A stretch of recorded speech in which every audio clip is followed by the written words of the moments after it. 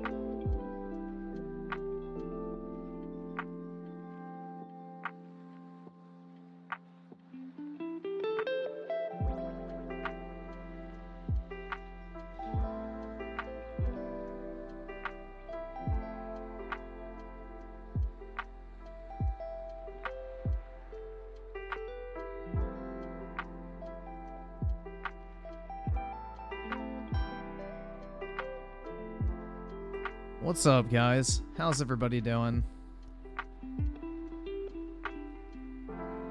Lucas is afraid Griffin will call him gay again? Dude, nah. So this is the thing with somebody like Lucas, is he's only good at personal insults, and I don't take shit personally, and I don't get emotionally fucking upset over somebody calling me gay or some shit like that. He doesn't know how to handle someone like me. That's the problem.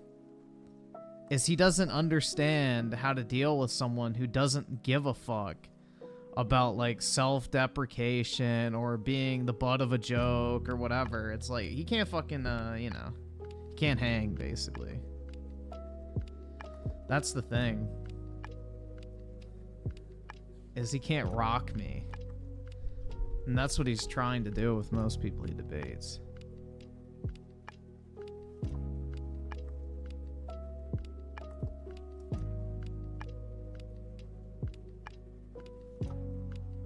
Bro, I don't give a fuck if Lucas says I'm fat. Like, that's the thing, is like, what am I gonna, like, this is the thing, bro. It's like, let's say Lucas is like, bro, you're fucking fat, you're fucking fat. Like, I could be like, alright, bro, what? You want me to lose weight, get buff so you can oil me up and stare at me on stage in a Speedo like you used to do for other male gazes? Like, it's like, bro, come at me with that type of shit. It's easy. I can deflect that type of shit all fucking day. That's like literally a fucking easy ass fucking tactic to debate. It's simple. I don't know, man. Personal attacks don't rock me. That's the thing, is a lot of people get upset by them. I don't fucking care. You can call me any fucking name in the book. It really doesn't fucking bother me.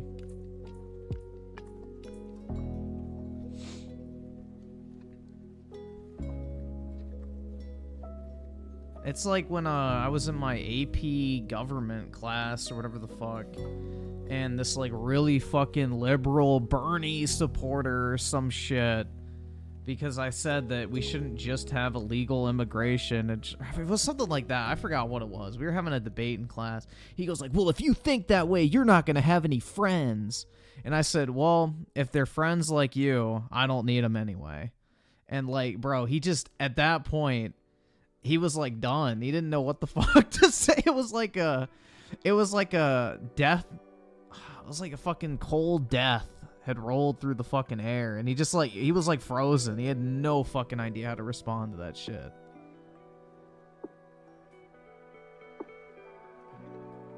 That's like, bro, if that's the case, then I don't need him. And it's like, he didn't have, like, I don't know, man. It's just, I've never been rocked by personal insults. It doesn't fucking affect me. Either subscribe, donate, or get the fuck out.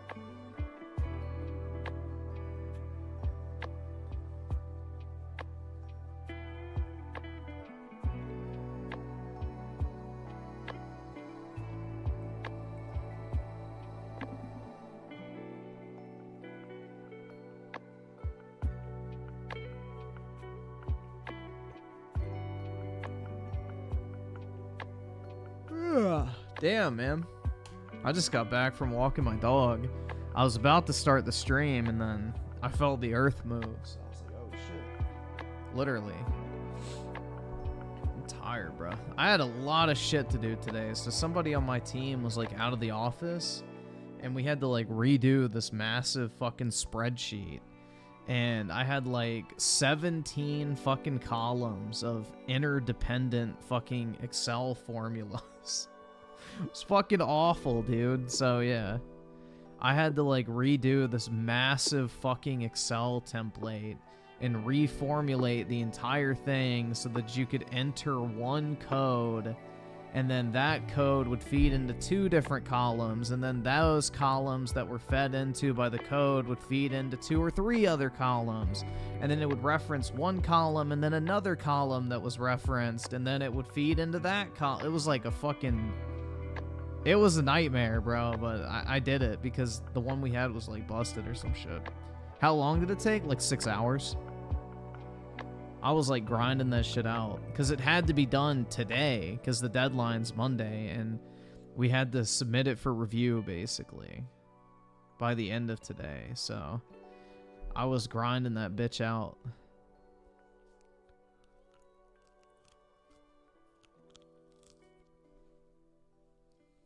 But yeah.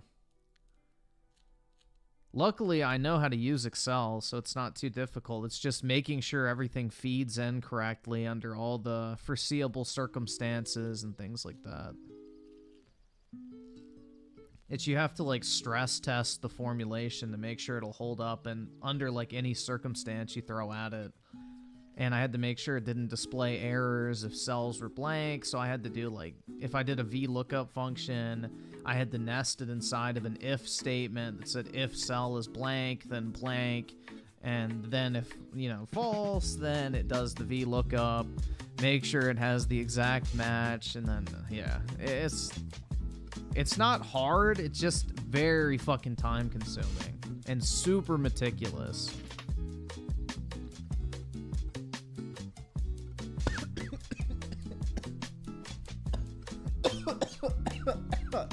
Shit. Fuck, man.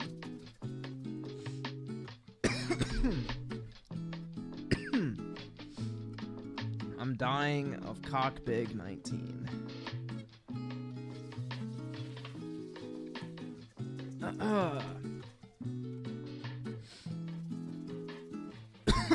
Smoking weed, I hear it? Nah.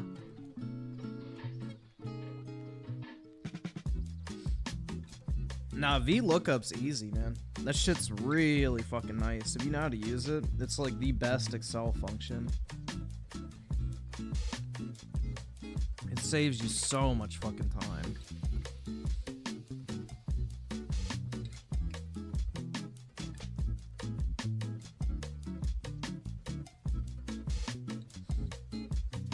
Griffin Gaming is a skinny... I wouldn't say I'm skinny. I don't have, like, the twig build or anything like that.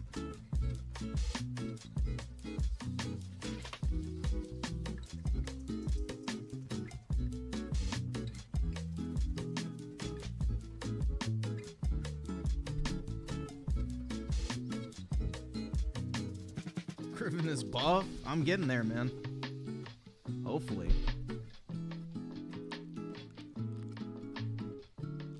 Maybe someday I will be able to look like Henry Cavill or some shit like that. And then I can play Superman.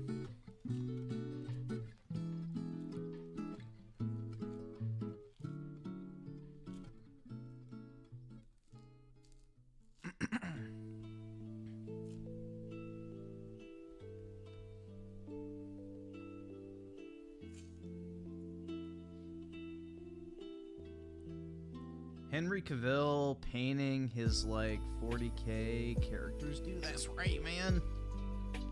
He's a nerd just like me. But no, I don't really give a fuck about those.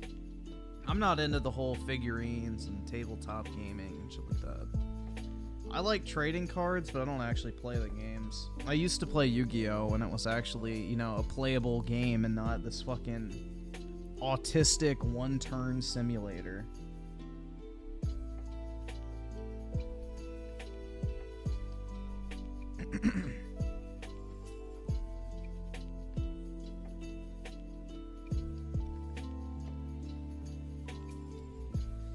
So, FBI with the 2. Alex Jones' game got taken down. And FBI again with the 2. Never mind, it didn't. Thank you for that. Mike Wazowski with the 1 gifted membership. Big ups, man. Appreciate it. I can't afford this shit. Groovy with the 23 months. Groovy! Did I miss another mucus debate? Nah, you didn't. Also, how you doing, man? Pretty good. Can't complain. An FBI with the 2, you Bonobo, now cry, white boy. I'm not gonna cry, dude. I just got dirt in my eye. Holy shit! I'm sounding like fucking DSP right now. Shit's bad. Oski Woski with the 269. What is this?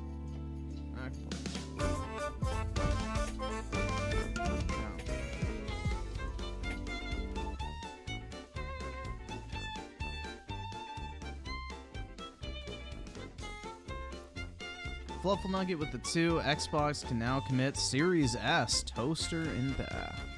Yeah, I went to Best Buy today, and they did not have a single PlayStation in stock, but they had a bunch of Xboxes, which was interesting.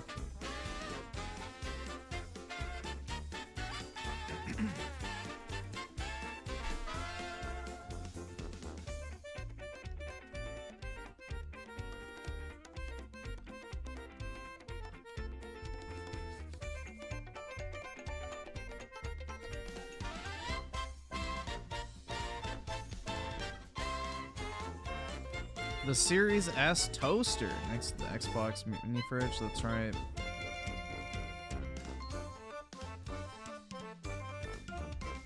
Microsoft's releasing more kitchen appliances than actual fucking decent games nowadays.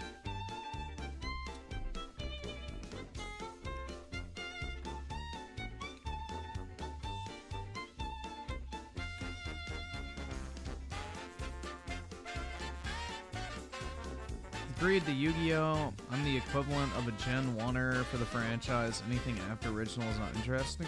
I like up to 5Ds. I played through 5Ds with like all the synchro summons and all that type of shit, but once it got past that, I was like, fuck that. It just got way too obnoxious. Like, the amount of chaining you could do with a lot of the synchro monsters was already pretty abusable, but it was nowhere fucking near as bad as it was about to get.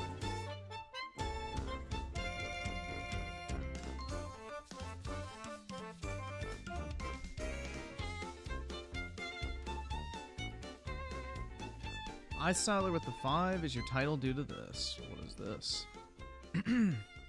Holy shit, man. Rumor, according to Nate the Hate, critically acclaimed Xbox first-party title will come to a competitor platform in 2024. The title I'm referring to was met with high critical acclaim. Fans loved it. It was shown in the Game of the Year conversation the year it released. Wait. When the announcement comes, I think it's going to be met with a lot of excitement because this is a quality game. Yes, Microsoft will be dabbling in bringing first-party games to a competitor platform in 2024, at least one game, one I know of. Don't know if there will be additional. I don't really care about the logic or rationale or how Xbox fanboys will defend this. You are doing a major disservice to your user base at Xbox P3 and Bond, Sarah Bond, if you continue adding Xbox published onto other platforms. I really hope this is not true. Bro, Microsoft is already fucking doing damage to their brand and their console without bringing games to other platforms. Bringing new games to the platform is not going to fucking do anything. It's not even going to be a blip on the fucking radar in affecting Xbox sales.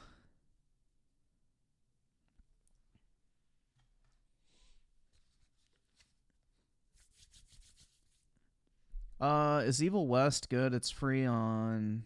Yeah, I mean, it's pretty decent so far.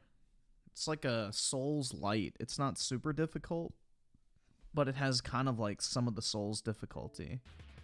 Just a little bit, though. It's not super hard. It can just get kind of grindy.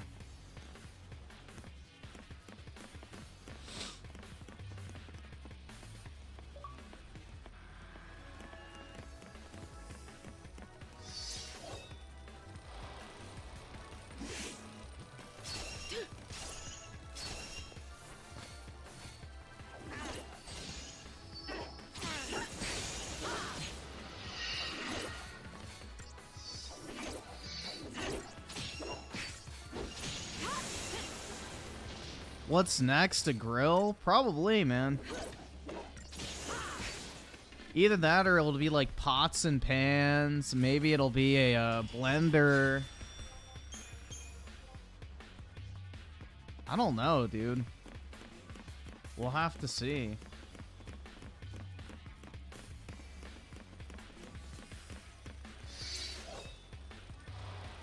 An Xbox dildo. I hope that's not a thing. I don't really want to have to gaze upon an Xbox dildo, guys. I'm just going to throw that out there.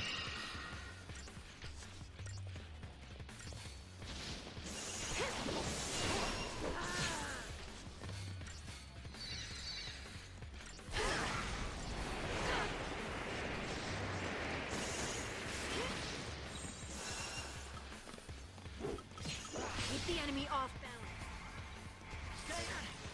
Don't worry. Thank you. Change of plan. Pathetic. Come on then.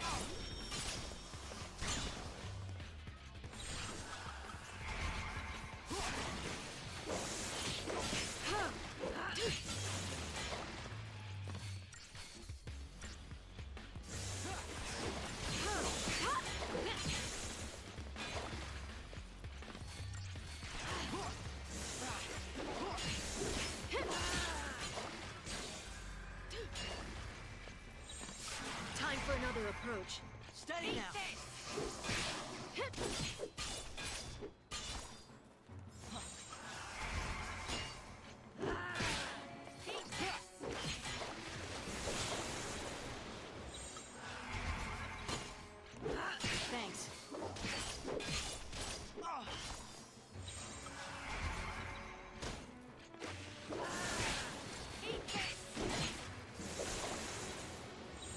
Keep the enemy off balance.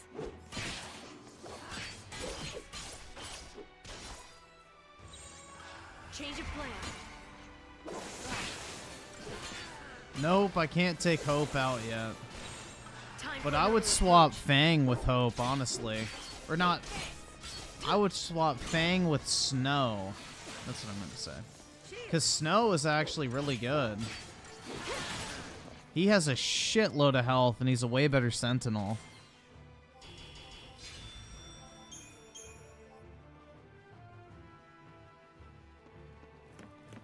Snow actually has a fuckload of health.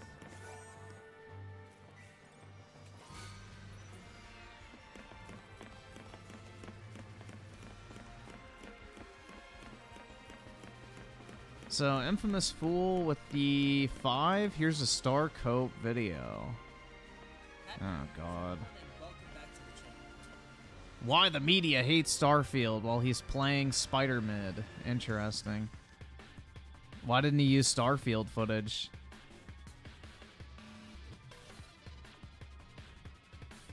JA with the 5. I said to a Twitch streamer that I disagree with using the right pronouns with trans, and he banned me. The real story that happened to me 3 days ago.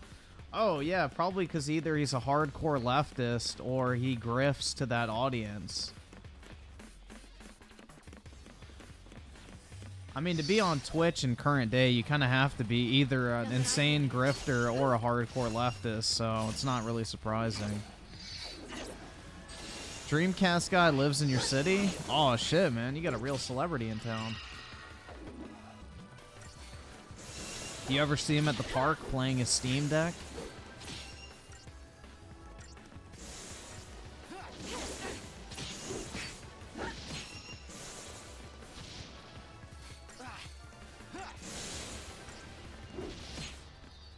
Didn't even break a sweat.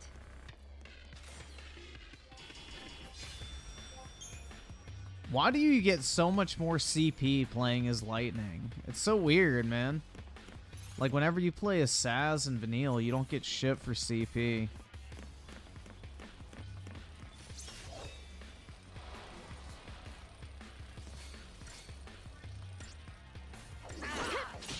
You've been looking for him at the homeless encampments? Well, he's got his, like, multiple roommates, man, so...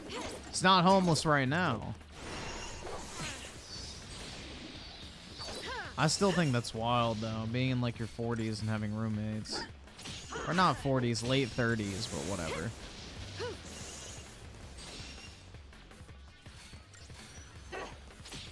Yeah, I'm done spending money for a while. I need to start saving up for another property. Yeah, Dreamcast guy's, like, in his late 30s, I believe.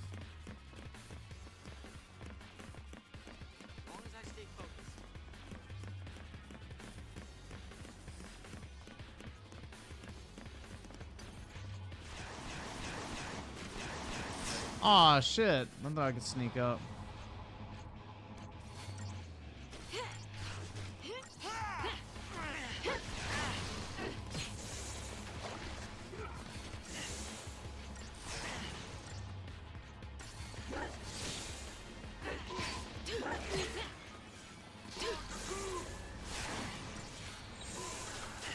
another approach.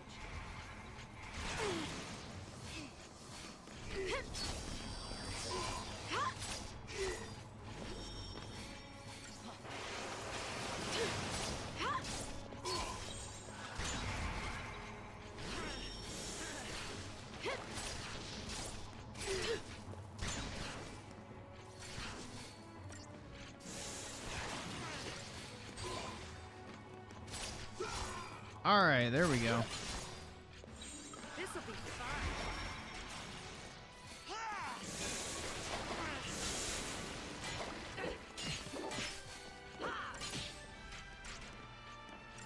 Dreamcast guy bought a 360 before a mattress. Yeah, I remember that. He made a big deal about when he got a sponsor like 3 or 4 years ago that he could finally afford a mattress. Shit's wild, man. I don't know. I couldn't do it. I mean, I guess it's cool he's so passionate about gaming, but holy shit, man. I would never have my life quality go down as a result of my gaming addiction.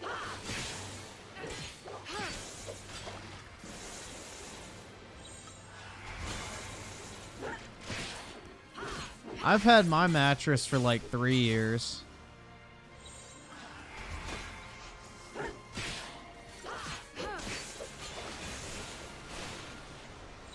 Time for another approach.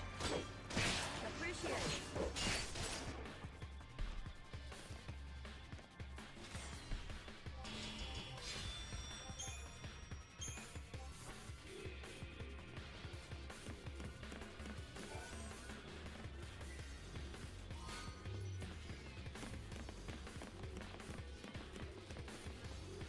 Holy shit, that's a lot of enemies.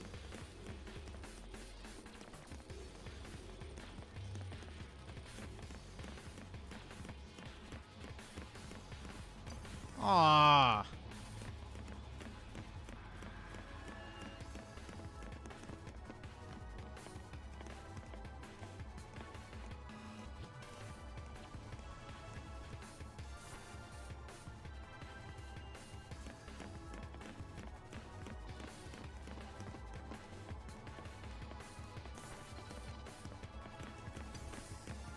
Come on, bruh. Seriously?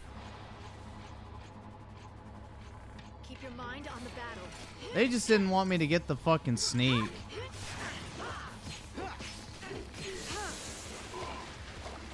It's still too early to say if that documentary is coming out on DSP, guys. A lot can happen between now and then. Phil is probably going to back out at some point.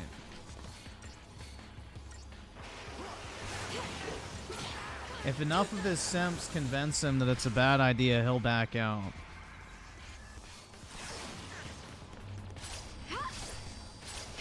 Griffin must have pee stains all over it from those wet dreams. Oh yeah, definitely.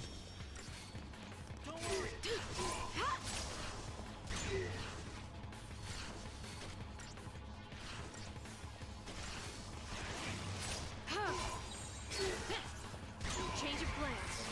This'll be fun. Target's a target.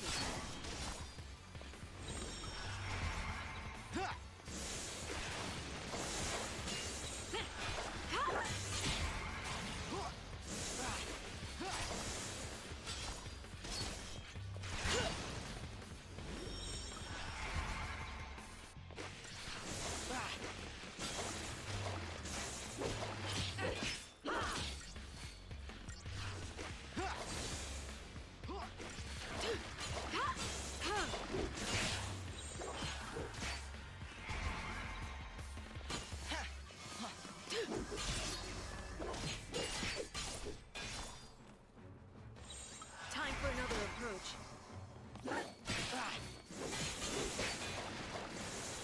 Easy.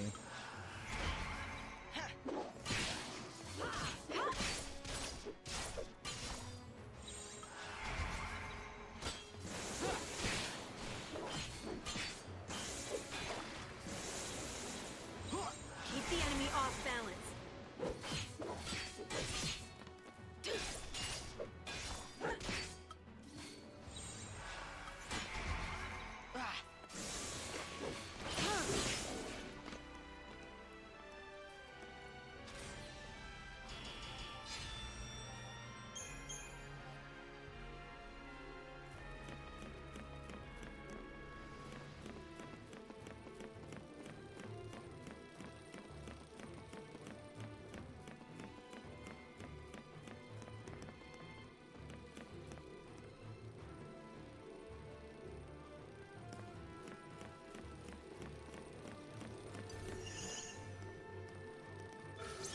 the fuck happened there?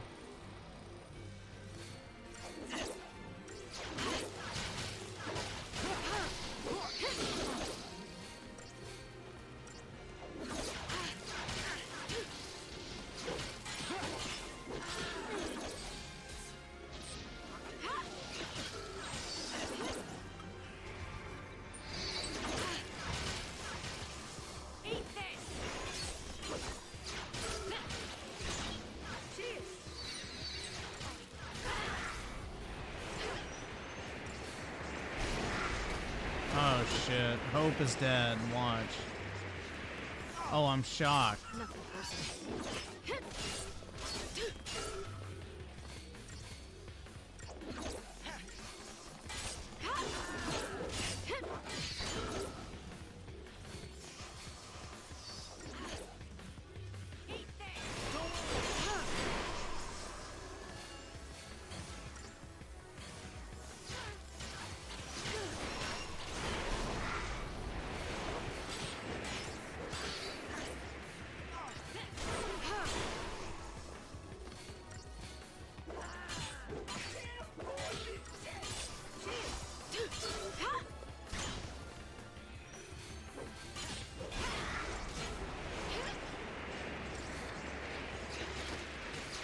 Thank you.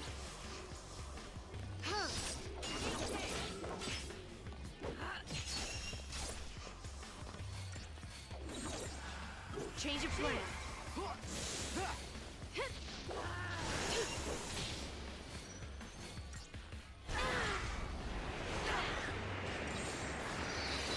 Time for another approach.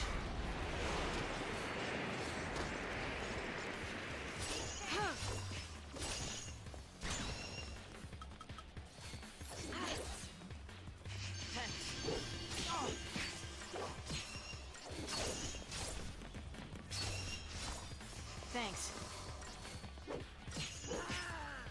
There we go. Favorite potato chip flavor? Not really a huge chip fan, but I like the Lay's sour cream and onion one. Or no, not sour cream and onion. Sour cream and cheddar. Those are the ones I like. I had to think about that for a second.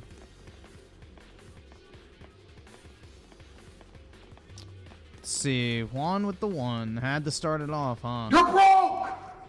You're fucking poor!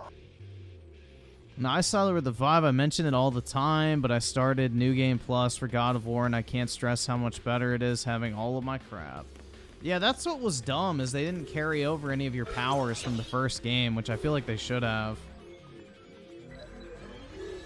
Let's get this over with.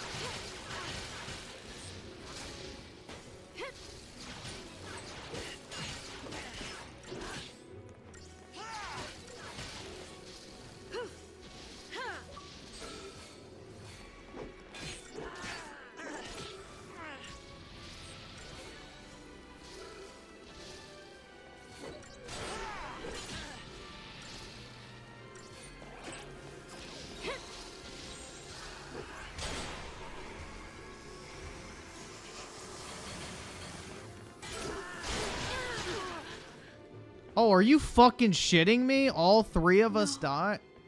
Or two? What the fuck? Was that all three of us that died at once? Jesus. Alright.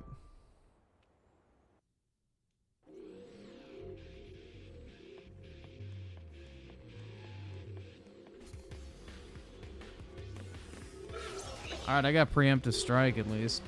You know what to do.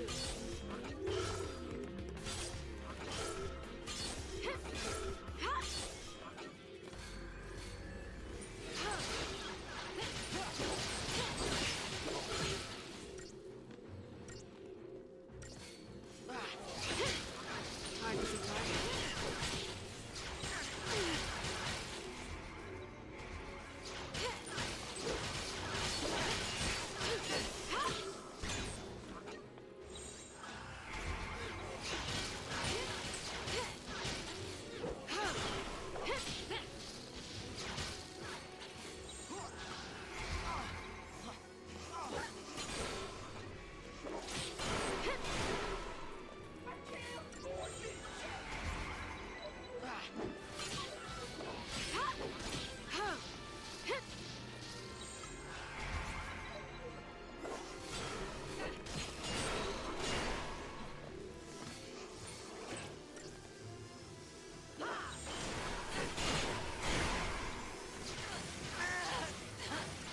Of course, Hope. Oh my god, dude. What the fuck? And so it ends. Holy shit, man. Jesus. Those fuckers rape you. I guess there's a reason why this is an optional encounter. Holy shit. Alright, let's use some of my CP real quick. Jesus, man. That shit cruel and unusual.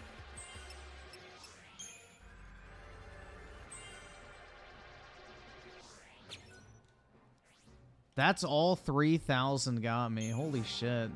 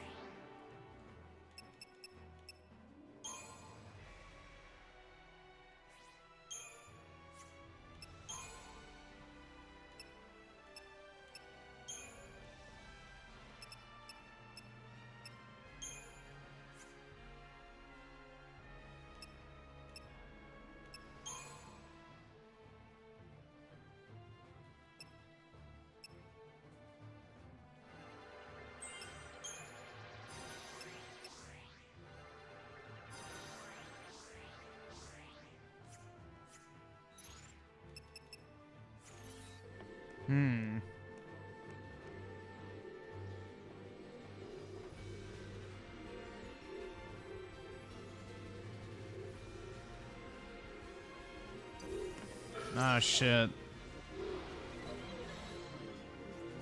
You know what to do.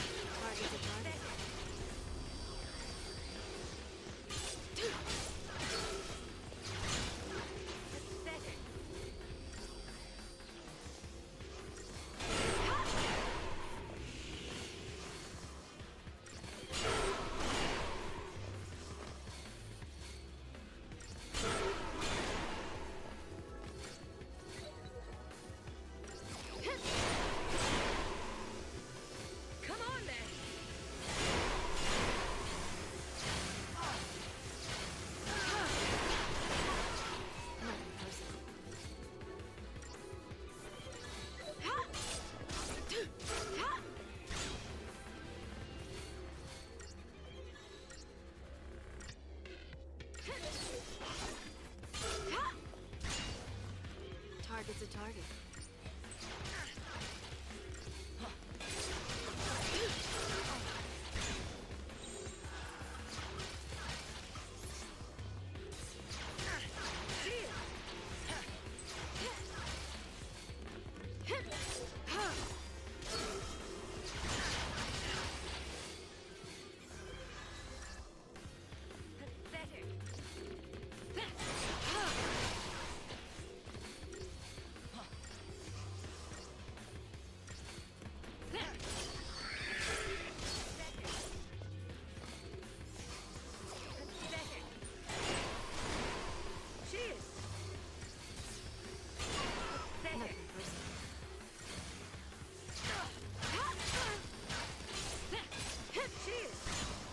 There we go. Come on then. Jesus, man. That tornado kick does a fuckload of damage.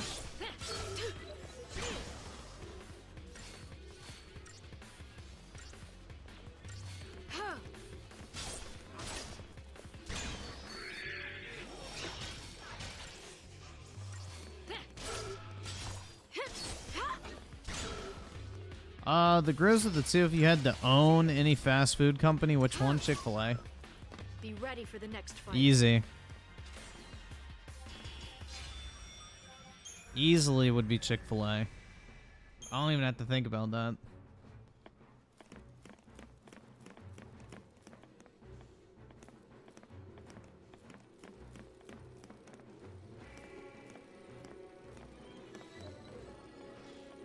This is like a punishment phase, dude. Holy shit.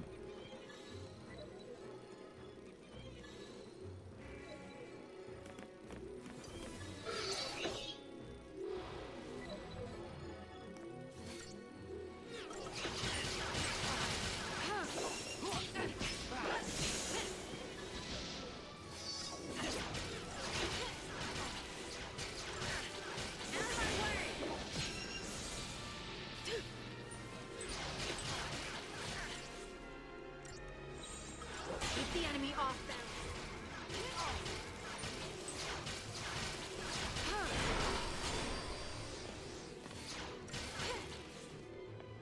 Are you looking at me?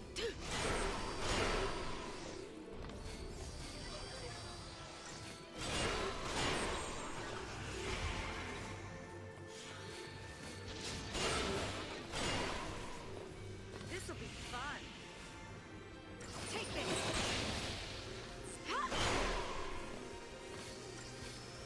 Stay down.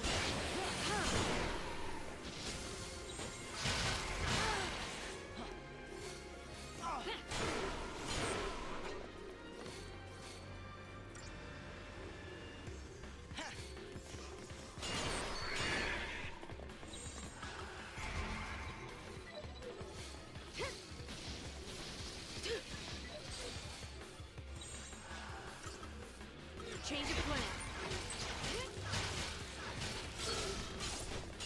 Target's a target.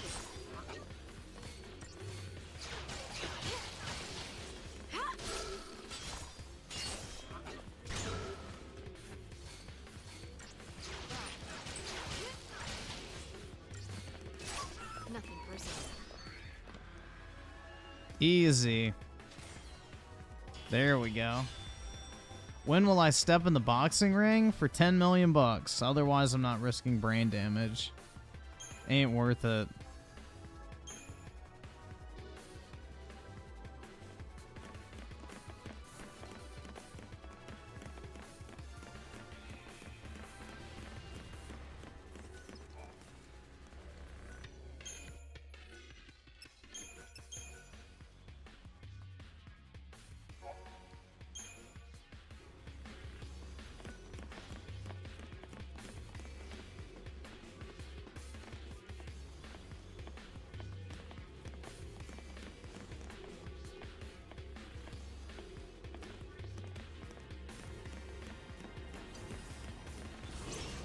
Dude, this part of the game is ass.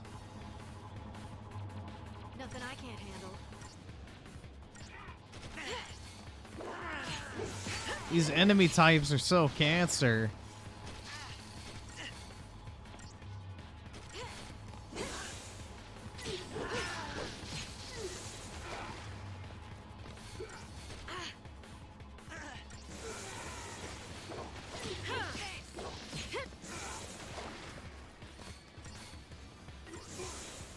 Yeah, I need Vanille, my beloved.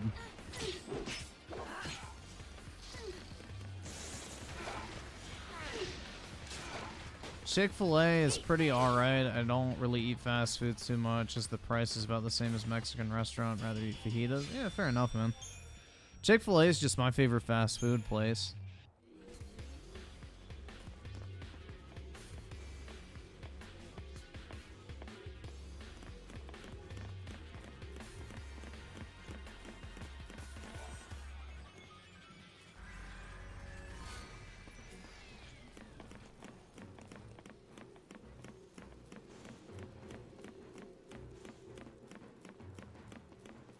I don't go into DC at all. I stay away from downtown DC for the most part.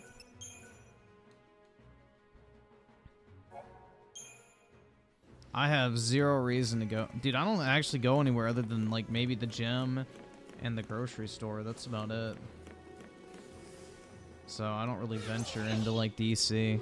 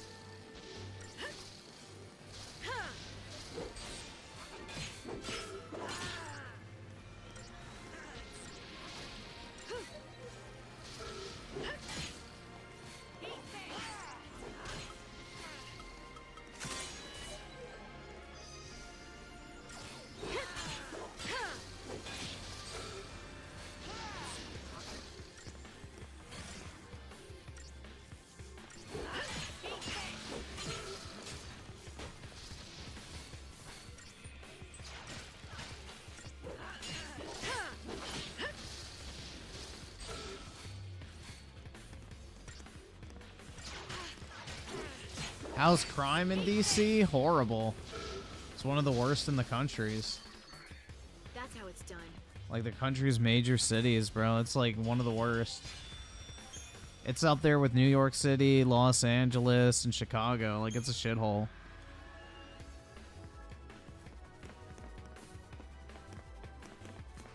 Why don't we look around a little?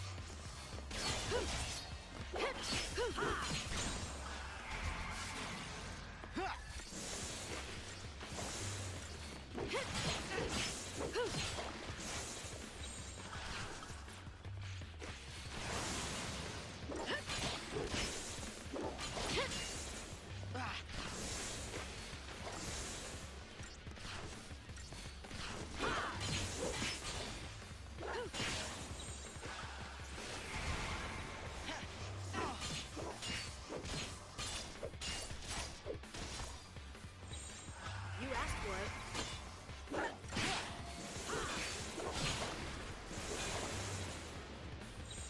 Keep a cool head.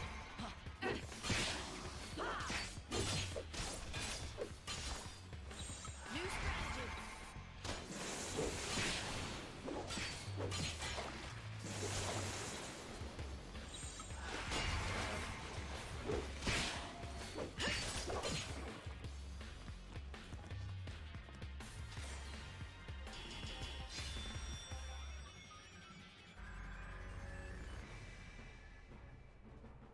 No, you're not allowed to carry a gun in DC. You can't carry a gun in DC. Unfortunately, you know, the criminals don't fucking give a shit about that rule. But yeah, if you're caught with a gun in DC, it's like a felony, I believe. Yeah, DC is cucked, bro. It sucks. Like, downtown DC is a fucking shithole. Real talk. On your toes.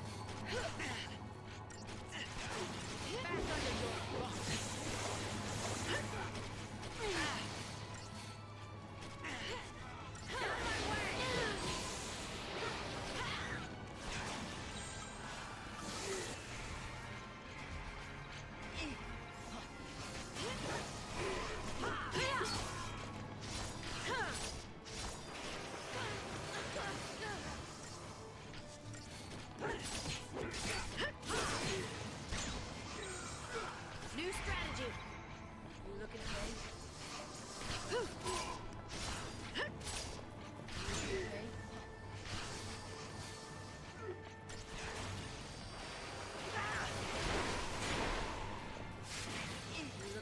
me? Living in a city is nice if you enjoy going out, like, you know, you enjoy the nightlife, you enjoy walking places. You know, that's, you know, the city lifestyle. If you don't enjoy that lifestyle, there's no point to live in the city. Like, if you're not somebody that likes to go out every night, you don't like going out to eat, you don't like going out to bars or clubs or shit like that, you don't like walking the stores, going to, like, a fucking cafe and shit like that, like, there's no fucking point in living in the city. I don't like doing any of that shit, but, you know.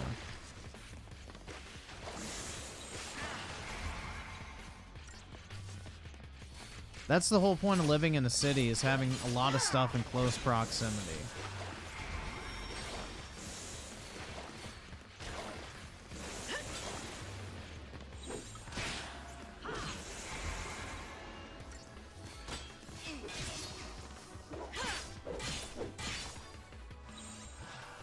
New strategy.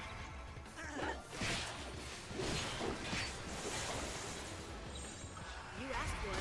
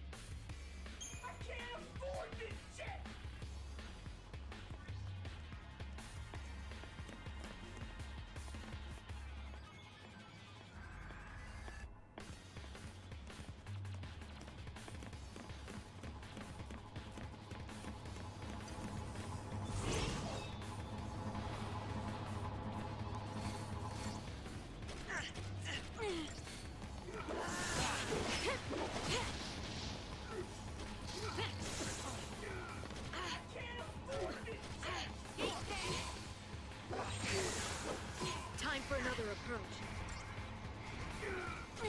Thanks.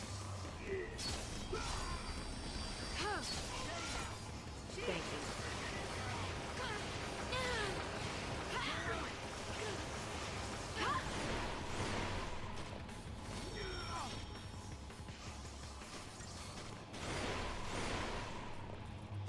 Steady now. Thanks.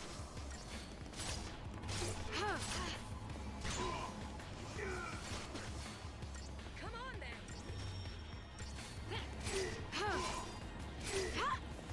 Cheers. Keep the enemy off balance. Target's a target.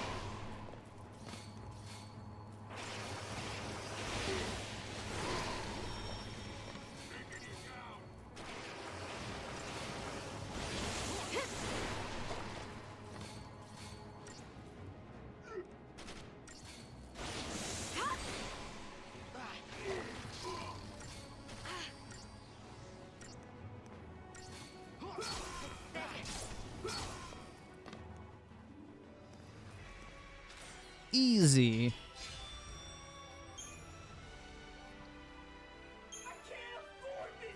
This item better be halfway decent. Probably not. Spark ring. Oh shit, dude. Just what I didn't want. I don't fucking even know what that does.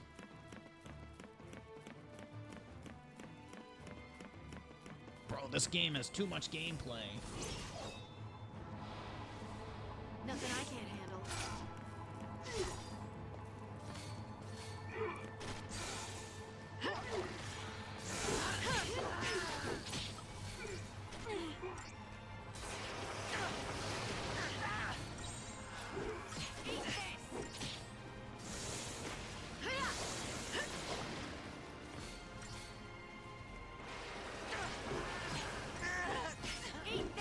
Wow, Hope's worthless ass died. What a shock.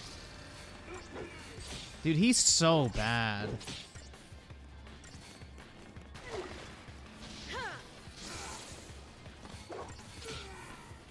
Hardly worth the effort.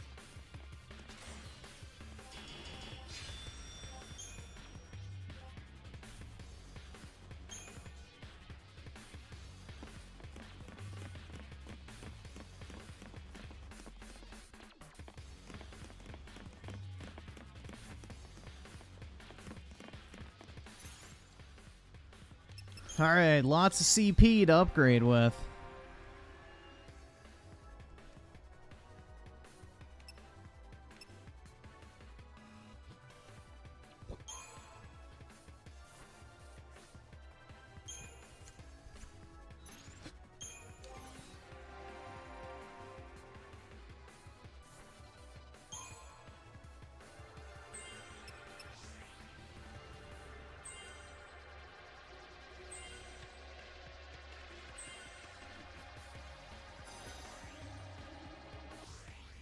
So close.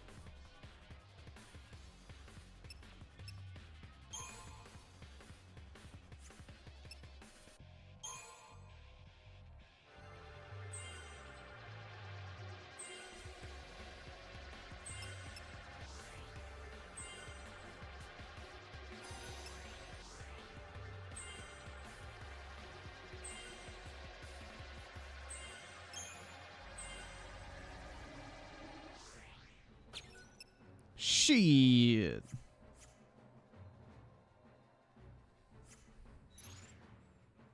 See, U-Generation is a U-Generation is a fake hater right there because Final Fantasy 13 is not turn-based, so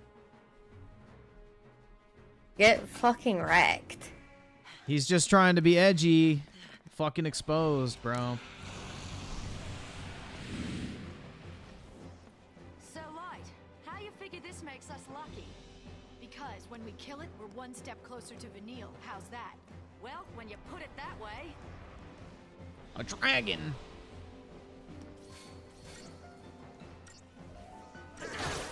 I don't think this thing's super strong, right? Yeah, it is.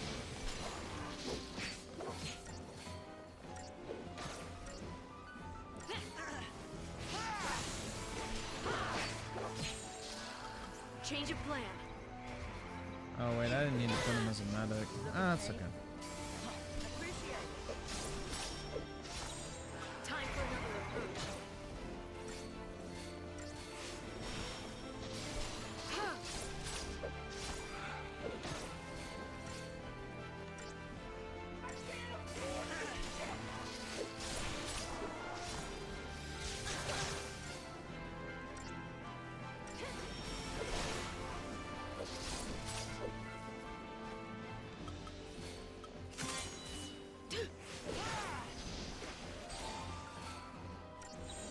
Change of plan.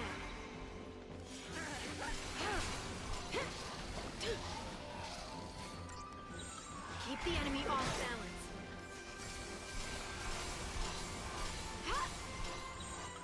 Change of plan.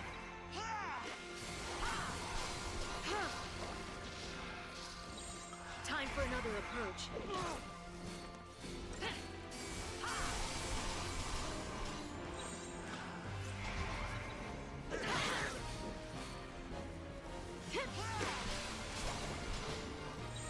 Keep the enemy off balance. Thank you.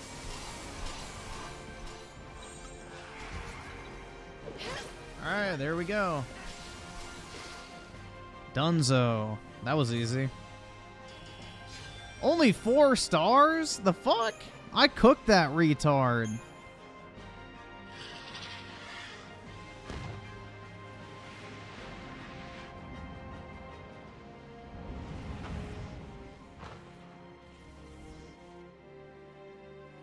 Another one! One big fat stroke of luck after another. I'm so happy I could cry.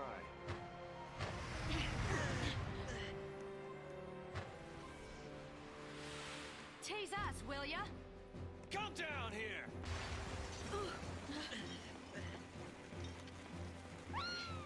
The Chocobro, dude. Hell yeah, dude. Chocafro and Chocobro. Hell yeah.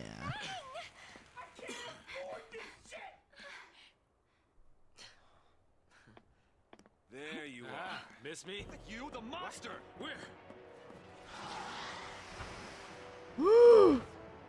Oh my god.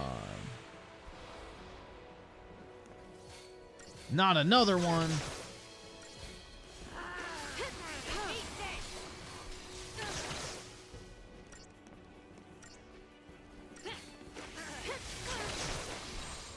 Time for another approach.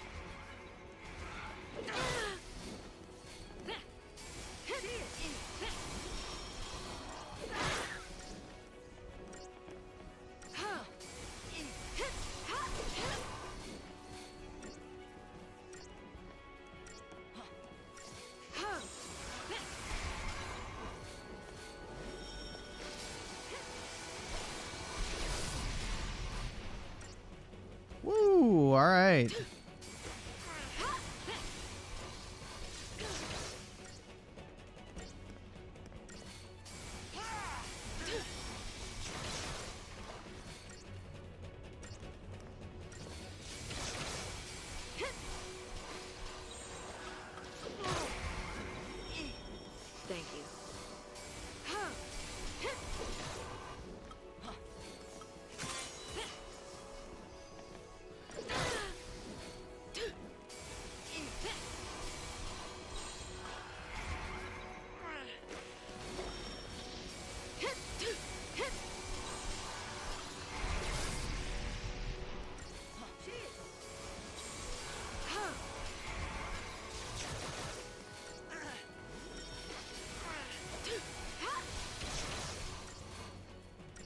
Alright, let's stagger this fucking retard.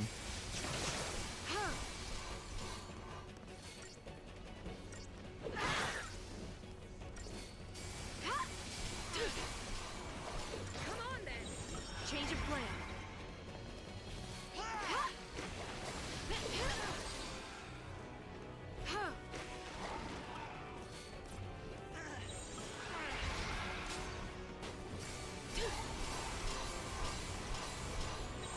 Thanks.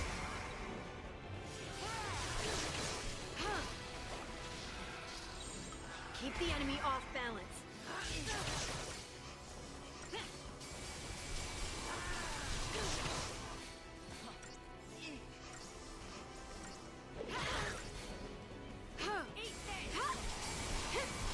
There we go.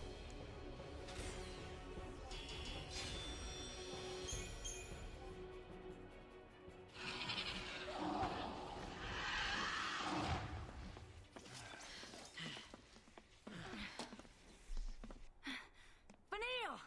Fang! Please make out. Damn it.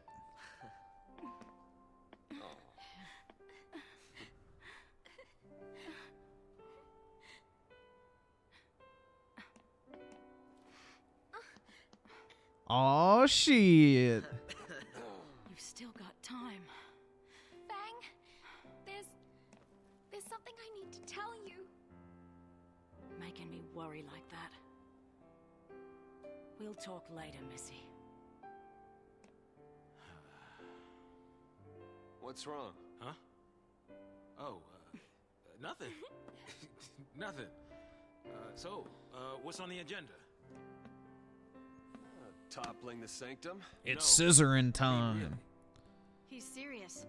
We're gonna take down the sanctum and give Cocoon back to the people. No. Felsi have called the shots for long enough. If we pull this off, it'll be a miracle. Well, good thing Lady Luck's on our side. More of them? You know, this is getting really old. Check this out. A miracle. Grand Pulse style. Vanille, go fish. Got it.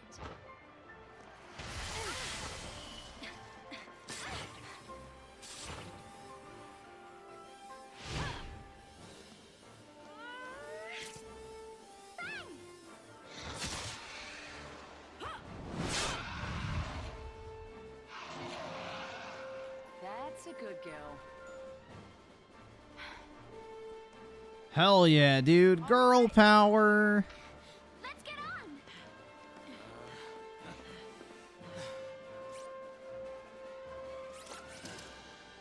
on. Uh-oh. It's the Moloch.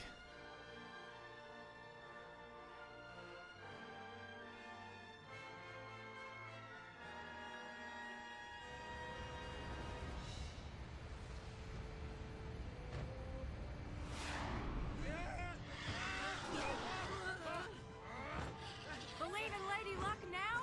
Yeah. Lady Bad Luck. Oh. Time to purge a Primarch. You got it. Yeah! The final boss in this game is kind of disappointing.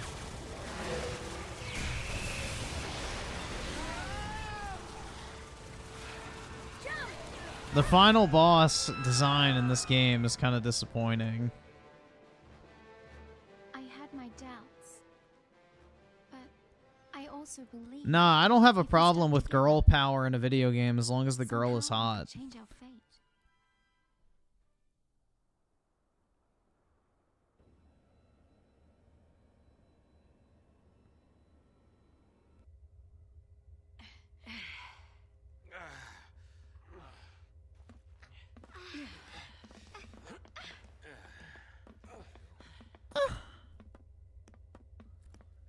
See, Manny team with the Dice tier was 1 through membership. there. Appreciate it, man. Big ups. XCDQ with the 2. DC is like the UK. Yeah. It's like that in a lot of places. Violent, bro. No guns either. New generation of the 10 react to start at 2020. Dog, I am not watching all that. Wait, what is that? 2020. Okay, I'm guessing you mean this segment. Hassan responds to Keffels. Alright. We can maybe watch that.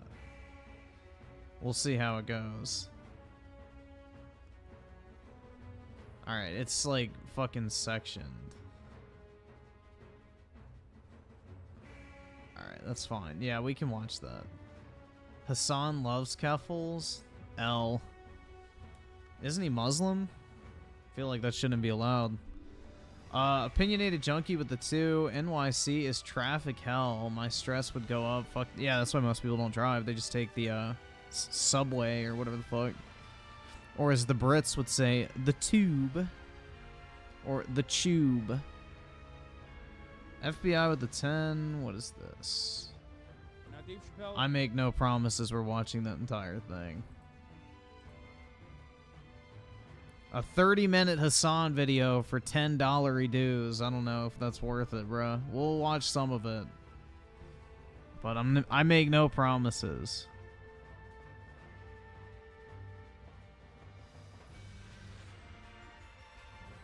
The Grizz of the 2. What video game company and why that like to own? Oh, that's easy, bro. Microsoft Gaming. That's simple. Either that or Nintendo. But if you're talking about just monetary-wise, I'd pick Microsoft because they got more money.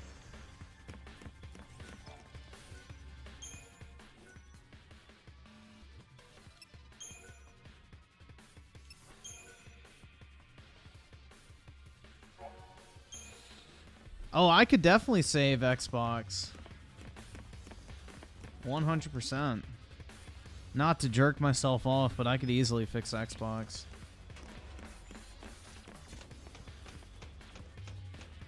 I actually know what ex-boners like myself want. Not these fucking fraud-ass fanboys that simp for Wi-Fi slush. Nothing I can't handle.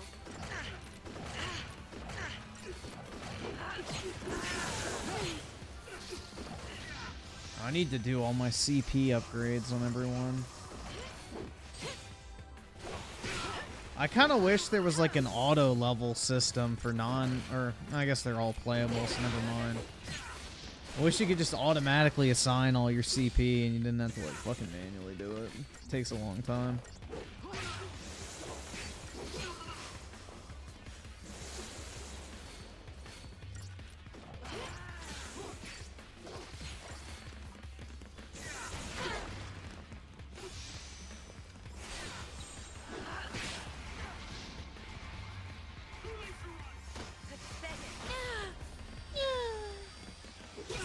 Hell yeah, dude. I'm gonna cream. You can never have enough CP, man. You asked for it.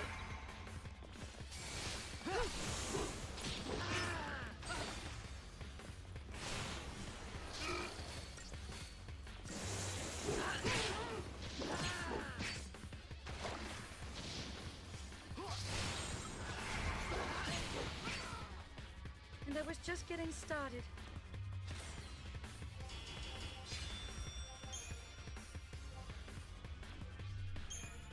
All right, let's see.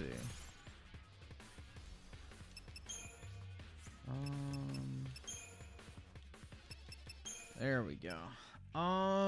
Let's see. Who do I want?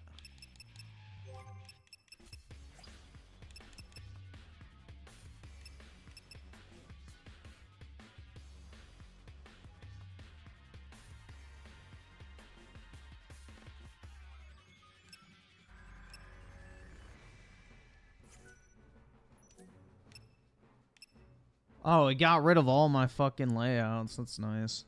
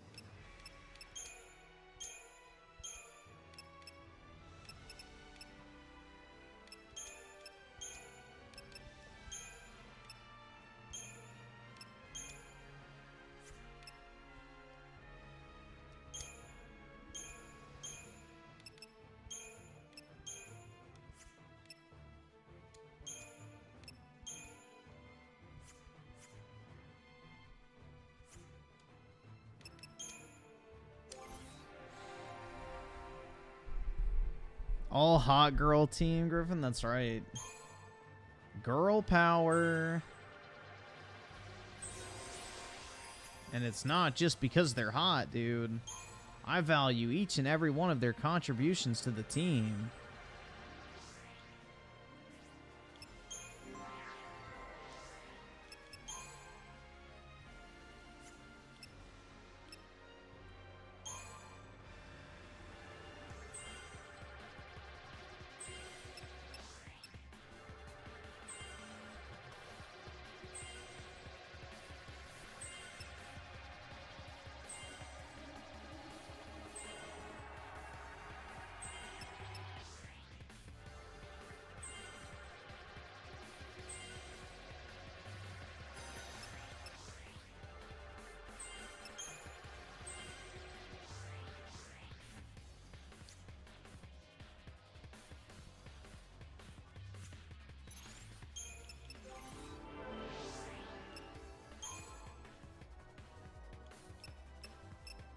Oh yeah, I'm done with this class for her.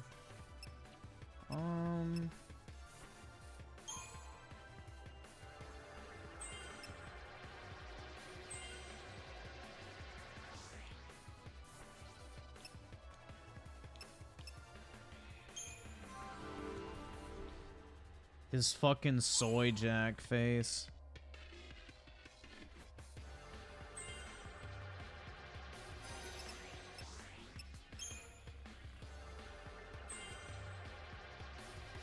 Yeah, I may have to switch Snow with Fang, because, like, look how much fucking health he has.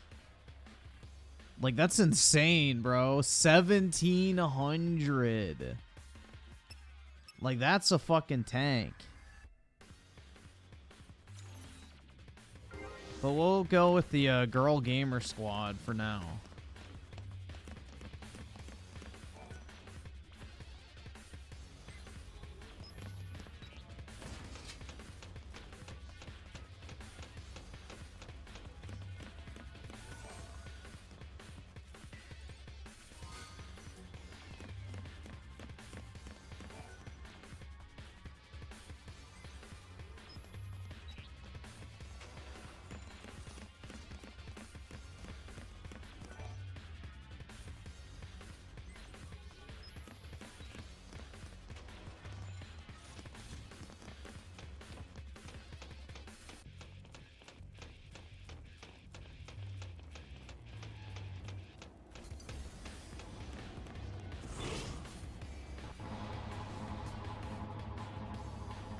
What to do. Oh, I forgot to sit. Oh, shit.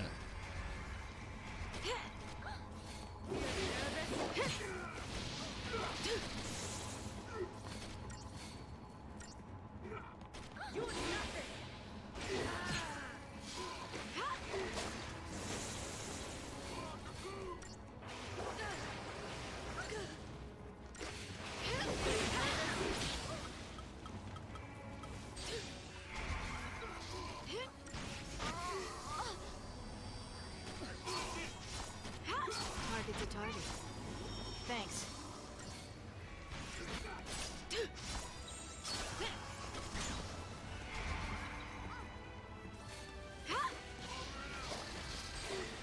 Come on then.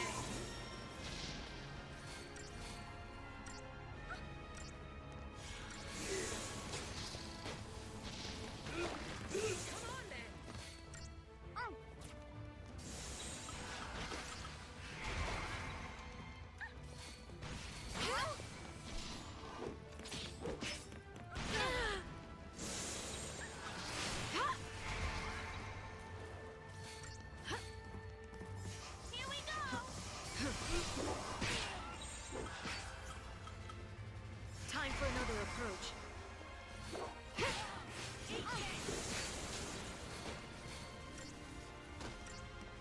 I need to make another class. And I was just getting started.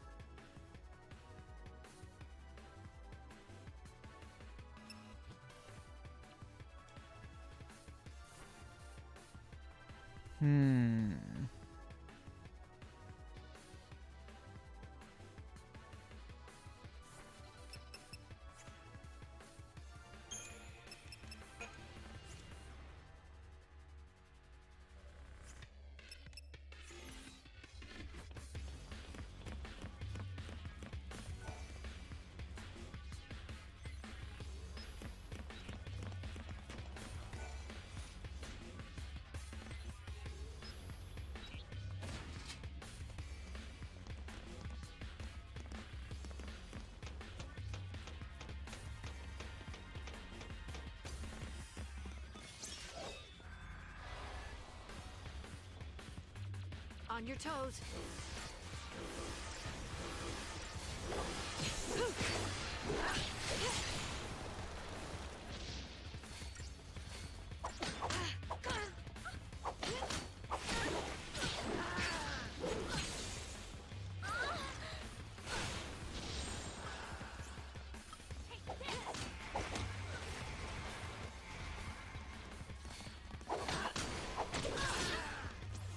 Thanks. Here we go.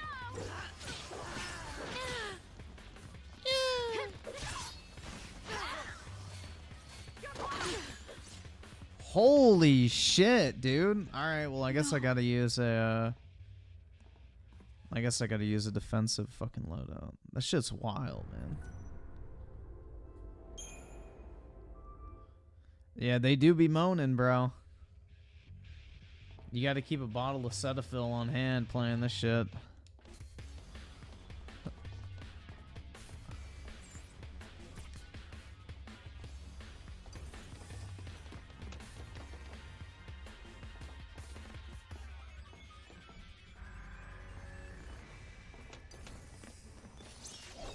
Bruh, her ass was literally in my face. We can win if we stay focused.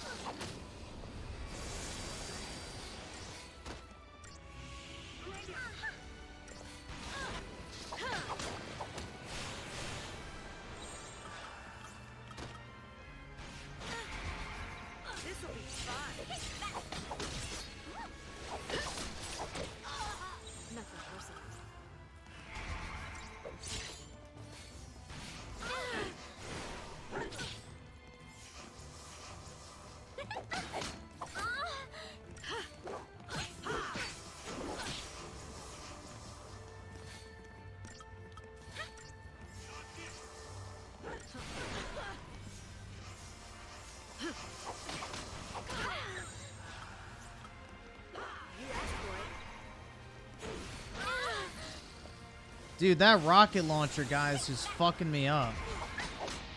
Where's my other shit? There we go. Alright, fuck. I'm getting my subclasses fucked up. Alright, I know what to do now. I need to get rid of that stupid fucking rocket launcher guy. That's just killing me.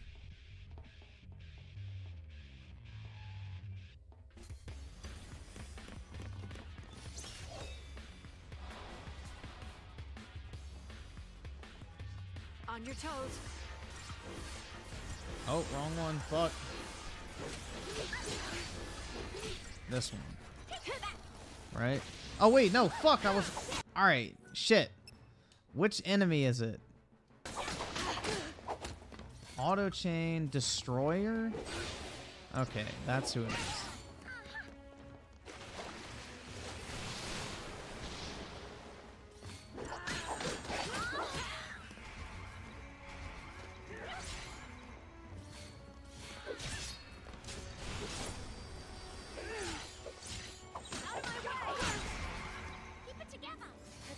Thanks.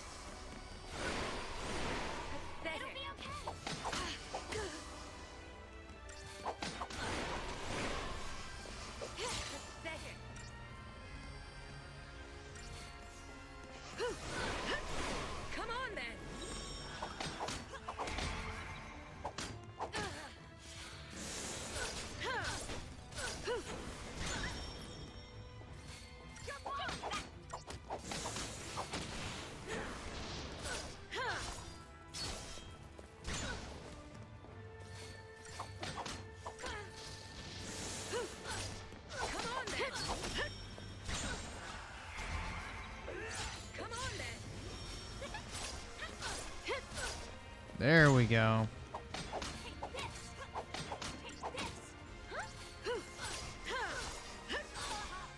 Nothing personal. New strategy.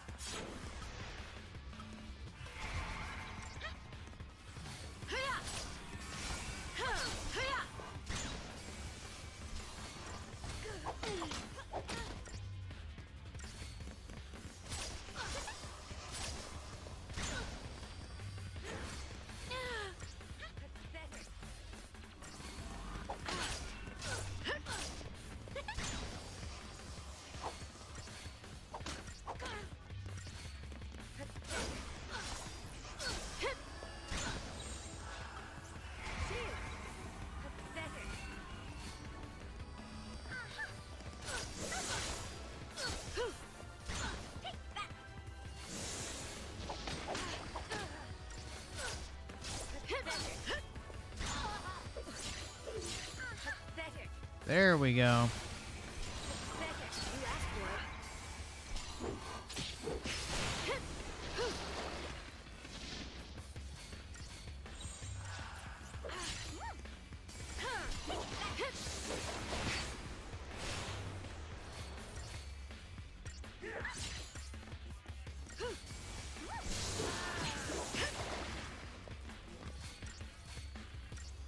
Dude, this guy is so fucking tanky.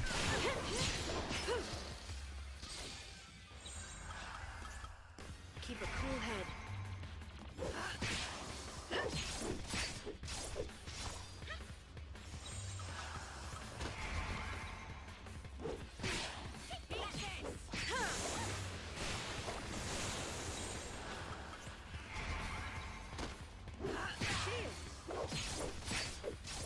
There we go.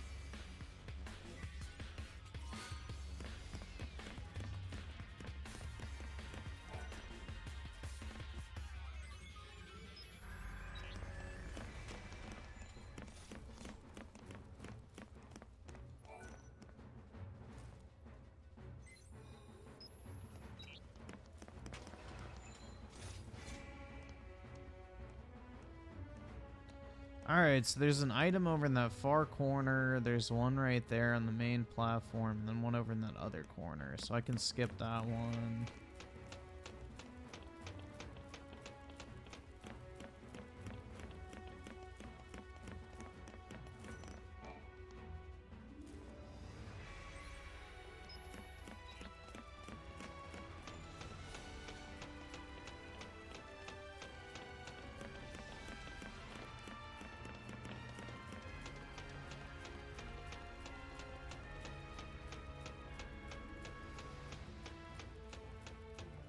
There we go.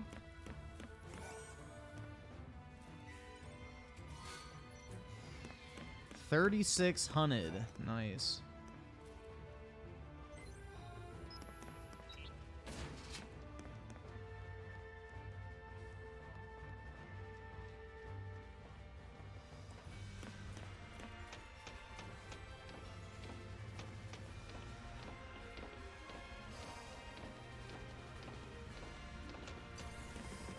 Alright, here we go.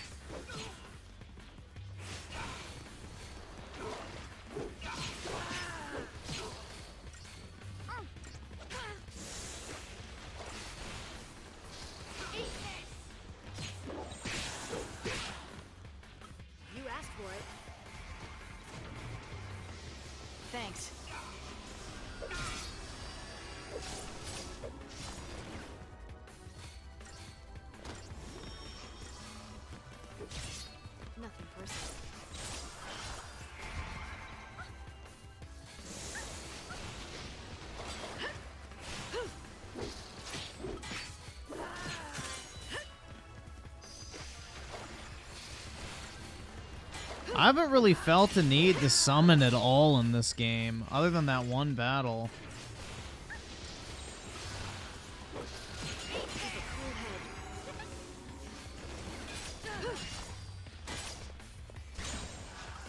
New strategy.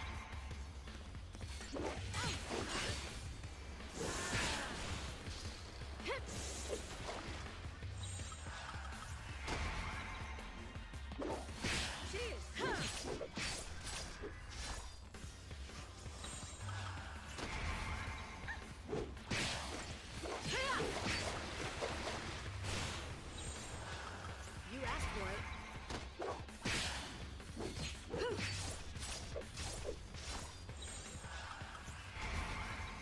it. Eat this! The kind of people who like Deadpool make French jokes. Yeah, I don't know, bro. I'm not into Deadpool at all.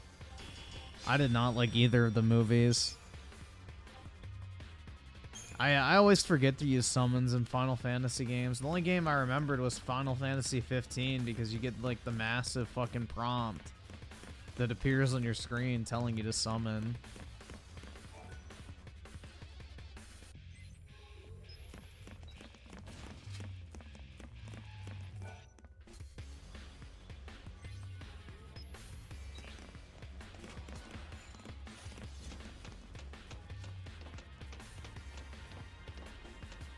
Oh god, this is gonna be ass.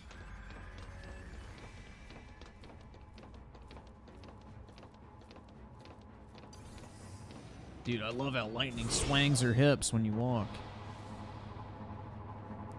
On your toes.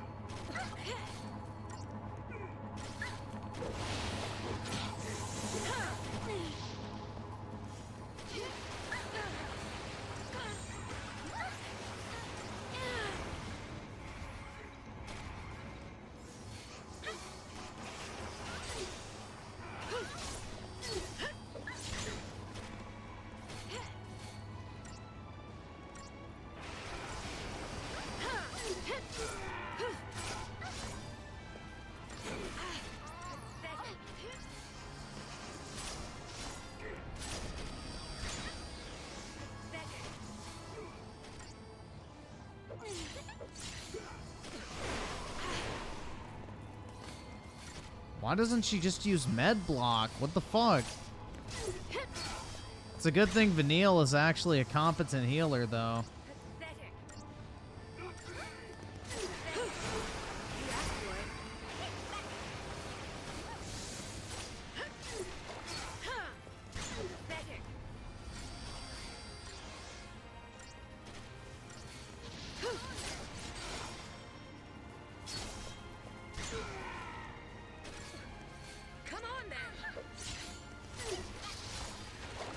Yeah, Hope would already be done, and he wouldn't be healing anyone.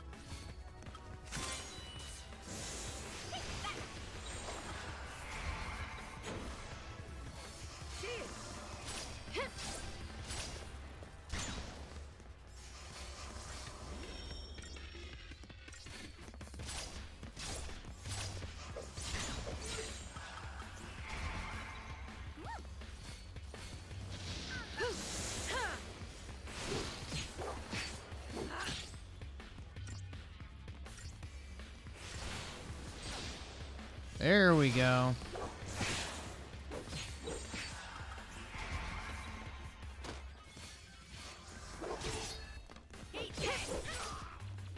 Modern Disney is woke trash. That's modern Hollywood in general, unfortunately. Pretty much everything is nowadays. They're more worried about their ESG score than actually making, you know, entertaining products nowadays. It's all about that ESG, baby. It's all that fucking matters, unfortunately.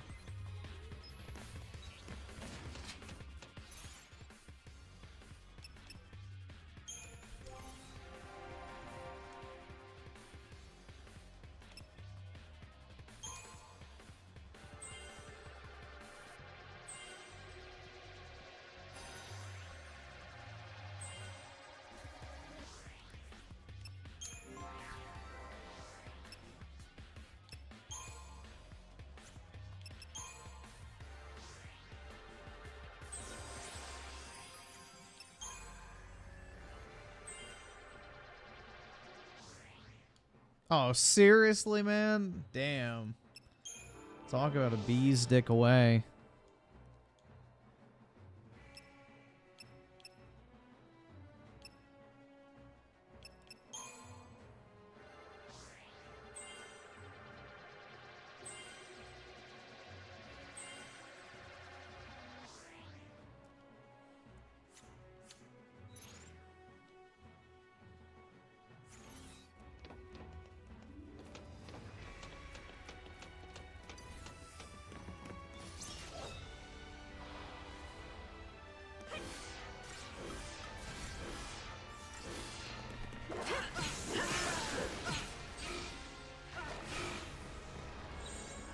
New strategy. Eat this.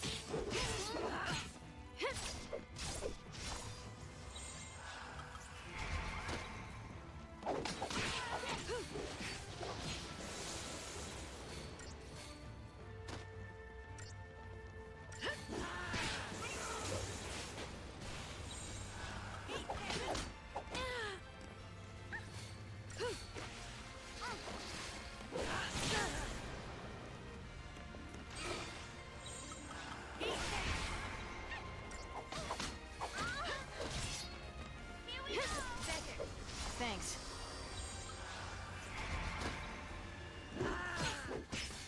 Thank you.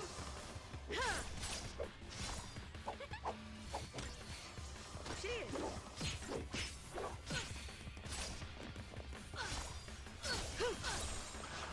You asked for it.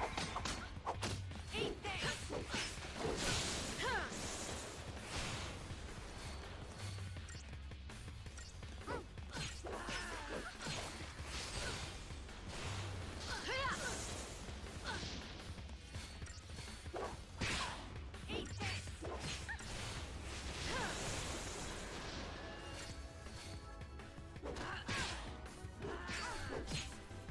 Chinese is easier to learn than Japanese? Yeah, because the Chinese made simplified Chinese, which was smart.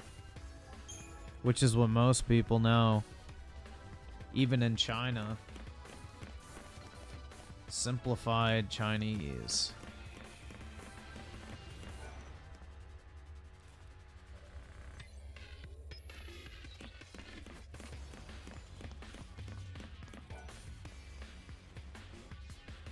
Doesn't matter if there's still 3 dialects. Simplified Chinese is the universal language. Everyone in China knows it.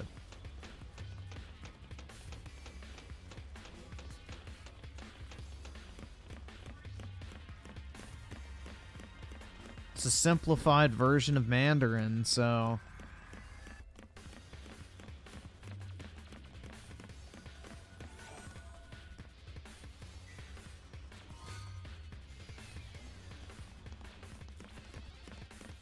Dude, the whole point of the Chinese and Japanese language was to be unnecessarily complex so that poor people could never be educated. There's a reason for it. Most people who are considered educated in China don't even know all the fucking letters of their alphabet. Or not alphabet, but you get the point. Like all the fucking symbols. Like literally it is made to keep people stupid, basically. So it's literally unnecessarily complex by design.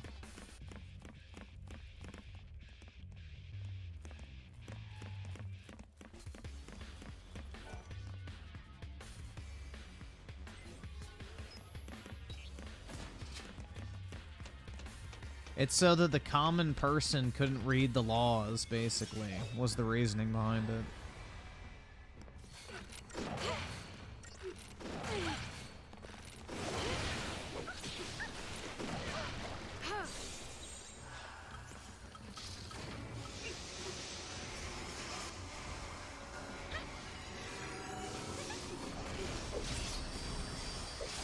Target's a target.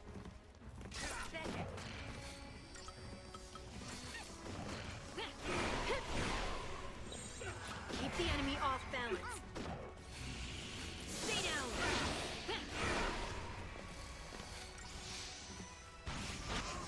Take this.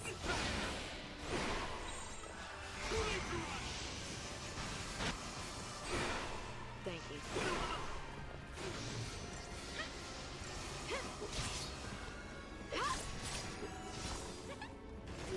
Thanks.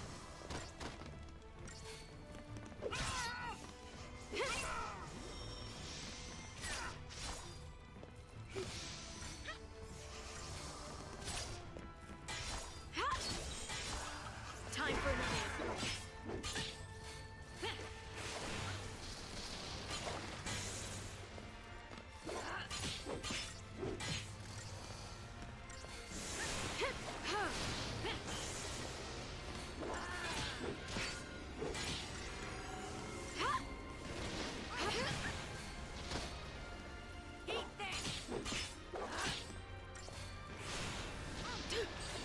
There we go.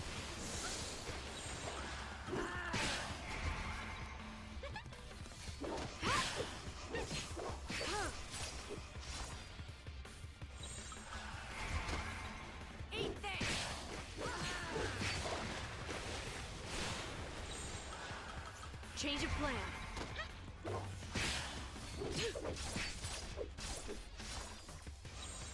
Time for another approach.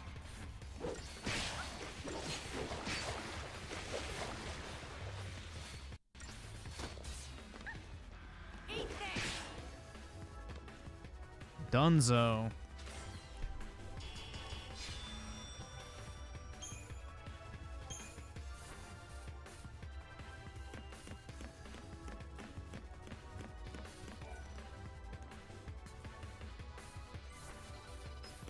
Easy, dude.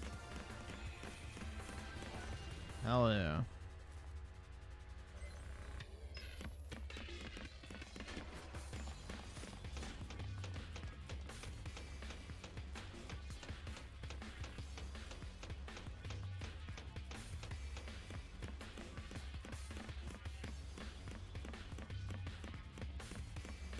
China and Japan and Korea hate the middle class. Me too, man. They belong to the brokes. But yeah, dude, Asian countries are super fucking classist. Like, that's just how they've always been.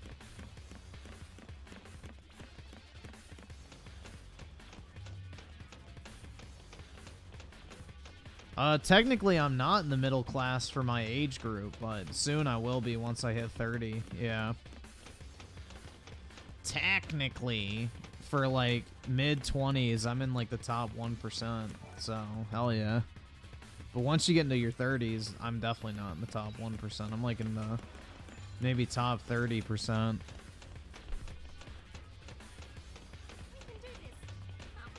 At least for a little while until I start making real money.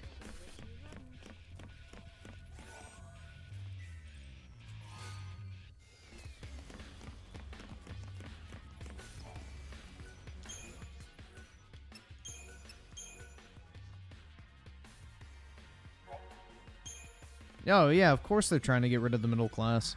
RW with the one? You're broke! They don't want normal You're people fucking having poor! access to research. Or not research, fucking resources. Like, that's the thing, is like, they don't want you to be able to have access to resources in order to achieve a status that allows you to elevate yourself to the upper class. So they want to take away the means of getting there, basically. Oh, yeah, dude. Ooga booga, give me them boobies. Hell yeah, dude. She's my ideal woman, guys. Your Eminence, please escape.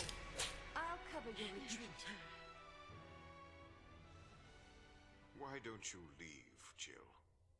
Or rather, take your leave. Begone, thought. Have no business here. What? Your Eminence! No. What a waste.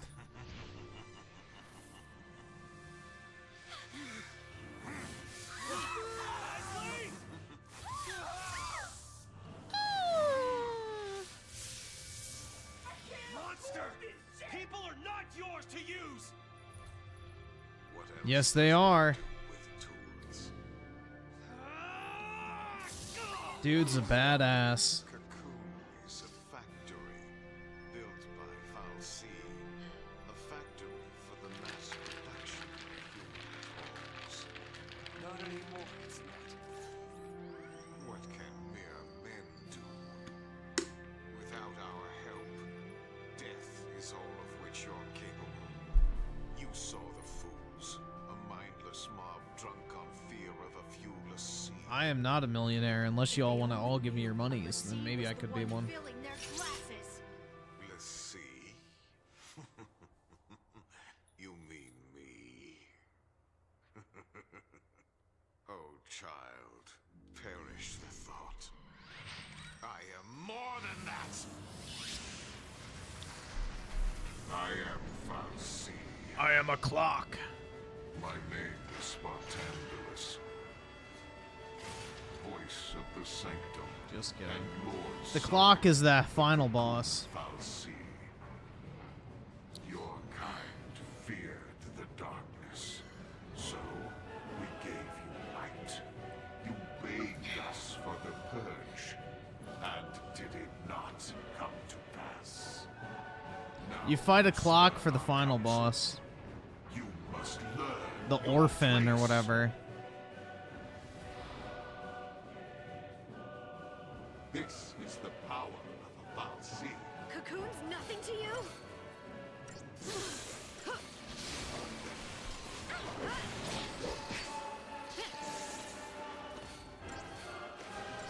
Holy shit, I'm not even staggering him. Bartandulus! Barthandulus. Deal with you.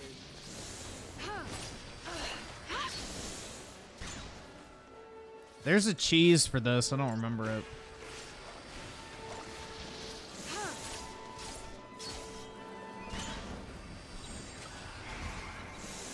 Bring it on! You can do it! Thank you.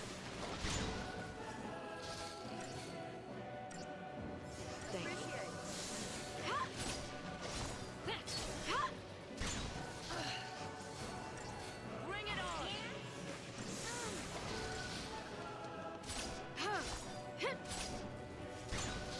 You are ignorant of your place.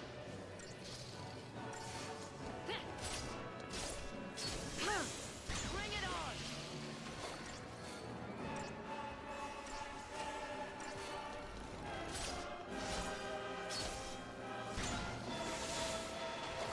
Oh shit, I'm fucking retarded.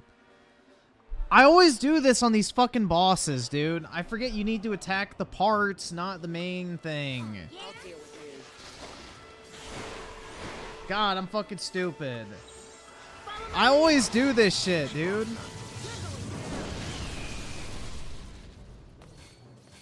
I always forget that's a thing.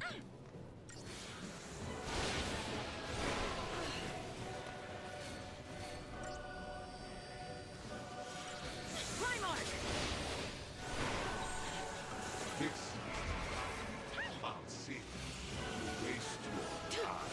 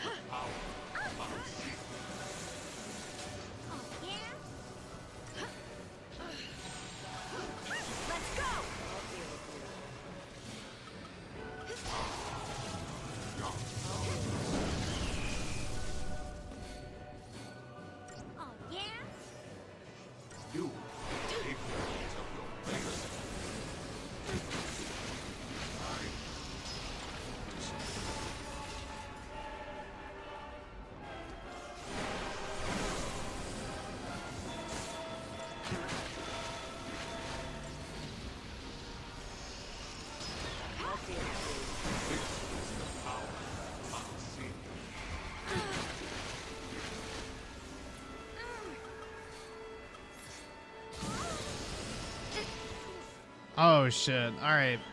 Just like that. All right. Let's see. So I have two options. I can retry it, or I can always go grind. We'll see. I mean, now that I know to actually attack the fucking pauldron. All right, let's just try it again.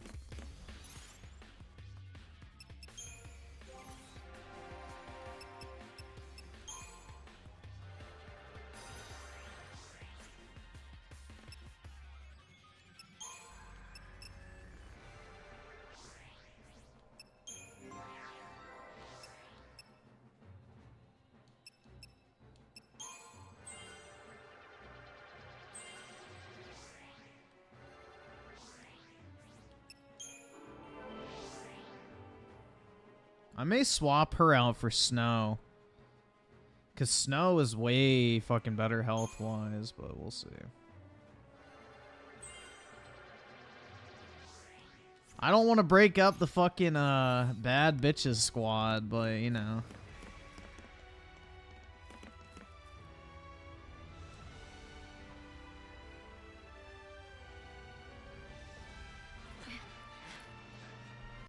Alright, skip that. Thank God you can skip cutscenes in this game, bro. Unlike previous Final Fantasy games, but yeah. Cocoon's nothing to you?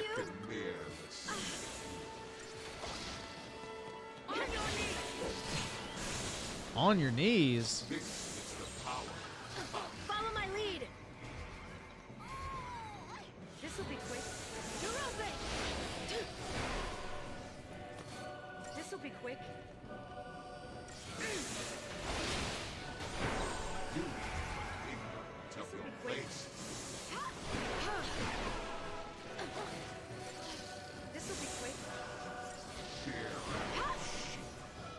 Let's go! Give it your best shot.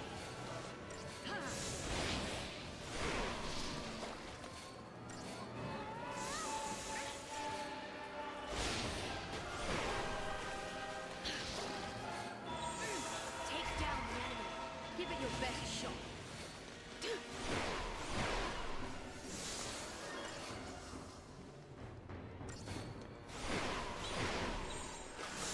Bartandalus!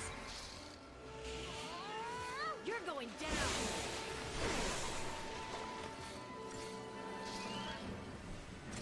You're open! Got it.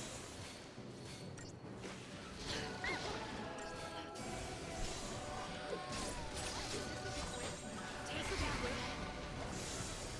Thanks.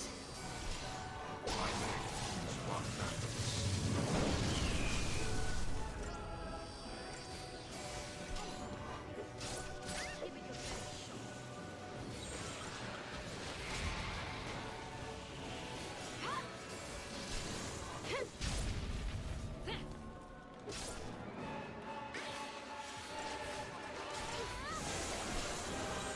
Follow my lead.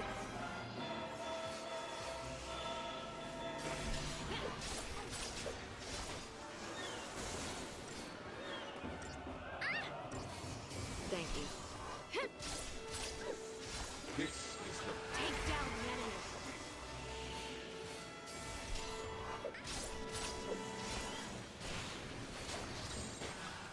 Follow my lead. Got it. This'll be quick. This'll be quick. Come on, baby. This'll be quick. There we go. Give it your best shot. Let's go! You're going down.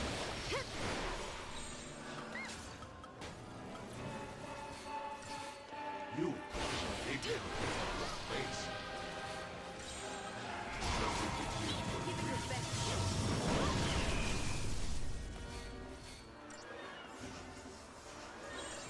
This is the power of unseen. Take this.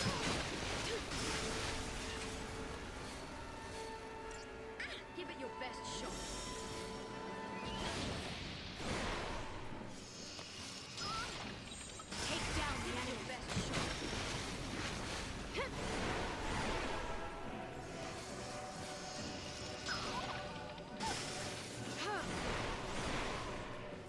Come on, Vanille, heal yourself.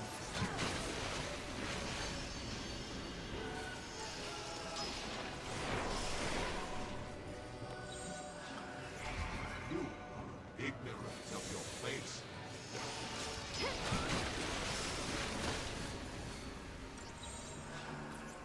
This will be quick. Primarch!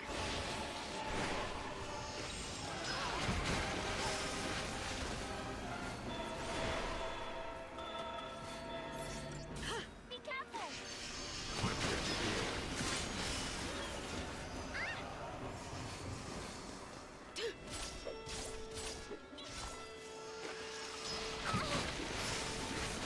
This is the power of foul speed. Thanks. I am disciplined.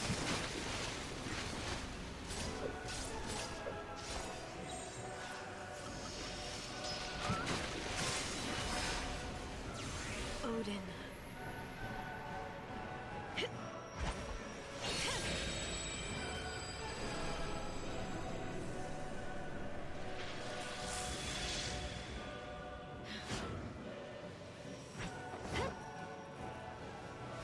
Might as well use it.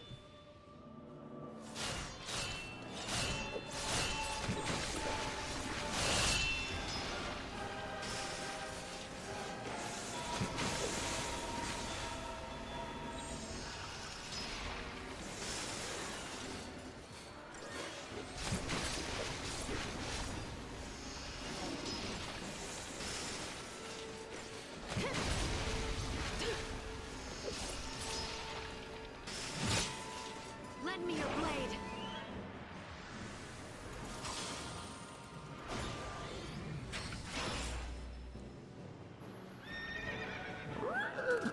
Fuck, I can't do the horse noise, but you know, you get the point. I did it in spirit, guys. Hell yeah. You'll carve out a new fate.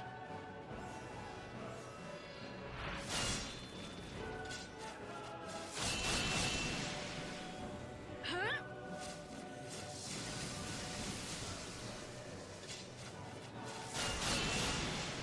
Hiya! What could mere Wrath of Odin!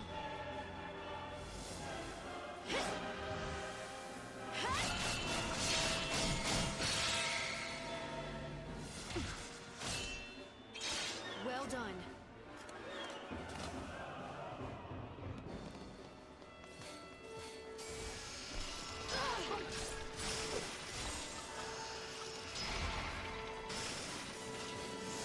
this is the power of foul speed. Bartandalus! This'll be quick, thank you. This'll be quick.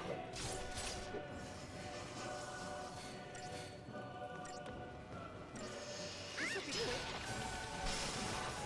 This'll be quick. This'll be quick. Give it your best shot.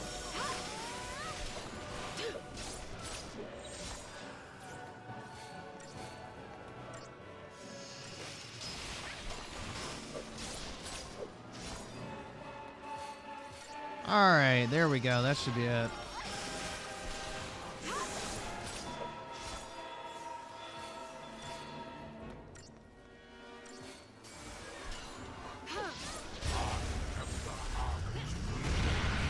Give it your best shot.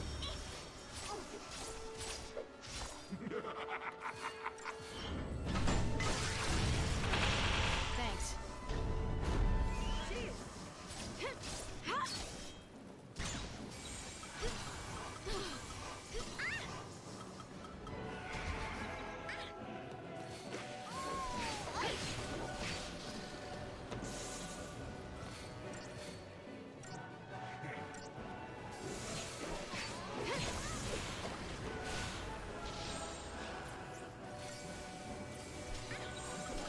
Follow my lead. This'll be quick.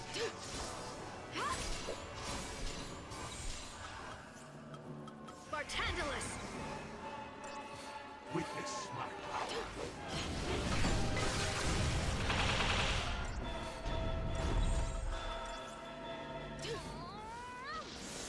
You're gonna die.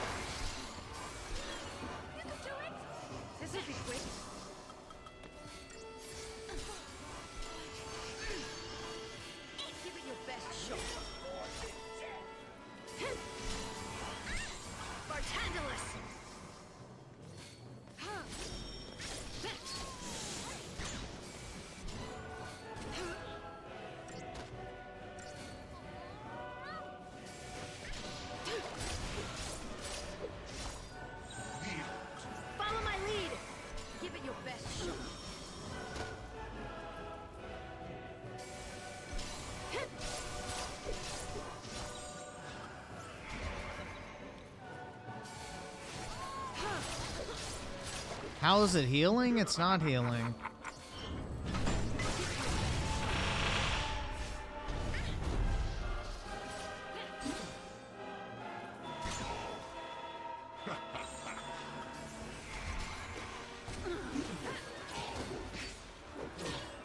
Be careful.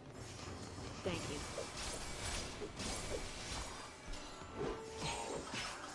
Let's go.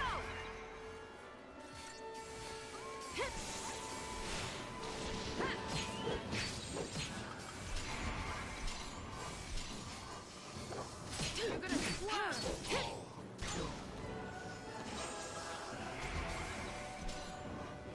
Witness my power. Dude, this is so ass. You will know.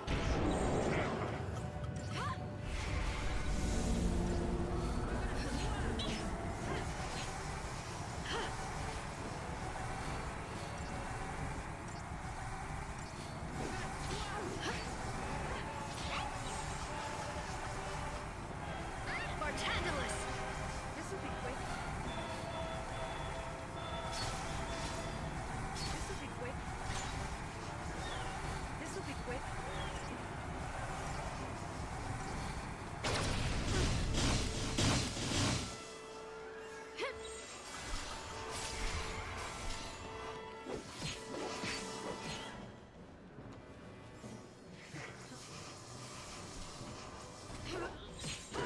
You can do it. Thanks. I'm getting there, man. This is taking forever, though. This'll be quick. This'll be quick.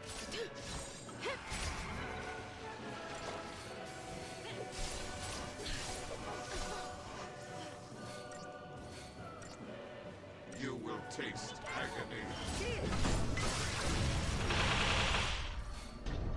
Give it your best shot.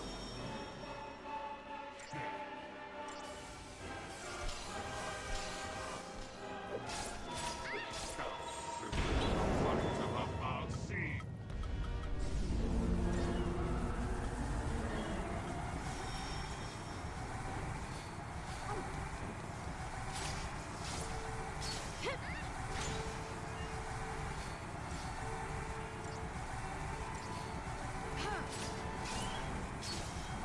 Give it your best shot. Dude, this is taking forever. I may need to go grind some more.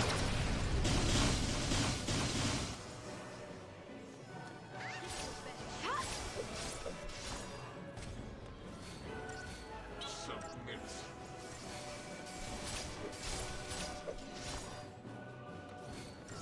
Yield. This'll be quick.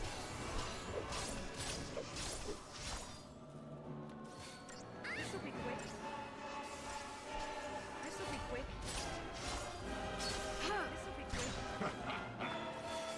This'll be quick.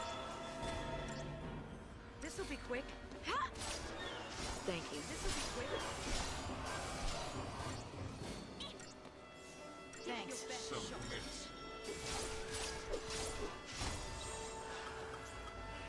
You will know. Oh, shit. Follow my lead. This'll be quick. This'll be quick.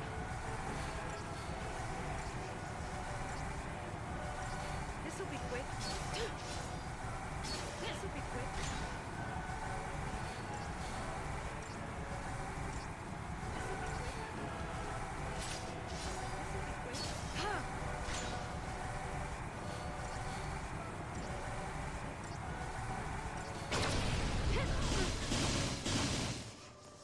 You can do it. This'll be quick.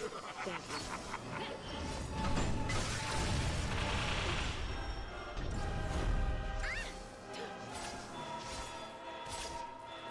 I think I can eventually beat this. I just have to fucking sit here for so long, bruh.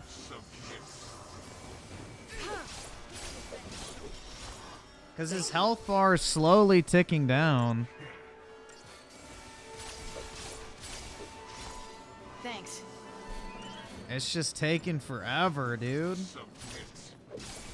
There's gotta be a cheese for him. I should just look it up. Oh, let's see. How do you spell his name? Barthandilus. Okay. Let's see.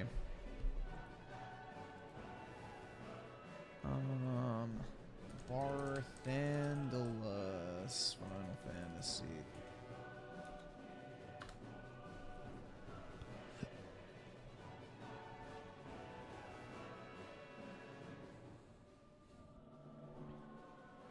Let's see what this fucker's using. Just curious. This shit wild, bro. It's taking forever. Ragnarok. Come day of wrath. Oh, is this the second time you see him? Or perhaps reach the end here, in the land where it all began. Yeah. That's the first time. Here we go.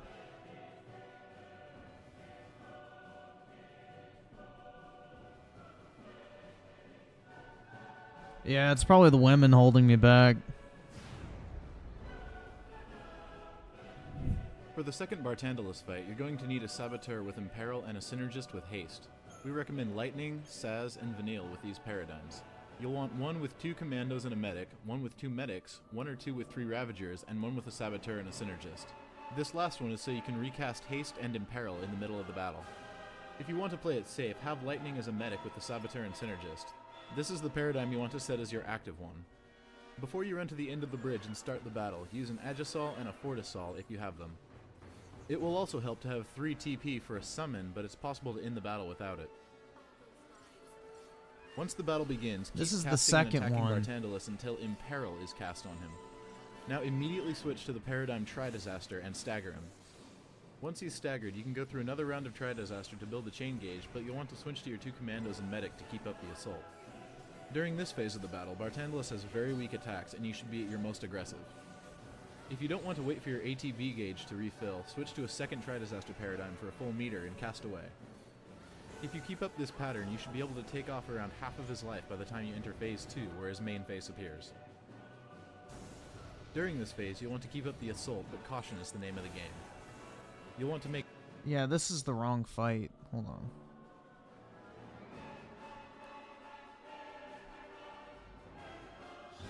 Chapter 13.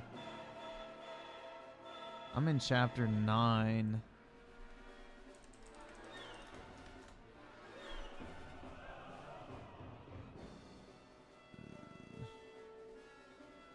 There it is. Let's see.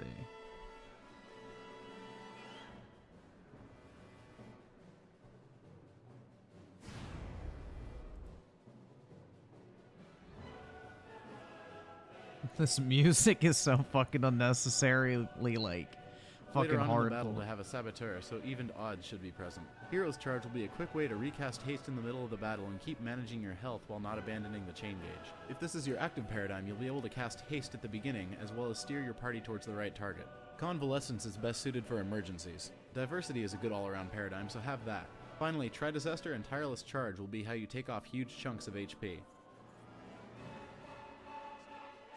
Okay, yeah, I just need a different class. The first thing you should do when the battle begins is attack the right pauldron, and then use a Librascope if you have one. Each subface has an individual elemental weakness, and using a Librascope will quickly let you know which is which, though auto battle will eventually figure it out. You'll want to eliminate the right 2 subfaces first, since their attacks are the most harmful. Once everyone has haste, switch to Tri-Disaster for a round or 2 to work up the gauge and stagger the right pauldron. Your health should be able to stand it. Once it's staggered, use a few more spells and then immediately switch to Tireless Charge to heal and take down the enemy. You should only need 1 stagger for each face, and they'll get easier as you go along. Feel free to deviate from this if you can't switch to Tri-Disaster, but don't spend too long on this leg of the fight, since it can be the hardest. Barthandilus will cast Magic Amplification, but this shouldn't affect your strategy. As always, walk away from a high chain gauge or stagger if you need to heal. Work your way in on Barthandilus' right side and then his left. Try to destroy the last subface with a healer present. Once all 4 faces are gone, the real fight begins. If your health is good, switch to Tri-Disaster and then start working on the chain gauge.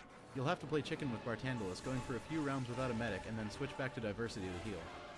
Once he's staggered, go through a round of Tri-Disaster to work up the percentage, then go to Tireless Charge to remove huge portions of life. This is the general idea to follow through the battle, adapting as necessary. There are some other general strategies for this battle to keep in mind. If you need to heal, switch to something with a commando to keep the chain gauge going. Diversity is good for this. If you see a party member's haste icon disappearing, switch to Hero's Charge. All the haste icons will disappear in order, so stay on this paradigm until they've all been renewed. Bravery So it and seems faith- like I need a synergist or whatever. Otherwise, it's just gonna take forever. And I need a Tri-Disaster, which means I need to put Saz in here. Or, Snow.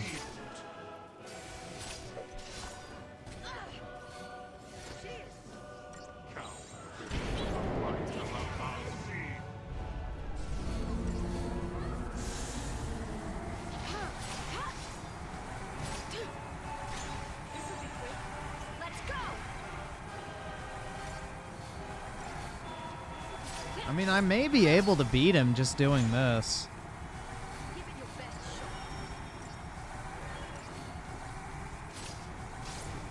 It's just gonna take forever.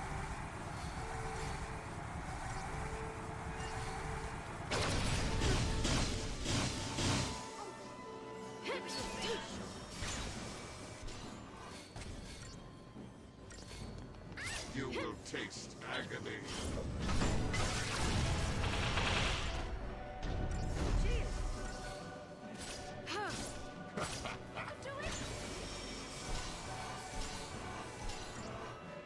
Nah, I don't think it'll take an hour. It's ticking down ever so slowly.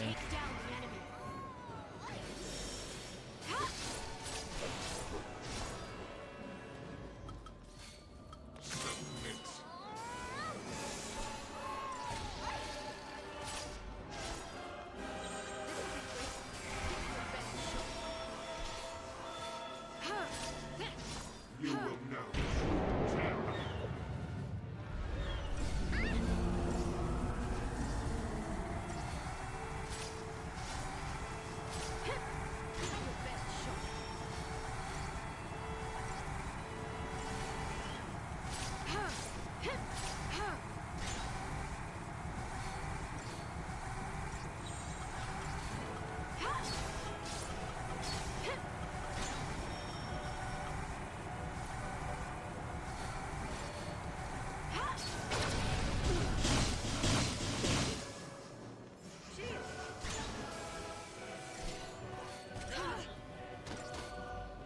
Witness Thanks. my power.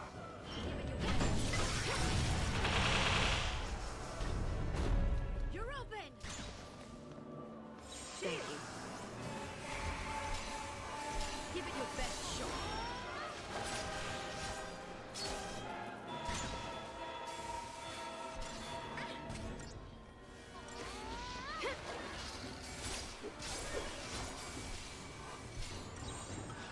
Follow my lead. Heal.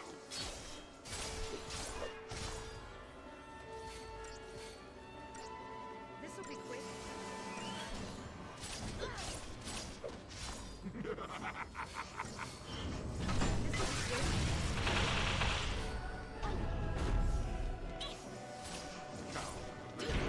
Light of a foul seed.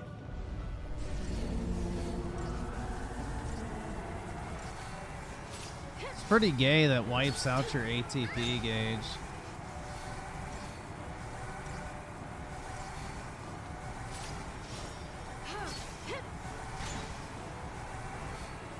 Told you, like, I can probably beat it just by doing this shit over and over again.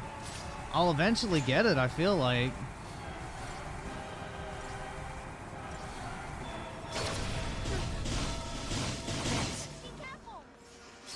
Submit. You can do it. Cheers. Thank you. Give it your best shot.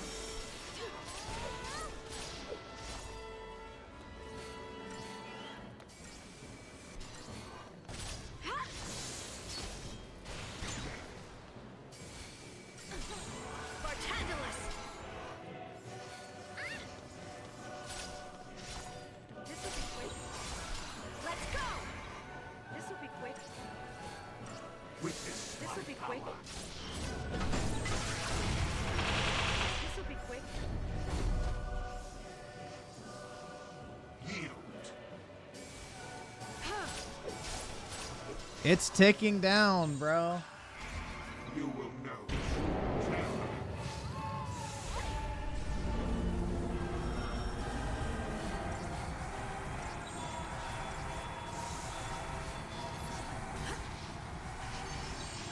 Take down the enemy.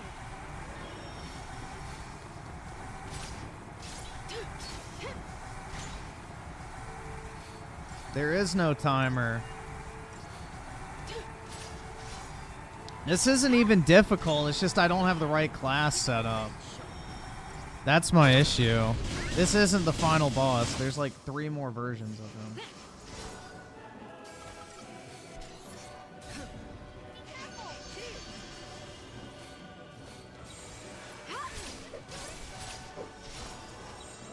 Let's go. Give it your best shot. I die at the very end? I don't think so. Because I can always spam Phoenix Downs. Oh, are you fucking shitting me?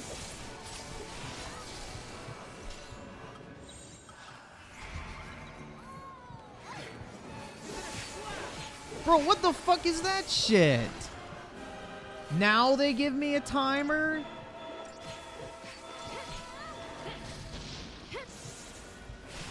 You will taste agony.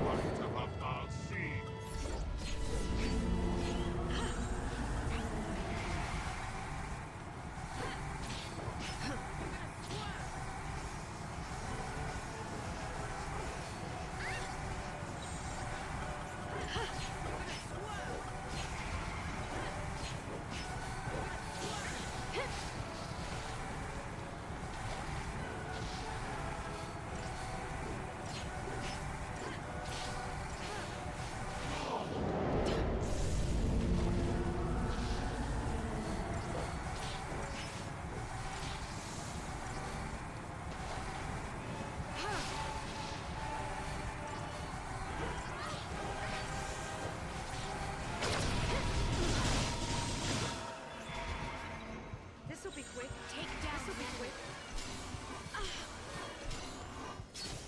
This'll be quick.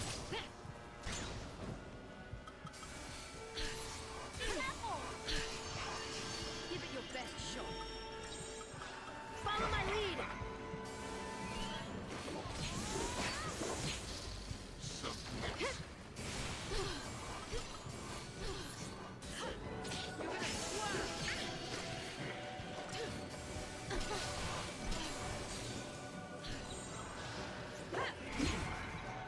Witness my power.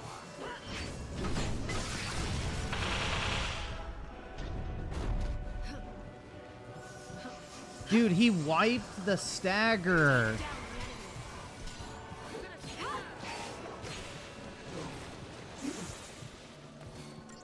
Come on, baby. All right, we got this. We got it. We got it. We got it. He wiped his stagger, but it's okay. He can't attack. Oh, we got this shit. That's GG's. Let's go. I don't even fucking care. Holy shit, man.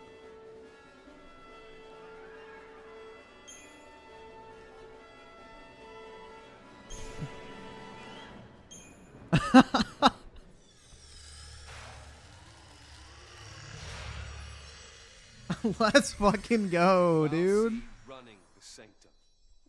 Then, I guess it wasn't Eden controlling things after all. As I said, I am Lord Sovereign. I know, Apollo. I can tell you're. Guess Foul C don't go down as easy as the rest of us. Good boy. Ease is not the issue.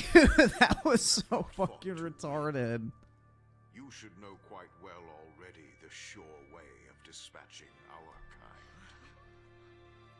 Ragnarok.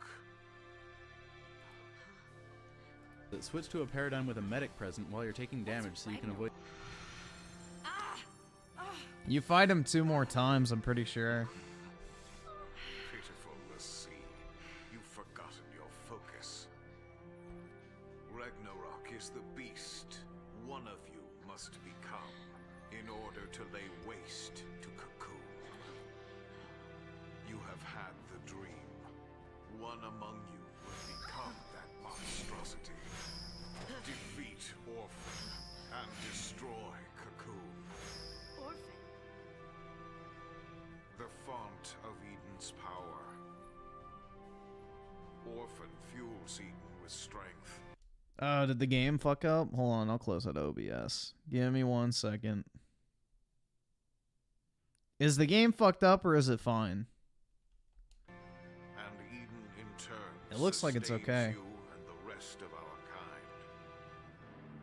Destroy Orphan, and you'll release a force such as this world has never seen. Cocoon will be torn asunder. So will Vanille's panties. Destroyed Orphan. What do you want, Apollo? Oh my god, dude. So what? Who says it has to be? Puppy dog, I see. Good boy. Sarah asked us to save Cocoon before she turned to Crystal. Save it! And that's what we're gonna do. Sarah was trying to tell us how to complete our focus, and we have... Buddy, I see you. Oh my god. Dude, this fucking dog is pissing me off. What do you want? The moment you arrived, your I'm friend streaming. wept crystal tears. This was because her focus required that you be brought together. That girl did nothing but assemble the tools for Cocoon's destruction. Did it never occur to you? Or did you simply refuse to countenance the thought? If you will not face the truth, then face the peril of your plight.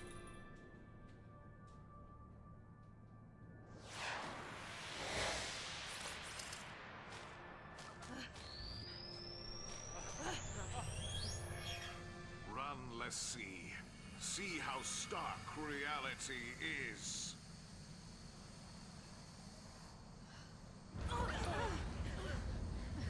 Come on!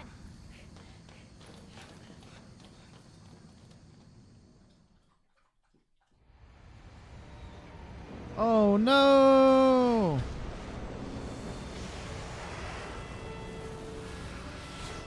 This is bad! The yoke's jammed! Knew it was a trap! Something's coming! It's me. Not so fast, Lassie.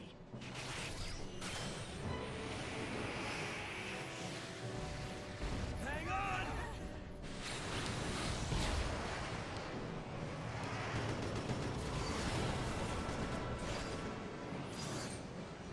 Apollo is a needy dog, bro.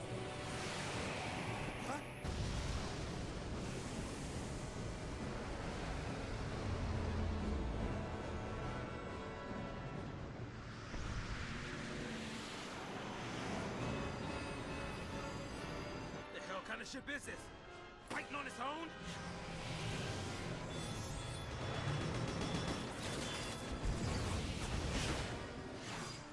Clever, aren't you? A Redditor, aren't you?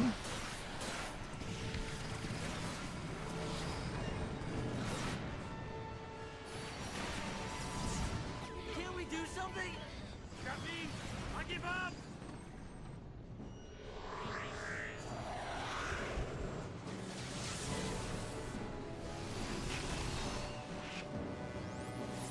The shield!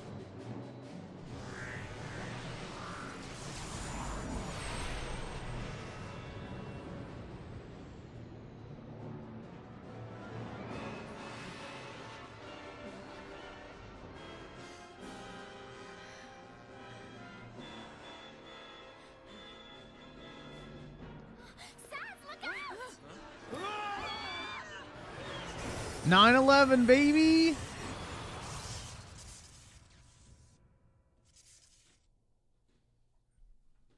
Fuck.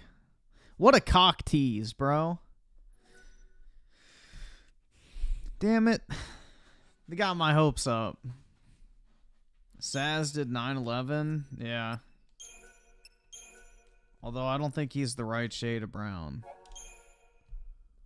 Unless he's like Muhammad Ali or some shit, you know, and converted to Islam. I don't fucking know. Where are we? But, you know, that's typical Square Enix fashion, you know? Of Pulse. Pulse? What, you mean like the Bodum vestige? Dude, I'm just thinking about it, though. I don't know. Like, I was thinking about it today. Looking back on it, Forspoken was actually unironically kind of fun. But also ironically so. I don't know, man. The game was, like, almost so bad it was good in a way. Like, the combat was pretty fucking satisfying. And, you know, Cuff was a great character. The main character was comically fucking bad. Overall, the story wasn't horrible. The graphics were okay. The, like, you know, the frame rate and shit sucked. But overall, the game was not that bad. I enjoyed Forspoken more than I enjoyed Alan Walk and Spider-Mid. That's for fucking sure. Mr. Hero. Happy January 6th. Yeah, happy January 6th, everybody. Literally the worst day since 9/11. It's almost like... What is up, dog? Oh my god. What do you want, buddy? Seems that way. What? You sure didn't mind explaining it. Here's your focus on the silver platter. But that doesn't make sense. I don't get it. Why would a cocoon fal'Cie want to destroy I'm cocoon? not falling for that. Maybe it's a fal'Cie thing. You know what I mean? Some grand design we just don't understand. Good boy. He wants me to pick him up, but it's like, bro, you weigh 83 pounds. Hey, Snow. Nope. Nothing from you? You're too big, bud. So, here you go. This way? Have a treat. There you go. Only 15 gamer score for all that, bruh. Damn.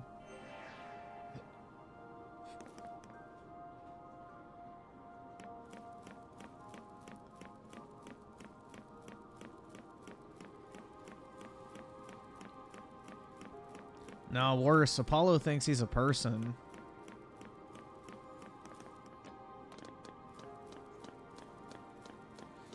He thinks he's a human being.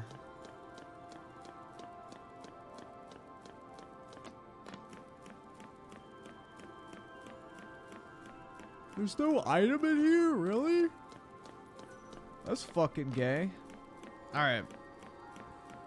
Jesus, man. I feel like I worked up a sweat on that fucking final boss fight. Like, holy shit. That shit was wild. How many achievements do I have? 150. Dude, they are so stingy in this game. Oh my god.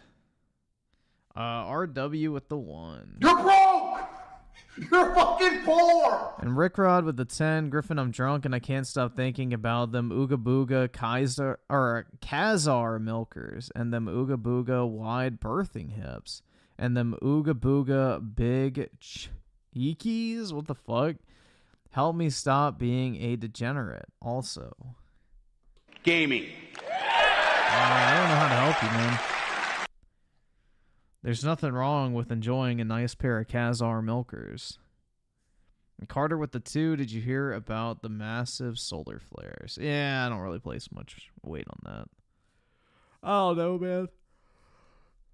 There's no point in freaking out over that type of shit, because there is quite literally nothing any of us could do if there are actually, like, massive fucking solar flares. So, if the world ends, bro. Like, you know? At that point, I wouldn't even bother, like, fucking worrying about it. Alright, I need to fucking save. God, that was, like, exhausting. Alright. What time is it? 2? Alright, let's burn through these recommended videos so we can watch that Synthetic Man one.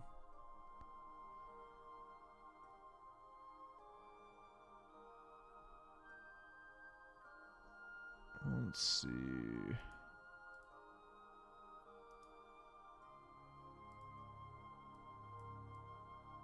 Move over here.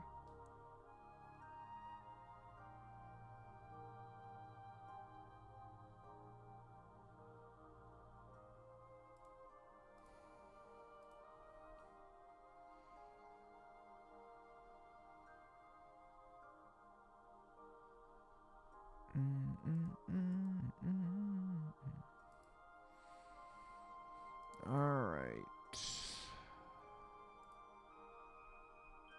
Did the stream end? No, I'm setting it up. Alrighty. Alright, Apollo, what do you want, man? What are you doing? Oh my god, this fucking dog is so needy, dude. He's a needy little bitch. What do you want, man?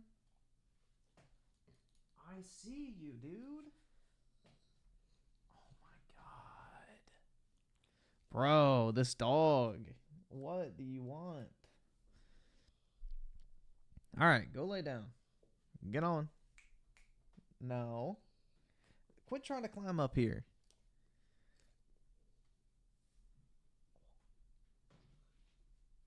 Alright, goodbye. Go on over there.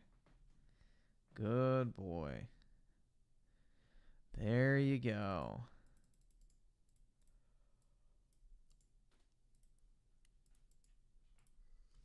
Alright. Happy New Year's, everyone, and welcome back to the channel. 2023 was a wild year to look back on in the video game industry. We saw some of the most No, it wasn't. insane game releases like Baldur's Gate 3, massive leaks from the Xbox FTC trial and Insomniac's malware hack, and layoffs to even the most prestigious studios like Naughty Dog. However, Good. there was one story in 2023 that surpassed them all, Starfield. This game is the single most controversial game release ever, and I mean that. It was the Ever? No, it's not. most It's just bad. Googled game, which says a lot about the interest in Starfield. It was also one of the best-selling games of the year on NPD, Steam, and basically everywhere else you can buy games. Even though it's on Game Pass, I'm sure it also brought in a ton of Hold on. Top selling games year to date. Yeah, okay. Basically everywhere else you can buy games. Even though it's on Game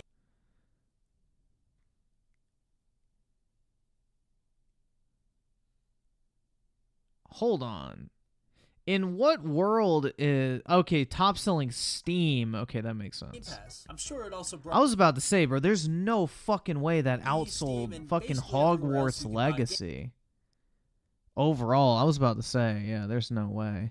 But that makes sense if it's Steam. games. Even though it's on Game Pass, I'm sure it also brought in a ton of subscribers for Game Pass. And yet the discourse for this game has been persistent since the release, and even Holy before, fuck, look at that frame rate. Shameless videos being made to get a piece of the sweet engagement interaction pie. I myself have over 100 hours in this game, and I'm also well into New Game Plus Plus, so I think I understand what works and what doesn't. But more importantly, I can weigh in on this game's biggest question. Why does the media hate Starfield? Let's not waste... It's How does the media hate Starfield? They gave it like an 88 or whatever the fuck, or an 87 or whatever the review score is. How the fuck is that hating Starfield?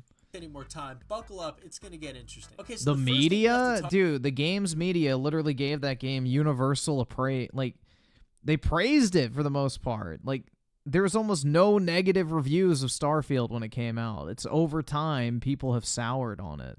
Talk about here is the coverage of this game. When Xbox purchased Bethesda was one of the biggest moments in the industry, only to be surpassed once again by Xbox purchasing ABK. The big question though when they bought Bethesda was, will Starfield be exclusive to the Xbox or multi-platform? That question was answered by Phil Spencer when he revealed it would be exclusive. This was also later reconfirmed at a showcase with the big exclusive tag and everything. So why does this matter? Because once it was known to be an Xbox exclusive, the pressure for the game rose by about 30 megatons. You see, yeah, because Microsoft is putting their money behind it. It should. At the time, Xbox had a lackluster start to the new generation. Halo Infinite came out really well, but was a certified flop due to... What? Halo Infinite came out really well, but was a certified flop? Wait, what does that even mean? To the content issues and broken promises of split screen. The other studio... What? How the fuck do you say Halo Infinite came out really well, but it flopped because of all the issues with the... What? That makes no sense, man. at Microsoft had a whopping 0 major AAA games delivered in 2022. In fact, the only game they managed to deliver from Microsoft's side was a murder mystery picture book style game led by a small team at Obsidian Studios. Of course, I'm talking about Pentiment. Starfield was supposed to be releasing in 11/11/22, but Bethesda had called their shot and this was going to be the big game they had for the holiday. Fortunately, the game was delayed due to polishing purposes, which I can understand. We saw how well that turned out. Given Bethesda's history. So Starfield was like the true second coming for Xbox owners. Even though it was delayed, they would finally have a massive title and exclusive to the Xbox that everybody wanted to play. Now the key words here are game of the generation. This is the expectation that was placed on this game, whether it was fair or not. IGN, GameSpot, and so many other outlets touted this game as a make or break for Xbox. Like this game was either going to be the console savior or its Grim Reaper. I think most of this coverage was hysteria for clicks based. Let's be real, Xbox wasn't just going to die out if Starfield failed, and it also wasn't just going to launch itself to the top of the food chain if Xbox had a successful release with Starfield. But it was the No, it's more so demonstrating Microsoft's ability to actually deliver a quality game when they have one of the most prestigious studios behind them who have made some of the best video games in recent memory. Like, bro, let's not forget that Skyrim is literally one of the highest rated video games of all time. So, the thing is, it's more so an indicator of how bad Microsoft is or how good they are at managing talent. The most important Xbox game release since Halo 3. I don't want to make it seem like this game had no expectations on it. The pressure was on, and Microsoft needed this game to be successful, but it wouldn't kill the Xbox if it wasn't. In any event, the damage was done. All of the Xbox will kill the Xbox at this rate because it's just getting its ass beat.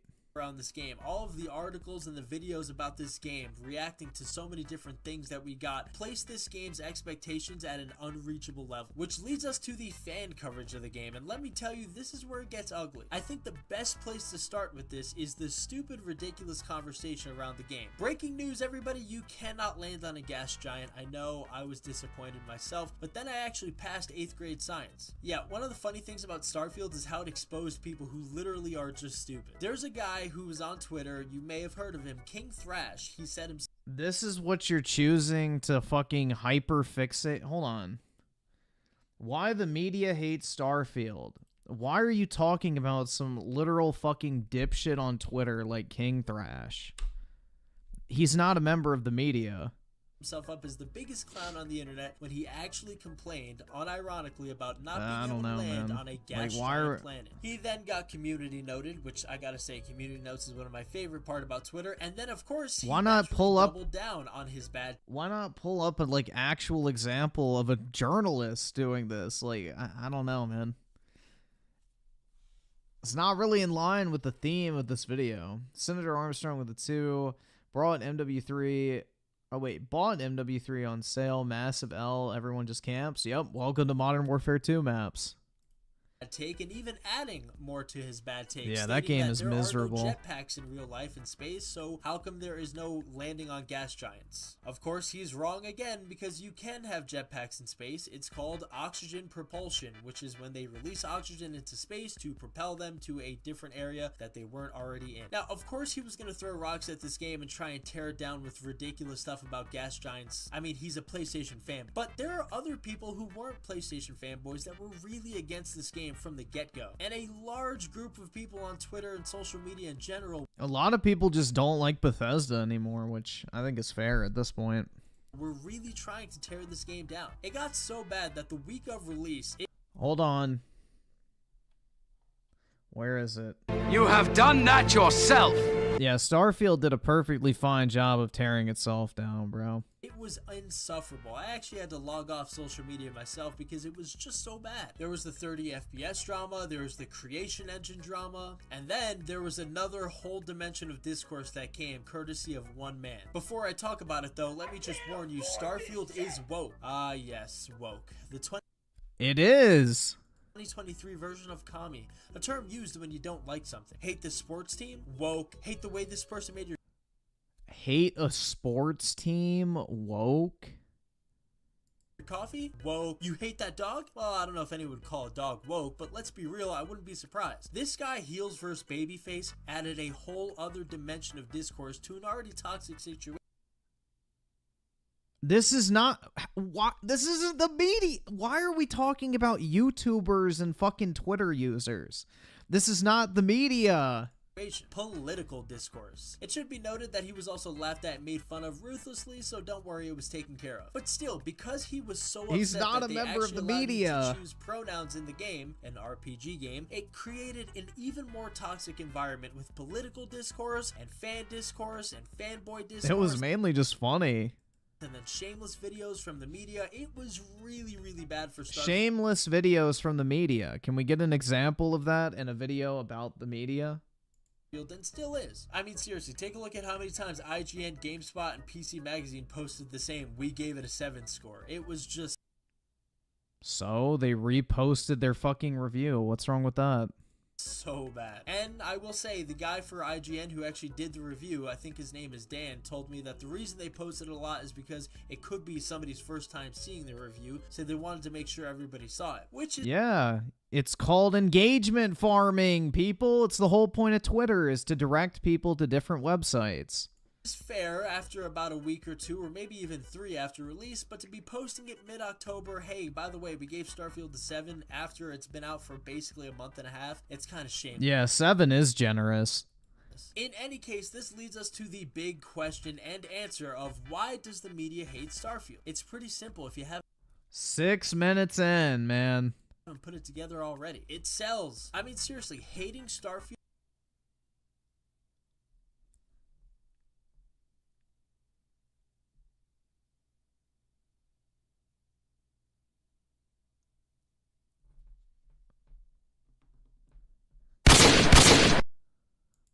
and writing up bad articles about it and talking about what's missing and what's bad about the game sells. You're guaranteed to get clicks and you're guaranteed to get some interactions. Starfield is like sex. If you hate Starfield, you're gonna get a lot of views. You're gonna get a lot of clicks. Just like if you... What? Starfield is like sex? What, soulless and boring? I don't know, man. Not in my experience. Have sex on TV or in a movie, you're probably going to get a lot of people putting their eyes there. It's no wonder. If anything, watching a movie with sex makes me want to look away from the screen because it's kind of awkward, especially if you're watching it with someone. Why Twitch is like if I'm watching a movie with like my dad back in the day as a kid and there was like a sex scene, it was kind of awkward. It's like, ugh, yeah, no. Allowing the, artistic nudity thing to go on Twitch because sex sells. Whether or not we agree with it, it's the truth, and this is the same answer for Starfield. Starfield being bad sells, and I can't even really be mad at it. Or, hear me out, guys. Hear me out for a second. Maybe people flock to Starfield as bad videos because that's the general consensus. And people want to hear people talk shit about something they themselves already don't like. Just a theory. Just like there's so many fucking positive videos about Skyrim on the internet because people fucking love Skyrim, so they want to watch videos praising how great it is. This is what the media is supposed to do. It's how they make their money. If something is going viral, they have to capitalize it, so I really can't be mad. And this is not me complaining at all. I love Starfield, and media or fan slander is not going to change that. But I do find it interesting that out of all the games to have this level of toxicity thrown its way, it was Starfield that stole the show. But once you make it through all of that, the toxicity, the impression farming, the general stupidity about gas giants, you actually do get to the good faith discussions about the game. Now, for context, I would have given this game a 9 out of 10. I think where Starfield succeeds most is the lore and story of the game. It's their best. The lore and story? Nigga, you ain't funny. That's not true. Maybe you're just boring as fuck and lame as hell. Cause only lame niggas say that shit. Oh my god. Yeah. But gosh dang it, I've had so much fun playing it. Best written work to date. You really get. Oh no! It's the best written work to date? Holy shit, bro. Oh my god. Oh my god. Sir, put down the crack pipe.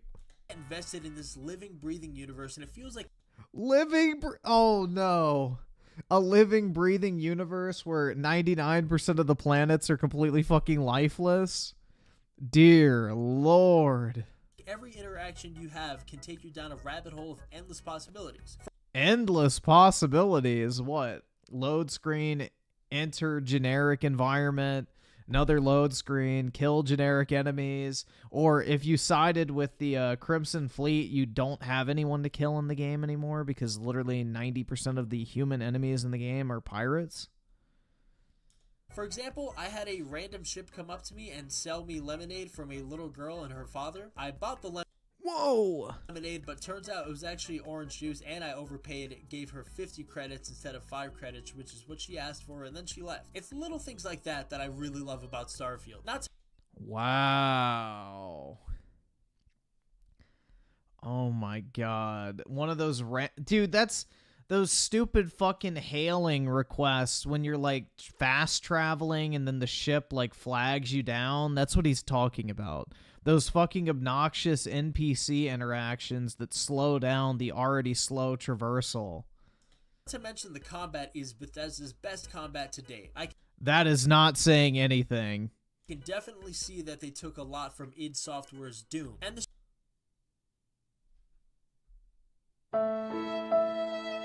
Liar!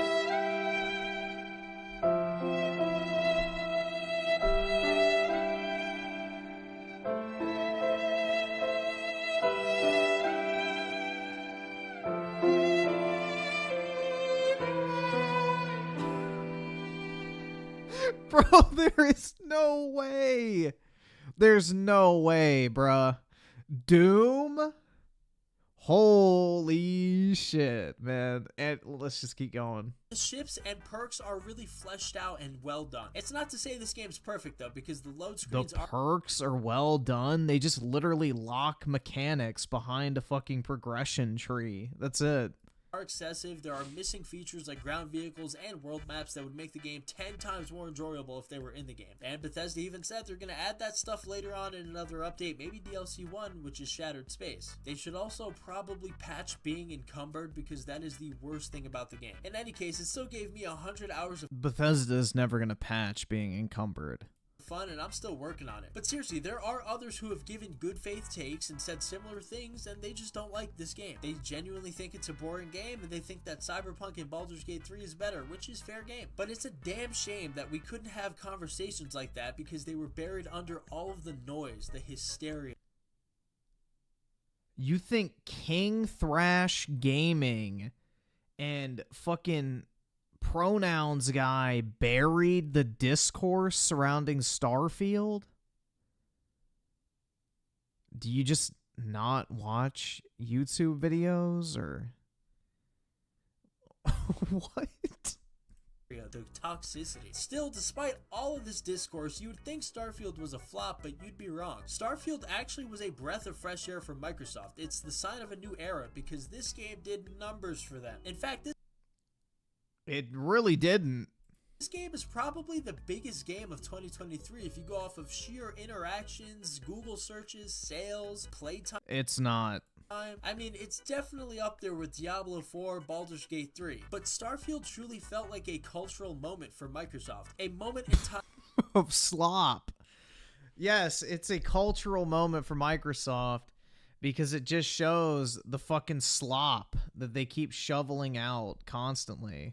Where everybody on Earth was talking about their game. Hell, even the people on gas giant planets inside of King Thrash's imagination were talking about it too. That is relevancy, and that is what Xbox needed. I hope they continue to pump out awesome titles like this. Hi-Fi Rush is another good example of them having everybody talking about their game. Of course, Hi-Fi Rush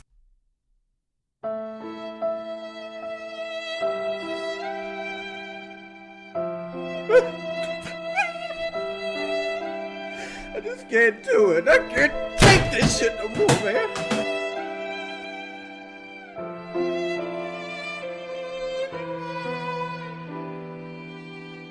All right, awesome. Thanks, nigga. All right. was amazing and everybody loved it, which really warms my heart because it really is an amazing game. And It's not. Forza has been a really consistent franchise for them through and through. But Starfield took... Forza? Yeah, it's been really consistent. It's got that consistent Xbox quality, that's for sure. It's got that really consistent Xbox quality. Hold on. If it'll fucking load. Come on, Steam. You can do it. I guess it can't. But, oh, there we go. 38% positive rating. Mostly negative. Yeah, it's very consistent with the quality standard you can expect with Xbox these days. I will agree with that statement. Relevancy to a whole nother level for Microsoft. Only time will tell if they build on this or not, but with their 2024 slate looking pretty good, featuring Avowed and Hellblade 2, I think it's safe to Oh god, he's hyping up Hellblade 2. Yikes. say Microsoft's going to start kicking it up a notch with relevancy. I want to thank you all for checking out this video. It means Dude, Hellblade flopped. The original Hellblade was a complete and total flop. You know that, right?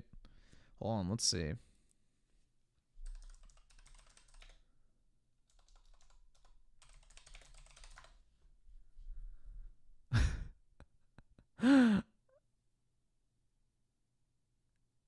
Let's see.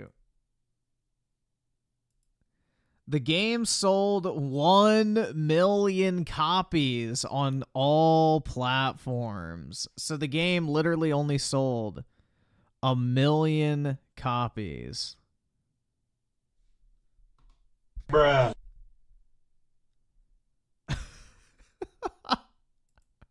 Yeah. a lot. If you could please drop a like if you found this content enjoyable, I would greatly appreciate it. That's the reason why Microsoft was able to buy Ninja Theory, is because the game flopped so bad they were in danger of going bankrupt. And once again, sound off in the comment section about Starfield. Speak your piece, but please try to keep it civil. Thanks for stopping by. Hope to see you all in the next one, but until then, peace.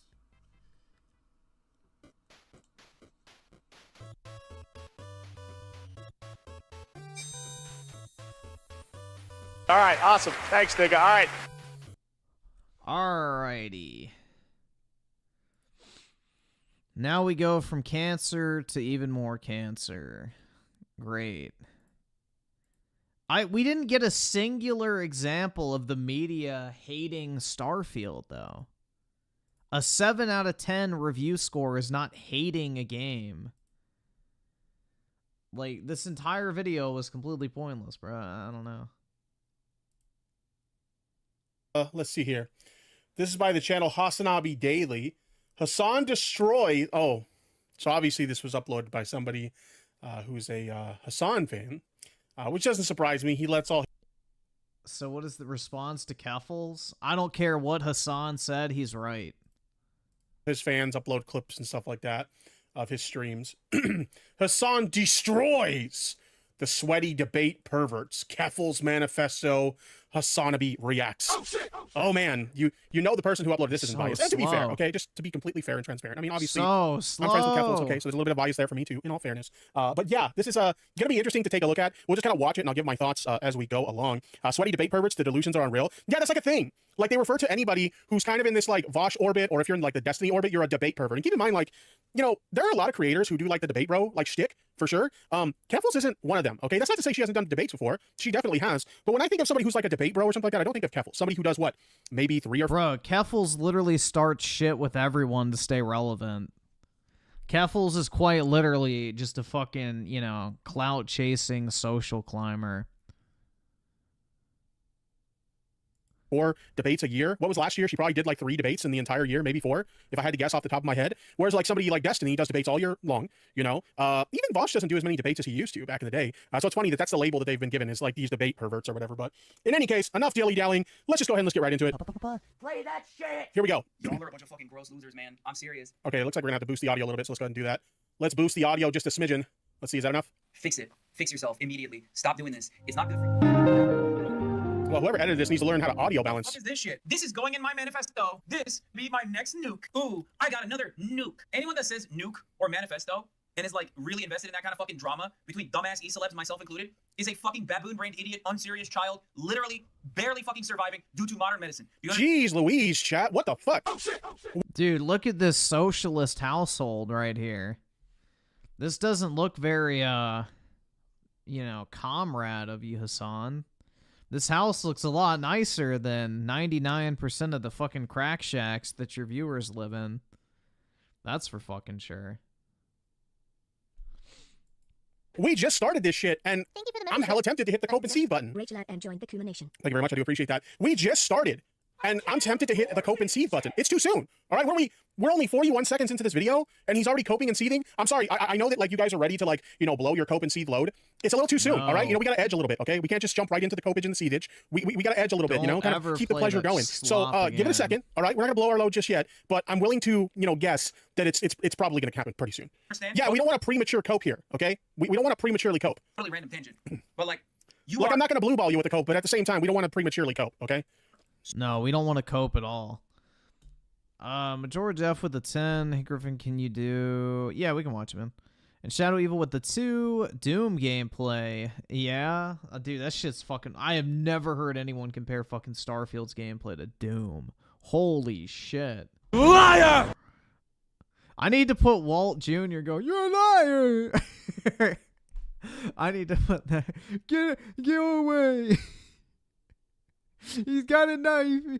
He attacked my mom. You killed Uncle Hank? Just die. Why won't you just die? Bruh. I need to put some of those on there. Holy shit, man. Major Def with the 2. This guy must be rage. I don't know, man. There's people who are like just really hardcore defenders of Microsoft, and it's pretty sad. And Senator Armstrong with the 2. Forza somehow made GT7 look exactly. It's wild. And Major Jeff with the 2. Is it just me or has Tipster gotten fat? Oh no, it's not just you. I think no. It's pretty obvious. So fucking stupid. I will say this with my entire pussy. Okay, I'll put my entire pussy into it. What the fuck is happening? What's going on? You are a dumb fuck. You are a dumb bitch. You are so unserious. I hate you. I despise you openly. I don't talk about you, not because I'm like scared of the fucking consequences or anything. Okay, you know what? A minute 9? Okay, that sounds like a cope. I'm not scared of that. Consequences. I'm not afraid to deal with the backlash of my coping and seething. Oh lord. Fucking Hassan is big mad chat. He's so angry. Dude, I would love to see Tipster and Hassan fight, because as much as I don't like Hassan, Hassan could knock the fucking shit out of Tipster with one fucking swing. You can shut the fuck up, bitch. Mostly because I know that you will take this as an opportunity to like make a fucking larger clout farming operation off of it. But it's because Gina 817 in the chest says good rebuttal. I hate you. You suck. Haters destroyed. True. Jeez, like that's like, you know, he's talking about nukes. Chat. I think he just dropped a nuke on us. Like goddamn. I don't even know what to say.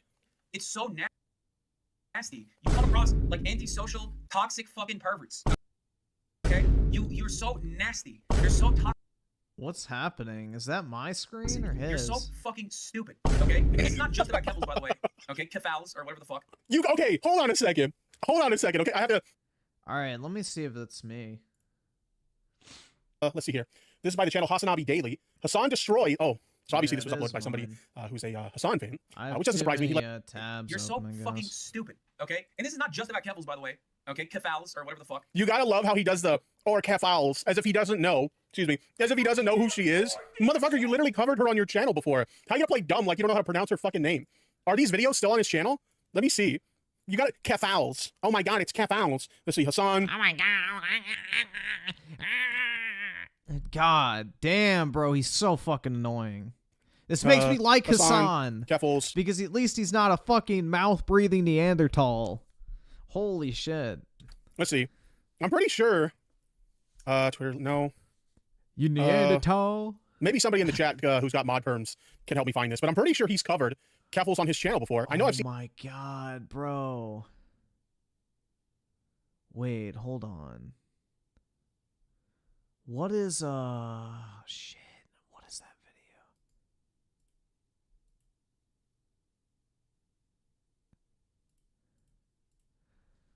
What video was that? You're the Neanderthal.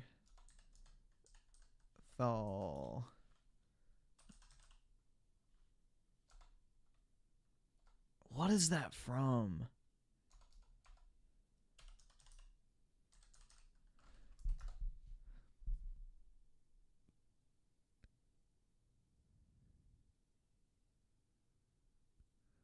No, it's not from SpongeBob. It's from, it's like from this fucking, it's from one of those fucking black supremacist groups.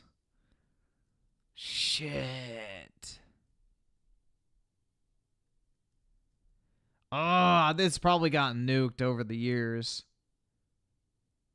It was like this fight between a... It was a fight between a black Hebrew Israelite and the fucking Nile River movement, which is basically the black Jews versus the black Egyptians, essentially. And it was like the most retarded fucking exchange that ever fucking existed. And one of them said that shit. I don't know if they were quoting SpongeBob, but I'm sure that shit got fucking nuked. Yeah, I can't find it. Bruh, that's sad. Fuck, I wish I didn't remember that. God damn it. Now I'm sad, bro, because it's just another great YouTube video that was lost to the ages when YouTube did their conspiracy theory purge and got rid of all these fucking, like, insane groups. Seen stream clips, but he knows how to pronounce her name. Like, that's another pope. That's literally another pope right there. Anyway, I'm not gonna spend too much time looking for this shit, but let's continue. It's not just about her. It's about all these other fucking adjacent orbits. Tipster, we need a retard break. I really should bring back the retard break meme.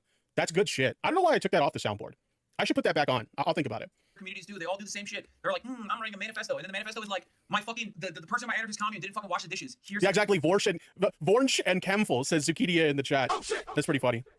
Okay, they're being abusive. Vish and Keffiels. All right, chat. You guys all got to come up with your own creative pronunciations of Vosh and Keffels. That's my nuke. And then like all of their. I think Uber found it. Did Uber find it? Damn, Uber's always on it. Okay, Uber is always. I don't know the name of the. Let's get a round of applause in the chat for Uber. You're always on it. Let's see. What's this? I'm going to talk about Twitch streamer, the largest trans Twitch streamer, Keffels, friend of the show. Not only does he know how to pronounce the name, but he called her a friend of the show. Oh, shit. When was this? This was a year ago, August 10th, 2022. Okay. So this Keffels or however you pronounce it, like, bro, you're capping right now, dude. You're totally fucking capping, my guy. Some fucking perverted fans watch it and go, oh my god, this is actual real praxis. You need to clean your mod community to do praxis. Like, shut the fuck up. Topster? Okay, Ellen DeGeneres in the chat says Topster. Does Topster mean that I'm getting the top, or does Topster mean that I'm giving the top? I don't think I mind either one, to be completely honest. Yeah, especially when it comes to Keffels, right? Shut the fuck up. Not a single normal person will understand any single fucking thing that you're bringing up. And the reality is that, like, you will give an aneurysm to any normal human if you try to describe any of the things that you're talking about. Anyway, sorry. It's just like all this. Yo, wild Alec Gunter appeared in the chat. What's up, Alec? How you doing? Shit that I've been trying to get off my chest for the past week or so. Leftist Twitter discourse is disgusting, okay? It's disgusting. I'd like to know what reasons he thinks that leftist Twitter discourse is disgusting. Yeah, dude, what has a leftist ever done on Twitter that could be considered disgusting? I genuinely would like to know what his reasoning is. I mean, don't get me wrong, like, it's not like I haven't seen some questionable stuff he talked about in this space. Okay, so you're just, yeah. Especially in his Discord server by his mods, just saying. But I wonder what his ideal of disgusting, leftist discourse is. Is it shitting on Hassan? I'm willing to bet that's what he's talking about, shitting on Hassan. It's why fascists will always win regardless. And honestly, they have better organizational tools than a lot of you. Fascists will win because we shit on Hassan? Are you for real right now, dog? Dumb motherfuckers, okay? Not you guys in the chat. Straight up. And many of you that, care more about drama and clout farming and fucking being like, ooh, we need to clean house, like trying to moralize whatever idiotic fucking petty drama that you've cultivated. Siding with fascists. Yeah, anytime you criticize a fellow leftist, you know, or someone else on the left, then you're siding with fascists, because you could never ever be in a situation where you could be critical of another leftist and not be siding with fascism in the eyes of Hassan. Okay, that's basically the argument that he's trying to make here. You could never ever be critical of someone else on the left, because if you do so, even if your criticism is valid, apparently you're siding with fascists at that point. Oh shit! That sounds really fucking dumb. For yourself, so that like your 3,000 fans can fucking watch and go, oh my god. He's the softest motherfucker in the online politics space. I know, like the kind of shit that you see Hassan do, where he feels the need to like respond to like everyone. These are mistakes that you see like newcomers. Dude, he streams 24/7. Of course he's gonna respond to everyone. It's free fucking content, and his audience eats that shit up. Content creation where they feel the need to respond to everyone. Every little shitter who responds to them on Twitter or talks shit about them on Twitter. Every little dumb fuck who makes a critical video about you. That's literally his entire business. Like, these are things that you do not do. Now, admittedly, these are mistakes I've made in the past myself, but like, every small content creator makes that mistake, okay? They just, for whatever reason, they feel the need to respond to everybody who's hypercritical of them. And sometimes you just don't, okay? That doesn't mean, like, every once in a while somebody will criticize you and the criticism is valid and you shouldn't, like, take it in and actually consider, like, oh, you know, what they're saying here is, okay, you know, this actually makes sense. I think they might be right here, and then you take the criticism in. But, like, having said that, there's tons of people, when you have even a small following, that are going to shit on you, okay? It's just gonna happen. Anytime you have any kind of platform, whether you're a little, you know, 1K sub Andy on YouTube or you're like a million sub, like, YouTuber or something, there's always gonna be people who are going to shit on you, and you don't need to respond to all of them. You just don't, okay? God, this is the most but my point is that that's a mistake Hassan makes all the time. He feels the need to engage with anybody who's critical of him. Granted, one of the things he does is he will not name the people who are critical of him. He just goes on these like cope sessions like this, where he just like screams into the fucking ether about people who are like critical of him. Like, very rarely does he actually engage. I was genuinely surprised when he brought on Willie Mac show. What was it, like a couple months ago or something like that? Because very rarely does he actually engage with people who are critical of him. He just does this like shadow boxing thing where he's like talking shit about people that are critical of him, but he won't name them because he doesn't want to give them any clout. On the planet, everyone needs to talk What's about wrong this. with that? Is just so harmful, Sounds smart so awful, to me. so shitty. Like, I'm a fucking Twitch streamer. Okay, suck my dick. It's not that serious. Fuck you. It's so fucking idiotic. No sense of solidarity. Nothing. And every single fucking person here. There's a dumb bitch doing it right now. How much a night is your hotel room in Italy? You think this motherfucker's asking out of sheer curiosity, or is he asking? This is another thing he does, right? Okay, so he does this weird thing where anybody who's like critical of him, he kind of treats them all like this amalgamation of like all these different criticisms. All right, is he just gonna fucking simp over Keffels this whole time? Almost. And if you disagree with him, well, you're just wrong. You know, it's ego. You know, he's let his success get to his head and given him like this massive fucking ego. Is Tipster really just trying to get that Keffels peen this hard? Where he can say or do no wrong, you know? When you're not allowed to vacation with your family. Or that could have been a very normal question. And I am so permanently brain broken from the constant antagonistic nature of like online commentary, especially in a space like this, in the streaming space, that I treat everything as a hostile entity. People could be asking me about normalized questions. At this point, Hassan could start claiming he could see and fight ghosts, and it would sound normal. Jesus. And I feel like I unload on them unfairly. This is something I've like endlessly thought about over this past couple of days when I've been offline, where I feel as though I've become like a mean-spirited person. You know, like for the first time ever since I started at the Young Turks like 10 years ago. At this point, this is the first time in my entire life where I've been like, man, it's taking a fucking toll on me. Well, not the first time. There's definitely been moments where it has, but like, oh man, chat, being criticized by fellow leftists. It's really taking a toll on him, chat. It's really as though I've become like a mean-spirited person, you know? Like for the first time ever since I started at the Young Turks like 10 years ago at this point, this is the first time in my entire life where I've been like, man, it's taking a fucking toll on me. Well, not the first time. There's definitely been moments where it has. But like I look around and maybe it's because my Twitter timeline, but everything I see is just like so much toxicity and like infight. All right, we've watched enough of this. This is going nowhere. I don't really want to listen to Hassan complain about his fucking Twitter.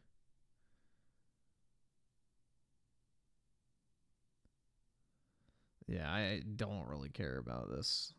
I'm guessing it was just this section U Generation wanted me to watch anyway. Because that was the timestamp. Dude, it's just... I don't understand why people listen to any of these political grifters. But in the debate between Keffels and Hassan, I'm siding with Hassan. I don't even know what they were talking about. I don't even know what the fucking topic was, bro.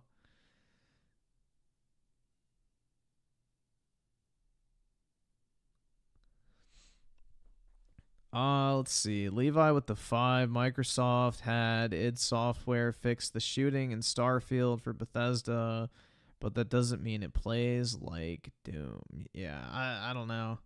id Software could have done a little bit more work to help that game out, but, yeah.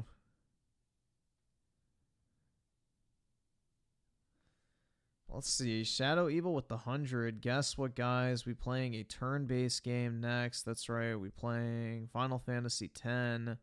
Would recommend playing on PC with the cheats they give you, but the choice is yours. Also, let's watch Anti-aircraft. Let me see how long it is, because we have other stuff to get to.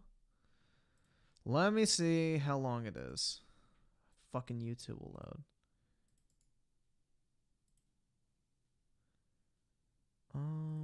Search. Oh yeah, that should be fine. But we'll probably do that after the other video. But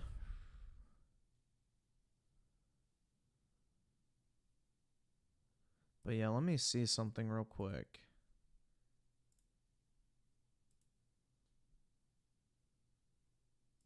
There's a real game for you. Alex Jones, New World Order Wars. That's a real video game.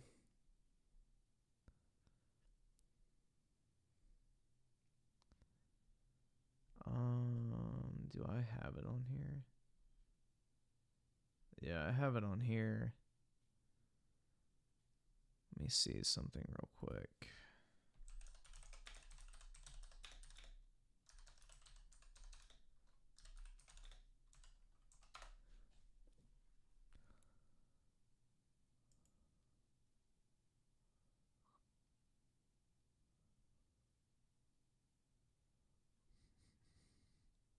I think I have it on Xbox. I just want to see. Yeah, the achievements are normal, so let me just play it on that.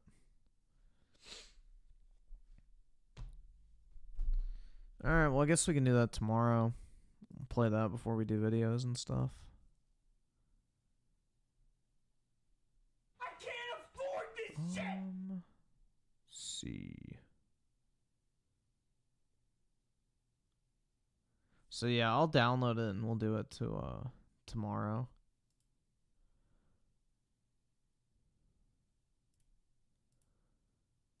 Let's see. Majora Jeff with the 5. Love to see free-for-all boxing match between Tipster, Hassan,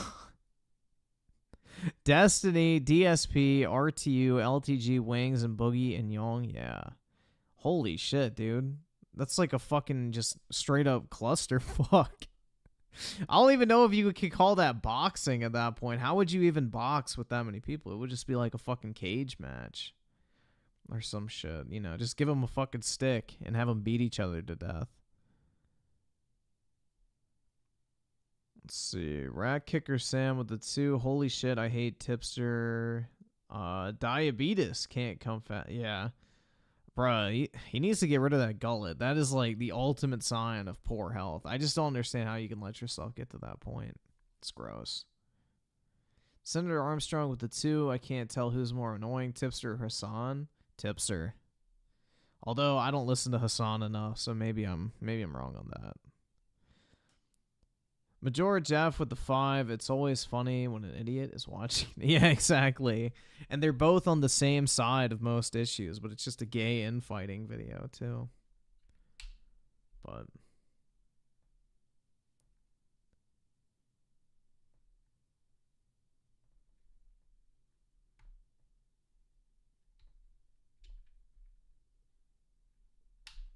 all right, let me pull up YouTube again. Speaking of who, all right, this I said we weren't gonna watch this full thing, and I doubt we are because I. Now, don't Dave Chappelle was my goat. Loved a lot of his comedy and humor. Dave Chappelle just won't stop. I don't really care about Dave Chappelle, and I don't really care about Hassan. So we'll see how this goes. I'm not promising we're watching this full thing. And yet, for the past, 5-6 years now, he has not stopped trying to tackle big trans. His latest special is not as bad as some of his other recent specials, I mean. Obviously, Killing Him Softly clears everything that he's ever done in the past 6 years. However, at least he's like getting marginally better at making jokes and not simply just saying trans people are awful and demons. Like, at least he's moved beyond doing attack helicopter memes. However, he hasn't moved far beyond it. At least he's trying to make a joke now, instead of just like repeating something that you hear from Steven Crowder. But even then, it still falls short of what his normal material looks like. Specifically, his bit about Norm Macdonald is what I want to talk about. I believe this is it. And the only thing that got me out of that space was a comedian friend of mine, the late, great Norm Macdonald. That's right. Shout out to Norm. And what Norm did, which I'll never forget, is he knew that I was the biggest Jim Carrey fan in the world. Now, I'm not going to go all into it, but Jim Carrey is talented in a way that you can't practice or rehearse. What a God-given talent. I was fascinated with him. And Norm knew that. And he called me up. He goes, Dave, I'm doing a movie with Jim Carrey. Do you want to meet him? And I said, yes, I do. And it was the first time I could remember since my father died being excited. And the movie was called Man on the Moon. I didn't know any of this. And in this movie, Jim Carrey was playing another comedian. This is why I don't watch stand-up comedy, bro. I'd already be asleep at this point. The late, great Andy Kaufman. Yes, and Jim Carrey was so immersed in that role that from the moment he woke up to the time he went to bed at night, he would live his life. There's Andy Kaufman. I didn't know that. When they said cut, it was still Andy Kaufman. So much so that everybody on the crew called him Andy. I didn't know any of that. I just went there to meet him, and when we walked into the room we were supposed to meet, I screamed, Jim Carrey. And everyone said, no. Call him Andy. I didn't understand. And then he came over and he was acting weird. I didn't know he was acting like Andy Kaufman. Holy shit, bro. How do people watch this for like hours at a time? I have never understood the appeal of stand-up comedy. Like, hey, how you doing? And I was like, holy hello? shit, man. I could not. Andy? Now, in hindsight, how lucky am I? And I got to see one of the greatest artists of my time immersed in one of his most challenging processes ever. Very lucky to have seen that. But as it was happening, I was very disappointed. Because I went to meet Jim Carrey, and I had to pretend it was Andy Kaufman all afternoon. And it was clearly Jim Carrey. I could look at him and I could see he was Jim Carrey. Anyway, I say all that to say, that's how trans people make me feel. So that's a joke. It's crafted as a joke. It's got the structure of a joke. Dave Chappelle is a goat of comedy after all. So obviously, it's still, like, at least it's not like what we just showed you earlier about. That like, was super tame. Really attempts at comedy and humor. At least it has the crafting of the making. That was like super tame, bro. Like, is this what he's upset over? However, it's very lowest common denominator because the punchline still is trans people are weird and gross and they're faking it. And, you know, I'm sick and tired of acting like they're not. The punchline in of itself for this massive crafted story from a profoundly successful storyteller is still just a really... I mean, Hassan, if I put on a fucking astronaut suit, does that make me an astronaut? Well, if I put on a fucking...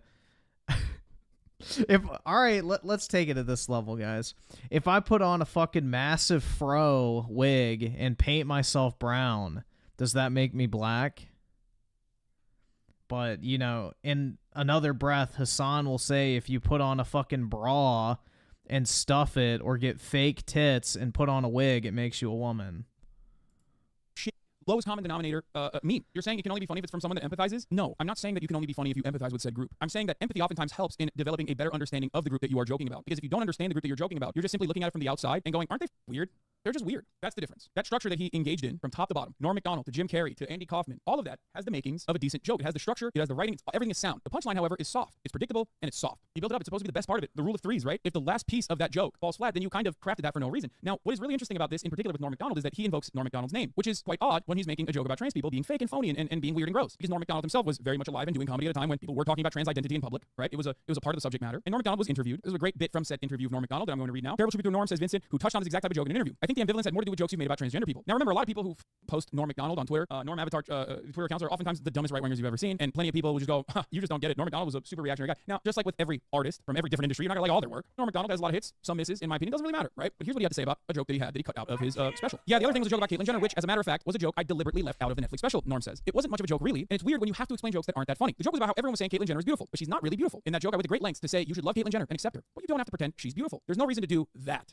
That was the entire point of the joke, he says, which is still a better joke than anything that Dave Chappelle has crafted about trans people. Like, the idea is, like, there's affirming trans identity and saying that trans women are women, and then there is the notion of taking it one step further. One is normal and perfectly valid. The other is, like, supporting delusion, kind of like that. Now, having said that, he still considered that to be... Wait. Supporting delusion?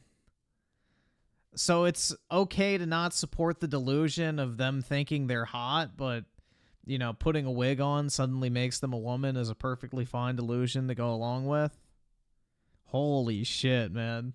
Pretty weak. That was the entire point of the joke. It was pretty weak. So I won't do those jokes anymore, which is fine, because the reason I didn't do the joke on the special is because I came to an understanding that other people came to much sooner than I did, which is what the interviewer asks, he says, which is that a lot of people are idiots. You don't want to have a joke be misunderstood and then someone goes and beats up a trans person. And that doesn't mean that you can't make jokes about trans people at all. I myself make jokes about trans people all the time. The difference is, Norm in this regard was saying, at least that, like, or was recognizing that he didn't fully grasp the concept, but he did grasp the secondary impact of his words, that it plays a role in normalizing transphobic sentiment. And because he didn't have a good enough joke about a trans woman in that regard, he just dropped it because he thought, why do this? I don't understand this attitude towards comedy. The comedy should be scrutinized exclusively on how funny it is. Surely there can be funny jokes that we should still denounce because they're harmful. My friend, that's precisely what I'm saying. A lot of people tune out whenever I talk about Dave Chappelle or comedy in general, but I am the number one defender of comedy in general, and I will duke it out with my chat on a regular basis, and I will take it to the most, like, neurodivergent lengths to describe to you sentence crafting, joke crafting, how to write a joke, and why something is funny, or what the main intention is. So when I'm actually criticizing Dave Chappelle, I'm not criticizing him from the perspective of, like, oh, he's transphobic and I'm triggered, oh, it makes me so mad. I, after all, am a cisgender dude. I'm a white guy, a cishet white guy. None of that impacts me directly. Like, I can hear someone be transphobic and recognize the harm in that, but it's not directly harming me. It's not affecting me personally. I have the capacity to hear and go, yeah, that's transphobic. When I criticize Dave Chappelle, it's not from the framework that he is transphobic. He is. We all understand that. There's no reason to defend it. I don't know why some people try to. It's like, who are you trying to appeal to? Liberals? Do you care? Do you care about liberals, like, being like, no, Dave Chappelle has to be perceived as funny? You're not funny, though, Hassan. I'm not. I'm not a chicken, but I know how to make an egg. Mean scrambled egg. I'm not a comedian. I'm an appreciator of comedy, and I am a big fan of Dave Chappelle. What I'm trying to say is, as a big fan of Dave Chappelle, when I criticize Dave Chappelle, it's not on the basis of like, oh, he's being so rude. It's on the basis that it's hacky, and I think that's the worst thing you can do as a comedian. You're a football player and you beat your wife in an elevator. If you can run real fast, catch football real good, people are gonna overlook even the criminal things that you do. Same goes for comedy. You're an artist. You're a comedic talent. You're gonna be able to get away with a lot of awful stuff that you do in your real world life, and maybe even in your stand-up specials. However, the worst thing you can do as a comedian is no longer be funny. And the easiest way to no longer be funny is by looking for applause rather than laughter. And when you go for the lowest common denominator, bottom of the barrel, hacky bits, saying, don't we all feel like trans people are just weird and gross? That's what you're doing. You're looking for applause. And I expect more from my former goat. Wait, what? My biggest criticisms I have of you on comedy is that you, like a lot of us, have a limited lexicon. If you think the TED Talk style, Hannah Gatsby started with her and not Carlin, Poundstone, Kinnison, among other greats, I would implore you to look more at comedy. No. George Carlin or Poundstone, I'm unfamiliar with, or Kinnison, doing TED Talk style is incorrect. It's just not the same. George Carlin was not seeking out applause. You can't go for applause-seeking bits in the broader American population if you're tackling an issue from a leftist framework regardless. Because applause-seeking oftentimes has to be done within a liberal framework or a reactionary framework. Nanette being the liberal example and Dave Chappelle's trans stuff being a reactionary example. Now, what I mean by that is that applause requires the audience. Who fucking care? This could have been like a 3-minute video. Holy shit, dude. Holy shit. Senator Armstrong with the 2. Why does socialist Hassan have a consumerism wall? Because rules for thee, not for me, man. And I think it's funny he has pictures of 2 literal billionaires behind him, which is funny. But yeah. George F with the 2. Has Bonnie is so similar. Lol. Oh, the tipster? Oh, definitely.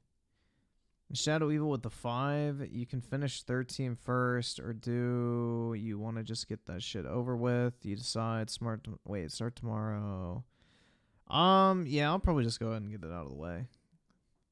Because after 13, I'm going to go into a 7 remake, most likely. So, Emmanuel with the 1. You're broke! You're fucking poor! But yeah, I'll probably just do it tomorrow. Because that way, I won't forget. Because I'm going to assume 13 is probably going to take me a few more days at the very least. Majora Jeff with the 2. Hasbani and Tipster are so similar. I agree, man. 100%. I mean, they're both raging leftists, so it's not really surprising.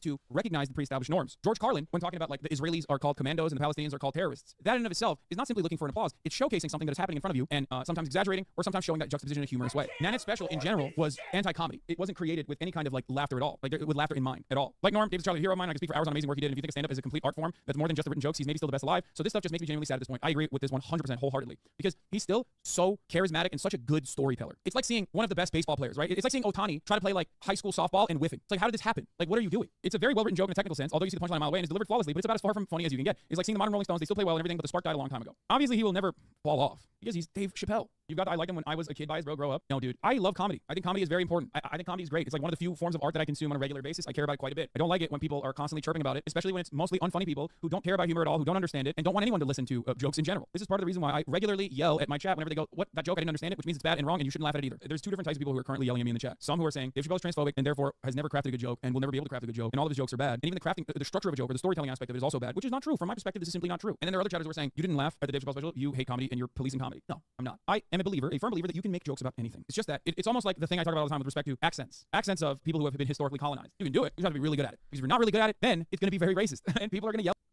Manuel with the 1. Oh my god. You're broke! You're fucking poor! That's what Hassan wants you to be. You. That's it. And the same thing goes for trans people. Like, there's hilarity and humor in the concept of being trans, growing up trans, like the way society... Alright, this is done. I'm bored. I don't fucking care. I don't really want to listen to Hassan talk about what it means to grow up trans. What is up, you sexy YouTube mother lovers? Now, if you're a gun guy like me, or you've maybe just played Call of Duty, you're familiar with this bad boy. This is the Barrett M82A1. Or just the Barrett, because, you know, it's the Barrett. A lot of people consider this a dream gun, but still, you know, thousands of these have been produced, so while it's still, you know, expensive and really cool, you know, it's not exactly uncommon. What we're going to be talking about today is its much lesser known and more exotic sibling, with the Barrett Prototype M82. You're broke! Let's go. You're fucking poor!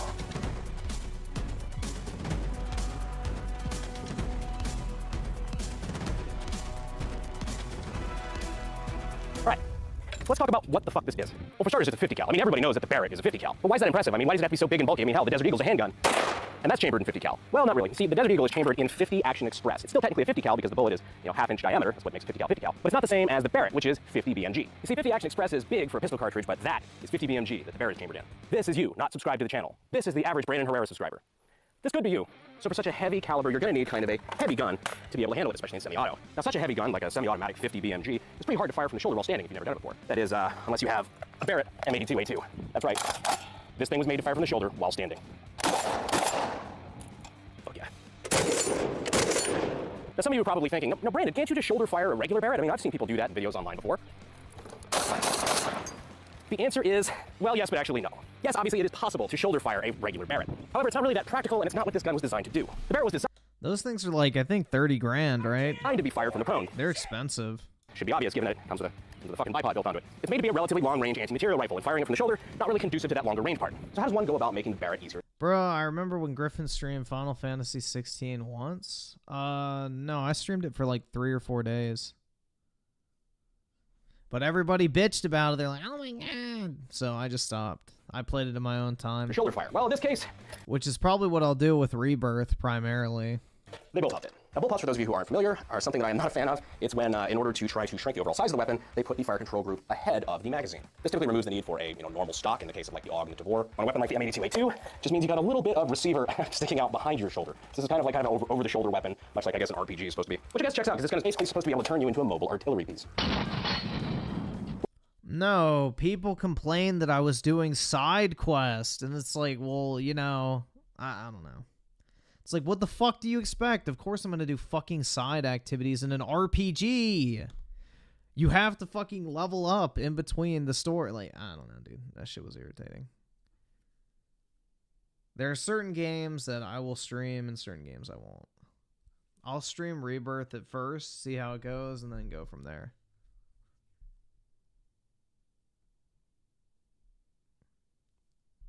But, yeah. It was just easier for me to play it in my own free time anyway.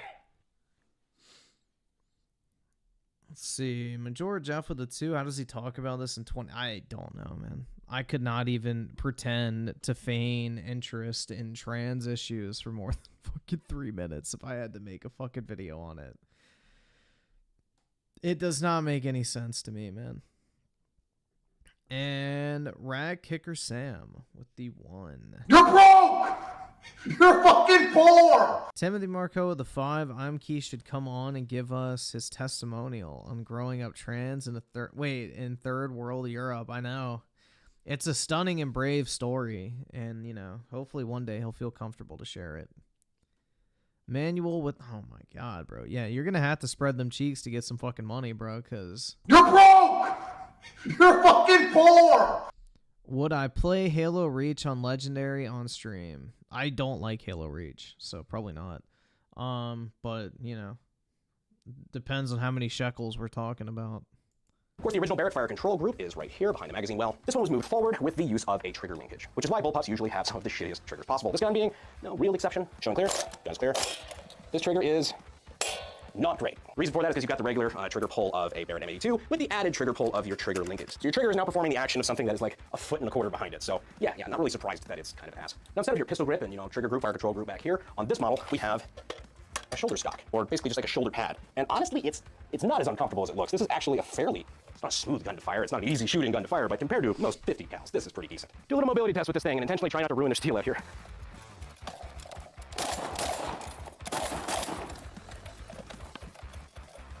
It's actually shockingly easy to carry around this M82A2 like this. Compared to a Barrett, you really couldn't be running around like this super easy. Pretty mobile. I think it's because of the way I have it up on my shoulder like so. All of the weight is just going straight down into my spine, where it should be. It just looks retarded. I'm beginning to see why I think the military like this. Not too bad. My cardio sucks. So I've mentioned before that this is kind of a rare piece. I may have been underselling that a little bit. From what I've been able to gather, and I really have no way of confirming this, so if Barrett would like to correct me on this, I'd be happy to issue a correction. I believe only 10 of these prototypes were ever made, which is kind of cool if that's the case because, based on the serial number, I believe this is number 10. So supposedly 10 of these ever made. I don't know how many Barrett still has, and I don't know if the military kept any. I do know one of these is still in a Hollywood prop house because, surprise, surprise, this is the supposed 20mm rifle from Jurassic Park 3. Bigger. Why do they always have to go bigger? No, the good Jurassic Park 3. Alec. It was okay. To my knowledge, this is the only one that was ever sold commercially, at least that I've been able to find. And that was thanks to Rock Island Auction. So big shout out to those guys. They've got some really, really cool shit at some of their premier auctions. It's become the new enhanced version of my gun broker addiction, that's for sure. So on their website, they got some more cool photos of this thing, as well as a write-up on the history of the M82A2, as well as what I ended up paying for it before auction fees in Texas. So why was the M82A2 ever made in the first place? Yeah, I was about to say, most Barretts are like 30 grand. Well, the answer is the military actually asked for it. So the military had already adopted the original Barrett M82 for a while, and they wanted, and I shit you not, a version that could be shouldered and fire at enemy helicopters, either standing or crouching.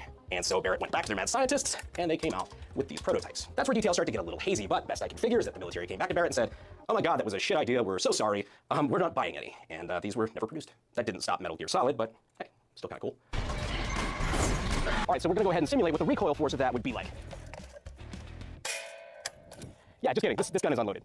What the fuck, guys? Did you actually think I was just gonna fire a 50 BMG straight up in the air into God knows where downtown San Antonio? Jesus, I thought better of you guys, truthfully. So now that we talked a little bit about the M82A2, let me show you its features. First off, the magazine release, as you can probably tell, is in kind of a weird spot. It's this thing. Again, prototype, I get it. Push this in, releases that, and you have a very crudely dremeled square hole right there in the side of what is otherwise a standard M82 mag. So 10 rounds, semi-automatic, 50 BMG. Now we're gonna do a quick tear down, show you the guts of this thing, what makes it tick. While I do that, I will encourage you that if you are interested in gunsmithing, gun design, stuff like that, you think this shit is cool, kind of want to get started in the industry, you check out our sponsor for the day, which is SDI, Sonoran Desert Institute. They're a great resource if you want to get a jump start into your career in gunsmithing.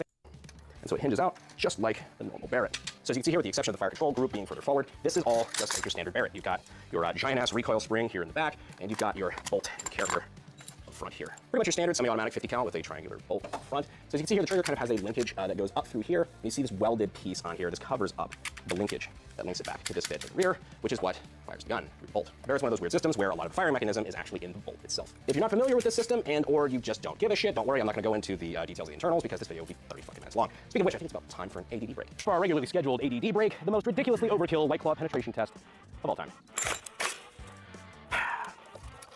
Nobody said the gun was easy to wrap from the shoulder. Taking out the White Claw Air Force in 3, Griffin 2, is 1. What do you want me to say, dude? I don't really care about guns this much. Like, I don't really have many comments to add to that. Like, watching somebody take apart a gun is like watching someone work on a car to me. It's like, you know, all right, cool, I'll be back when it's finished. Like, I don't know, man. It's not for me. I don't enjoy watching people take shit apart and put it back together. It's not interesting at all. I'm not a tech or mechanical or whatever kind of person. I'll just drop something off to get fixed, or I'll throw it away and buy another one. Let's see. George F with a 5, not complaining, but why do you fast forward the videos? Because this would be like pain. Here, I'll just show you. Listen to how slow it sounds now. Straight through.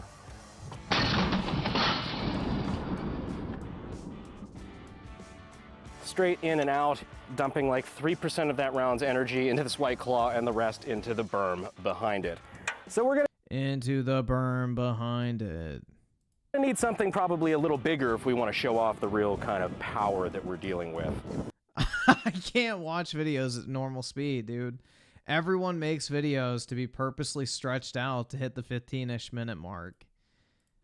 And this is like saving my sanity. When it comes to a 50 cal Barrett. Now, I've shot enough dumb shit at close range in my day to know I'm not going to be overly fond of what comes of this. The more I look at it, 90% of YouTube videos could be way shorter. Shower in my future. Including like my own. That's fucking gross. I swear, the shit I do for you guys. 3, 2, 1. I'm dry. Are you dry?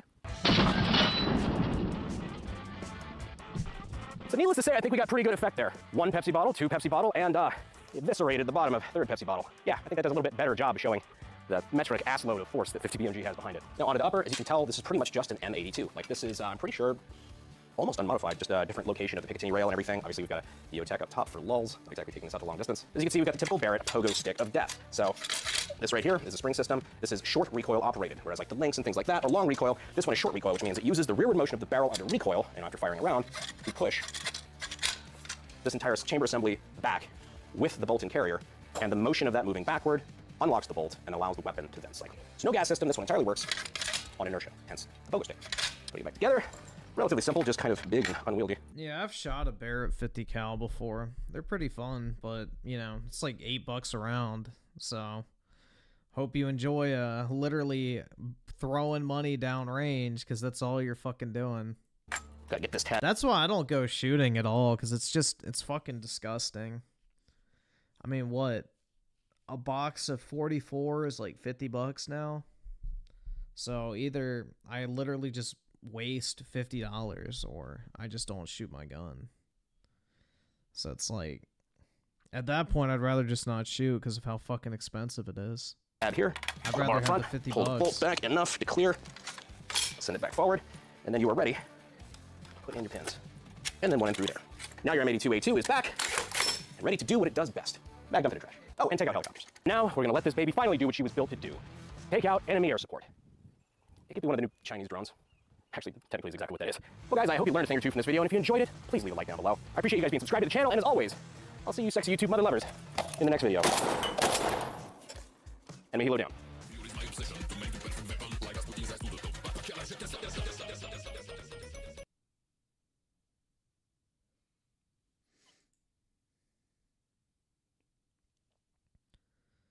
Let's see. Griffin just admitted he's poor. That's right. That's why I need everyone to, you know. Open your wallet and give me all of your monies. I need the shekels now. Your shekels are mandatory. Emmanuel with, oh my god, bro. Yeah, you're gonna have to get your buns buttered. Jesus. You're broke! You're fucking poor! Who's doing a congressional campaign grift?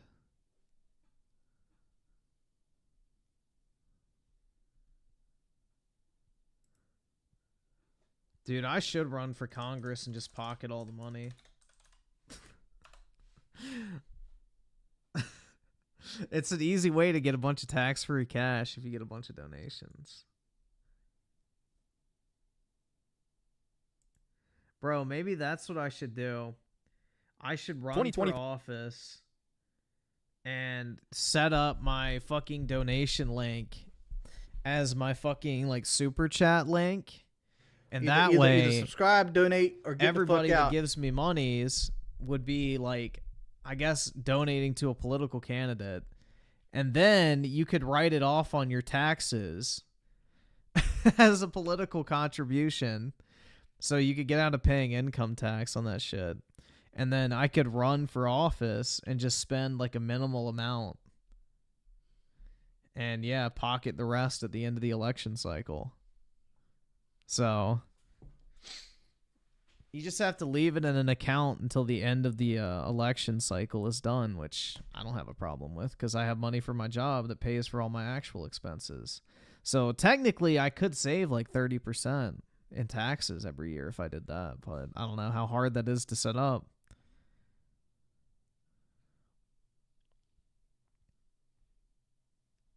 Let's see. Bill Herb with the 25 months. Playing the OG Fallout 1. It's so... Yeah, isn't that like an isometric game or some shit like that?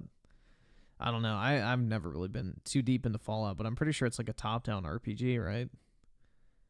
And Rat Kicker Sam with the 1. You're broke!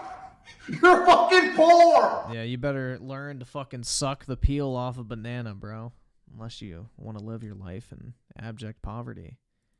E3 is finally over, and so it's... Let me fix the fucking speed. There we go. It's time for my favorite video of the year, ranking the best and worst games that released. Now, as much as I am a cynic when it comes to the gaming industry, I have to admit this year has been better than the last 5. Certainly that's not really saying much. Not one of the greatest years in gaming history, as I've seen quite a few people... Saying that this is one of the best years in the past 5 years is not really a glowing phrase of endearment, I guess. Claim, but I'd be lying to you if I didn't say I had fun with about 10 games I played this year, which is certainly nothing to scoff at. I think this is the first year in a long time that I legitimately played more good games than bad, but I played more than enough mediocre slop, a depressing amount. But thankfully today we're not here to talk about mediocrity, only the absolute best and worst for this list. And I don't think I should have to say this, but obviously this is a completely subjective list. There is no metric for what makes the best or worst game. They're just the games dude, Metacritic. I liked or hated the most. If you've seen any of my other best and worst lists, you know I like to slip at least one game on the worst list that is not objectively bad. So don't worry, I'm already ready for the angry comments. So to go over the rules really quick, it's pretty much the same as last year. First of all, no graphical remakes, but reimaginings are allowed. That means the Resident Evil 4 remake is absolutely valid for this list. More than enough elements of the game were changed for it to qualify as a reimagining. Second rule is no early access games. I almost made an exception for Lethal Company, but at the end of the day, it's a flavor of the month co-op game, so who knows if it'll actually end up being good when it fully releases. And my final rule, which should go for any list really, I have to have actually played the game. So there were 2 or 3 major terrible games I never got around to playing, which was on purpose to preserve my own sanity. So because I know my audience, as always, we will begin with the 5 worst games Avatar of 2023. Gross. To be more precise, we siphon it to use as we will. No, this is that Immortals stays of the here, Evium, right? But it's not meant to. Once this comes to Goi Pass, I'm gonna try it out because it looked kind of interesting, but I don't want to pay for it. And no one's ever discovered how to actually put it back. All that magic over all that time. And so the wound grows. Guys, it's like climate change, dude. We got to use fossil fuels to... That's right, and we're killing the planet. Power all of society, and it's killing the planet. This secret. We need Spider-Man to save the day. Sucks. It's a good thing you retired. What? And we're starting off with a game that I guarantee the vast majority of you forgot even came out, Immortals of Avium. Dude, that Suits show is fucking horrid. EA's new IP, an actual single-player game from the people who claimed single-player games were dead. And it sucked absolute ass. You're probably going to hear me say this a few times during this video, but I can't describe this game as anything other than Goi slop. This is generic, safe garbage for the masses. Despite being an FPS about magic, the magic... Wasn't Griffin excited for this game? I thought the initial gameplay reveal looked interesting, but when they showed more, I decided not to get it. Is quite literally just guns. Red magic is a shotgun, green magic is a submachine gun, and blue magic is a rifle. And that's pretty much all you get. There's slight variations on those concepts, but it's basically just the same 3 guns you're using. The only thing you do to spice up the gameplay is they give you some special abilities like shooting a bunch of missiles, but it's nothing even slightly creative. This is magic in name only. They're guns, dude. Well, I thought Griffin was the only one who says, nah, it's an old internet term. It's like basically McDonald's. It's, you know, cheap, normie garbage that has like no actual like it's mainly used for like fucking food. It's like food that is like of no nutritional value or substance or, you know, real ingredients. It's just a bunch of like slop that the masses consume because it tastes good, dude. Like fucking chicken nuggies or, you know, McDonald's. That type of shit. But, yeah. That's basically what Goi slop is. It's just like literal fucking slop that's fed to the masses. And they just eat that shit up because they're fucking stupid. what about the story and the characters? Well, yeah, that's dog shit too, without a doubt. All you gotta do is look at these fucking character designs and you can guess exactly what the dialogue is like. And the story is another generic climate change metaphor. Oh, using up magic kills the planet like fossil fuels. The only slight twist on it is humans. Then why the fuck do the main characters spam magic the entire fucking game? Are they killing the planet too? Inadvertently killed off the race that heals magic in the world, and they're these purple alien dudes who act black. God damn. You've been to the Shrouded Realm again. And of course, the villain is a straight white male. Your team is a diversity squad. One of your buddies being the ugliest and second most absurd Abby lookalike I've ever seen in a modern I don't know, dude. That's a straight up dime if I've ever seen one. Game, with the only one worse than this being Marisa from Street Fighter 6. And Street Fighter isn't exactly supposed to be realistic. It's bad enough that every Western video game is filled with ugly women. Do they have to be stronger than the men too? And look, God, I'll admit there were a few games I played worse than this year, but I feel like it deserves this spot for being just generic woke slop, supposedly written by Michael Kirkbride of Elder Scrolls fame. Yeah, the guy who wrote the batshit crazy parts of the Elder Scrolls lore wrote this. And of course, probably the most important reason I included this, because I streamed it for 12 hours and 40 minutes straight, from beginning to end. Truly one of my most legendarily painful streams. Fuck this game and fuck EA. Come on. Come on. Don't do that. Please. Yeah, Abbyzilla I can't handle fans cringe. are, you know, straight up eating. Oh my tonight. god, no. I can't wait to tell my brother that he shares the name with an Indian who got a hole blasted through his chest that we're supposed to care about for some reason. Think they're here for the sea lion exhibit? I would have put this higher. I wanna see the sea lion. Do you know the sea lion? Are you fucking joking? Oh yeah, I'm gonna ruffle some feathers with this one. You knew there had to be a Sony game on the list every time one comes out. And what better choice than Spider-Man 2? Now, of course, I have to give the disclaimer. No, this is not actually the 4th worst game I played this year. But if you've been watching these best of worst games lists, you know that. Yeah, like, dude, for me, it's definitely up there. For like one of the worst games I've played this year, and I played a lot of slop. I absolutely fucking hated this game. game pissing me off and being disgustingly repulsive is just as important as how fun the game itself is. And it's not like Spider-Man 2 improved on the first one, gameplay-wise, like at all. No, it plays almost exactly the same. But really, my issue with this is not the copy-paste gameplay. Sony I think the gameplay garbage. is decently fun, but you already know, especially when it comes to these fucking Sony movie games, that sometimes the gameplay isn't the most important thing, especially when you're not playing the game the majority of the fucking time. This game's story was awful. It was a clusterfuck. I feel like the devs had no idea what they actually wanted to do with it. Between having 2 protagonists, Miles Morales clearly being the replacement for Spider-Man, hell, Insomniac even admitted that he's the main Spider-Man like a week after my review came out. And in Sony movie game fashion, there's plenty of walking simulator segments, and then there's Jefferson the Mary Jane Davis was levels, a which are all hero. god-awful. And Mary Jane herself, look at her. She's one of the ugliest females I've seen in any video game. It's insane.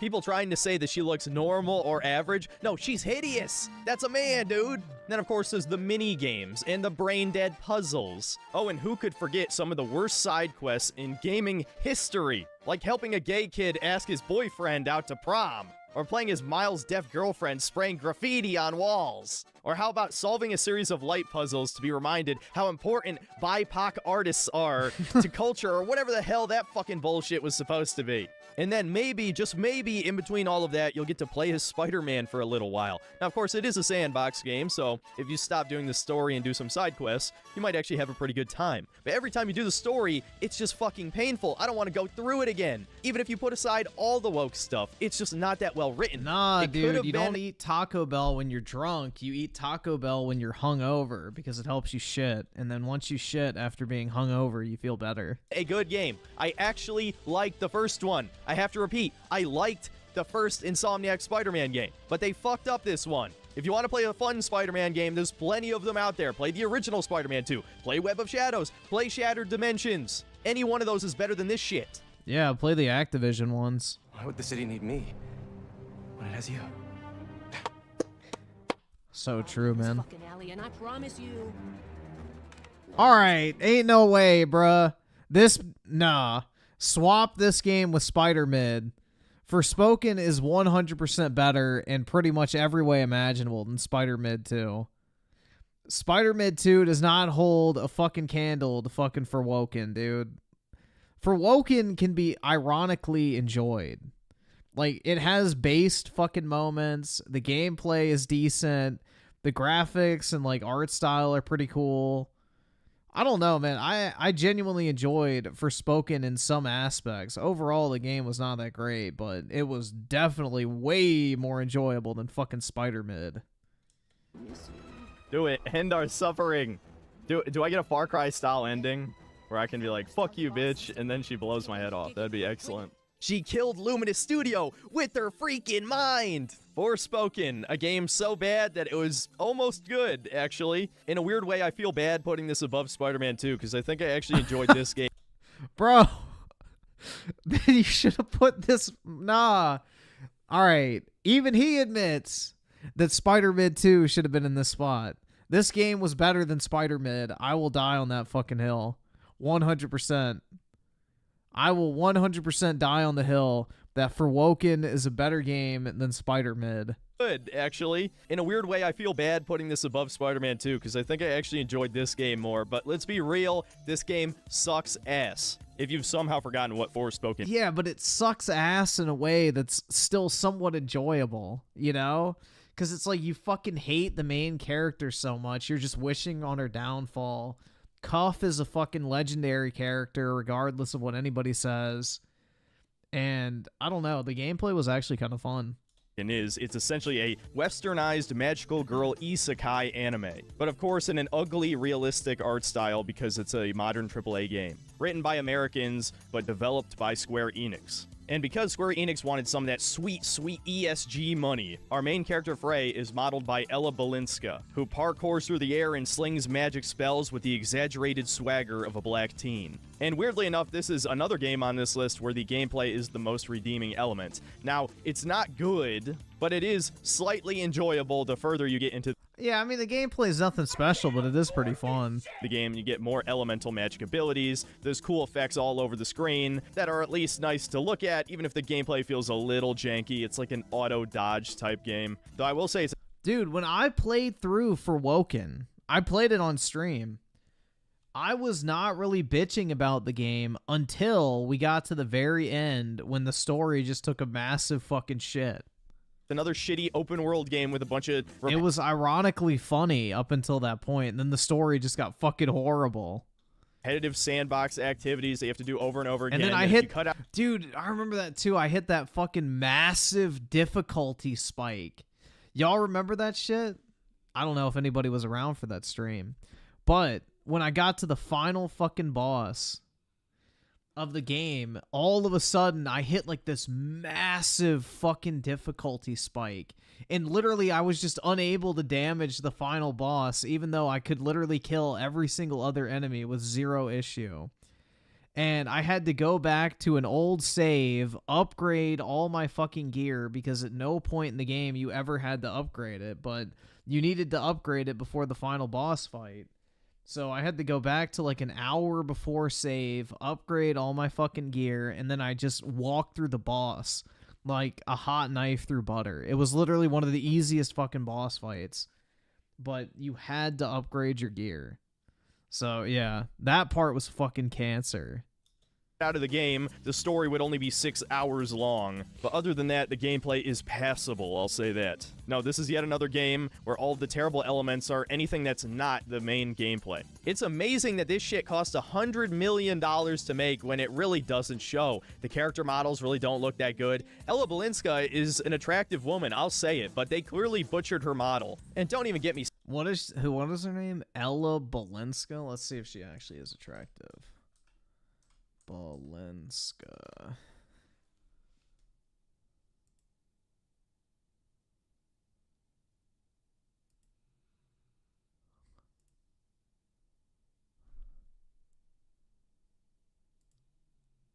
Oh, dude, they definitely butchered her fucking thing. Hold on, guys.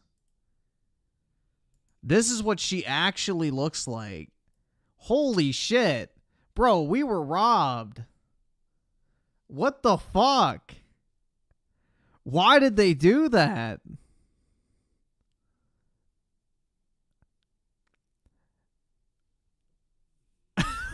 Bro. First Mary Jane and now this. What the fuck, man? Countless examples of like the actual actresses being majorly fucking downgraded in terms of looks. Oh my god, bro. What the fuck?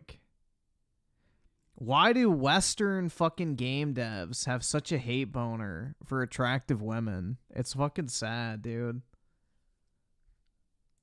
Started on the story. I think everyone has talked shit about this story. It is one of the most unintentionally racist video games I think I've ever played. Is. Your black It's female great. protagonist has committed larceny and been arrested several times. Yeah, she's a 3-time convicted felon. Lives in a rundown apartment that looks like dog shit, except she has a shelf for all of her sneakers. She owes a gang a bunch of money. She's named after a fucking bridge. Her black father is nowhere to be seen at any point in the game, and her mother is white, by the way. And she's so fucking stupid that instead of grabbing all the money she stole, she grabs her cat first, who's in a different room when her apartment is burning down. And honestly, it just goes on and on. The dialogue is infamously bad. I mean, you can play any number of clips from this game, and between all of this... But see, it's one of those cases where the dialogue's so bad, it makes it entertaining.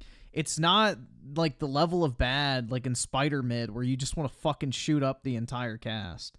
in Minecraft, of course. There's strange tonal whiplash moments, like the little girl who gets killed near the beginning of the game. I didn't see that shit coming. I don't know, this game is just the king of cringe. The biggest redeeming quality out of it is Cuff. I would have never guessed this, but he turns out to be the villain of the game, right? Cuff Which did nothing basically wrong. everything he said Cuff was the true hero of the game. is objectively correct.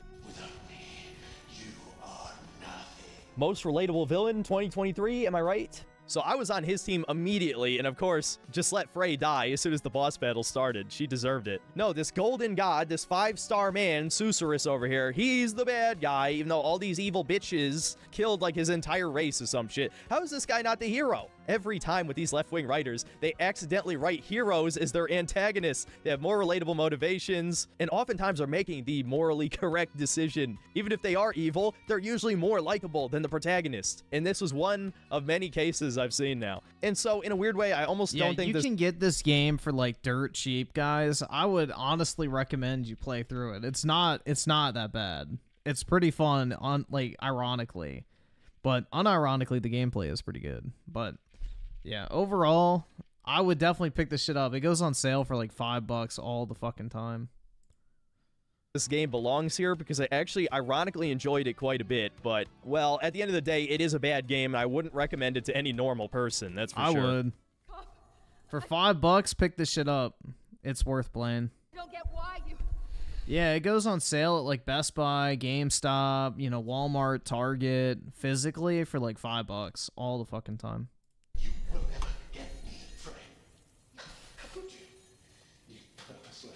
He is the hero. He's the hero. He's my hero.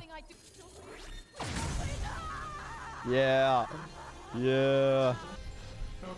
The queens. McQueen!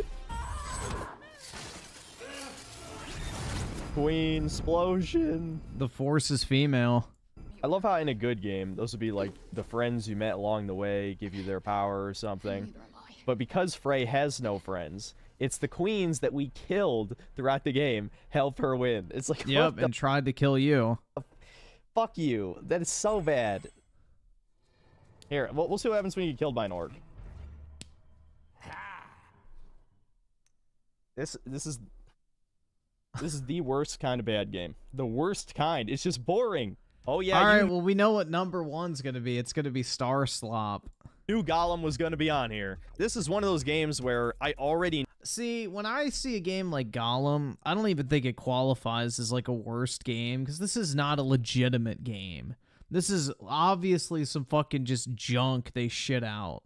Like, this is like going to Steam, playing a $3 fucking asset flip and saying, oh my god, this is the worst game I played this year. I wouldn't even count this game in the running, personally, because this is not a genuine game. It's a fucking just turd on a disc.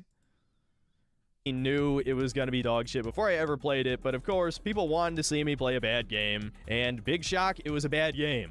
I really wish I had more to say about it, but let's be honest here, all you have to do is look at 5 minutes of gameplay to know why this thing is bad. It's buggy, it runs like shit, it looks like a PS2 game. It's a game nobody asked for. I mean, really, if you want to ask 100 Lord of the Rings fans what video game adaptation they'd like to see, do you think a single fucking person would say, I want a video game about Gollum's backstory? Really? And of course, worst of all, the gameplay just sucks. It's a hybrid platformer stealth game, except almost all of the platforming is like the shitty climbing fake loading screens that you see in every Sony game. So the only thing that requires any skill is the stealth, and fortunately or unfortunately, depending on how you look at it, you can just straight up run past a lot of the orcs. So there's basically nothing appealing about this game whatsoever. In a weird way, I could honestly excuse half of these problems if it wasn't so boring. But yeah, it's another one of those games that's just boring as hell, but instead of watching hours of cutscenes, everything about the game is boring except for the bugs. And so I was purposely trying to find funny shit to keep going,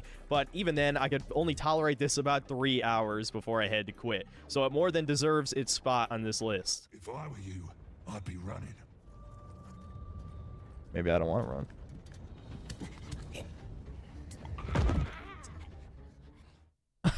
The fact they can't even bother to have like a lava animation of some kind.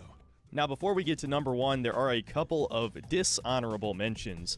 First off, we got Thank God. Avatar Frontiers of Pandora, aka Far Cry 7. Man, I really wanted to make a review of this game because my Far Cry 6 review is still the most viewed video on my channel, not including a YouTube short that blew up out of nowhere. But I just couldn't bring myself to do it. It was so unbelievably boring. I know that shouldn't be too shocking. Yeah, I mean, it's dude, an it's Avatar so game where you're fucking forced bad. to play as the giant blue cats killing the humans. So I'm just vehemently against that conceptually. Even the old Avatar game that was also made by Ubisoft, back when the first movie came out, let you side with the humans and kill the blue cats. Yes, it was a bad ending, but at least you had player choice. In this game, there's like no fucking enemies anywhere. So despite using the pretty Yup. solid Far Cry gameplay loop, you're not even playing the fucking game 90% of the time. You're just wandering running around in a a straight giant, line. admittedly beautiful landscape, but there's like nothing in it. And it plays like every other fucking Far Cry or Ubisoft sandbox, whatever. You've already played this game before. The only reason you could possibly want to touch this is to play the video game version of the movie. Just fucking watch the movies again if you like the movies. Don't touch this shit.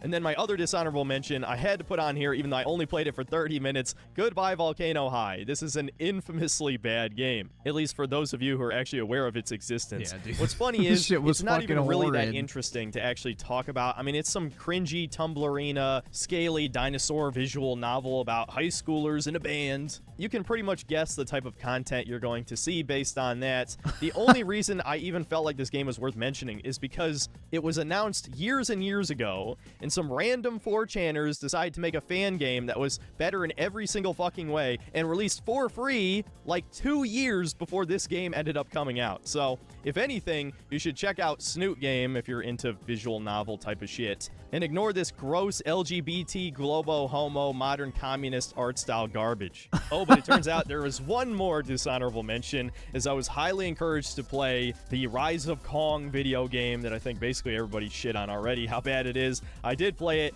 Yes, it's as bad as everything you've heard. I mean, just look at the game. This is actually worse than Gollum. The only reason it didn't make the list is because, well, I think it's just too obviously shovelware. I didn't want to have 2 shovelware entries in the top 5, and I'd rather pick Gollum because at least Gollum has a bit of character to it. This is a game that literally shouldn't exist. It's just a beat 'em up where you play as King Kong. Has terrible graphics, terrible level design, terrible combat, a terrible story, even though there's not much of a story at all. Pretty much everything about it is bad, but it's also not really interesting enough to talk about. What you see is what you get. You could watch 5 minutes of gameplay and know this is a complete piece of crap. So that's all I gotta say about it. And now for the absolute worst game of the year.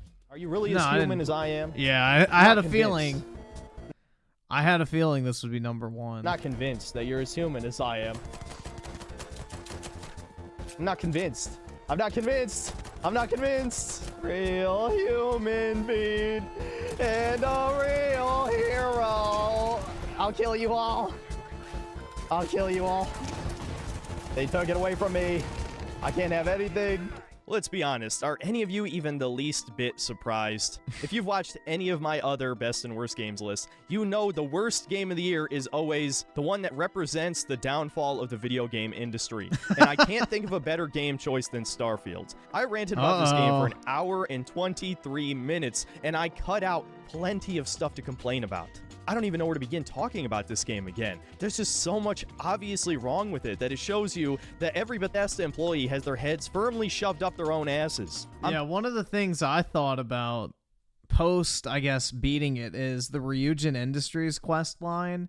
Like, quite literally, it's saying that, you know, this company led by all women can only compete with other companies by stealing, sabotaging, and, you know, committing crimes in order to get a competitive advantage because they're so bad at conducting business on their own, which is, like, so woke that it's almost anti-woke in a way. It's like they tried so hard to make boss bitches and inadvertently made a case for why women shouldn't run companies. I'm tired of hearing the excuse that game developers are not complicit in the shitty art they create. It's straight up propaganda to say that game devs are just gamers like you and me and they never want to release a bad product. They think this product is good. No, they just want to get paid. They don't... Dude, this is the misconception. Dude, most game developers are just there like you show up to your fucking job every single day. This is not a passion project for 90% of these people. The only motherfuckers that this is a passion project for are the people who get a cut of the profits. You know, this is like showing up to fucking Walmart and working your 8-hour shift.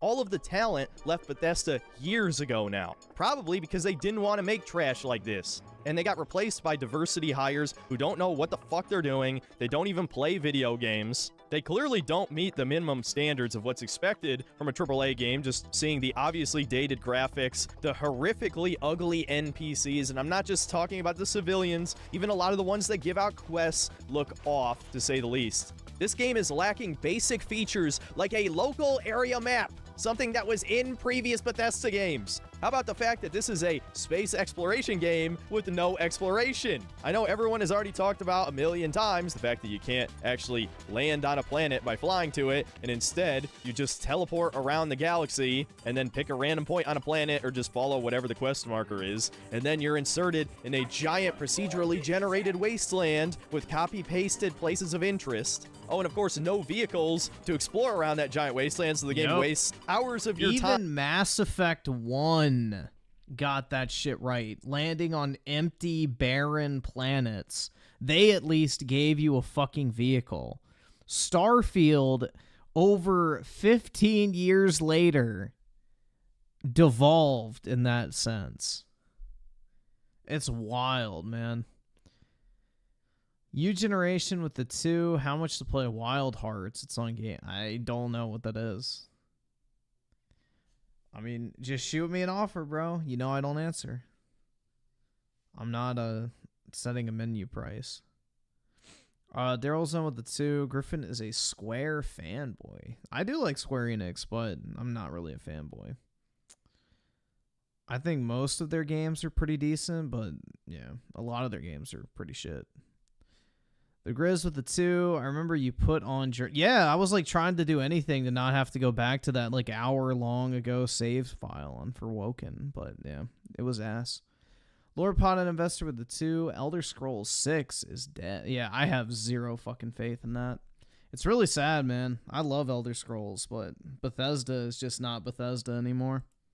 I'm walking around empty space. And honestly, I wouldn't even be completely against the idea of randomly generating these giant spaces as long as there was a lot to actually see. I feel like they only modeled like 3 or 4 dungeons and then copy-pasted those across 1,000 planets. It doesn't make any sense. How can you think it's a good idea to have 1,000 different planets and potentially tens of thousands of randomly generated locations on those planets, but only have a template for about a dozen locations at max? And then, to make matters even worse, you're not even incentivized on any level to actually explore randomly generated planets. So again, the very concept of the game is flawed because it is pointless to explore. And that brings me to a whole other subject matter, the universe of Starfield itself. This might be the most bland sci-fi universe I've ever seen.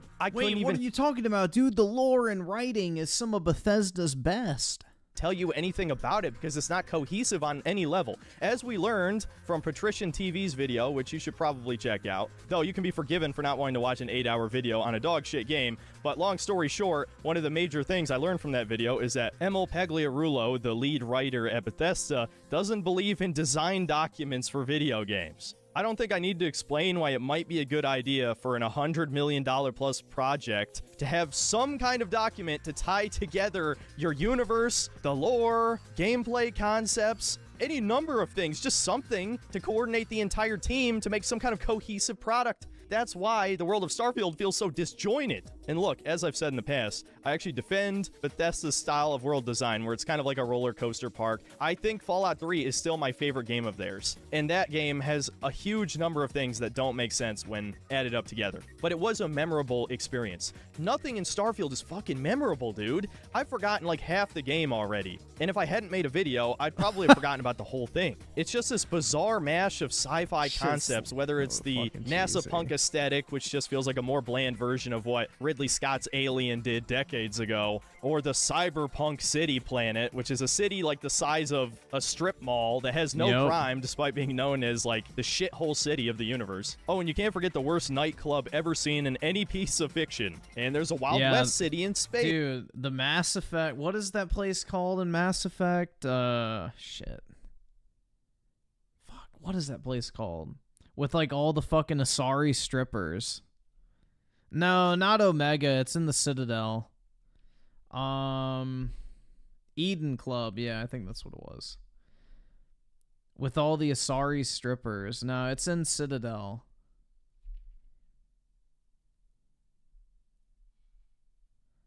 Let me look this up. Cora's Den, maybe. Let's see. Citadel Club. Mass Effect 2, I think it was. Dark Star Lounge, maybe?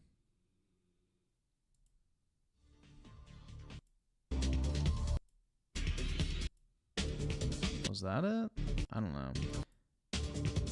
No. Shit. It's a, yeah, I know it's a Mass Effect 1. I'm thinking of one, I think in 3. Purgatory Bar, maybe? Yes, Purgatory. I think.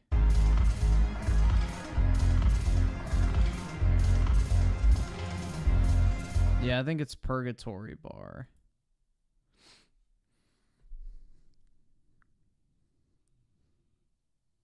But yeah, they should have just done the fucking they should have just done the fucking strippers from Mass Effect.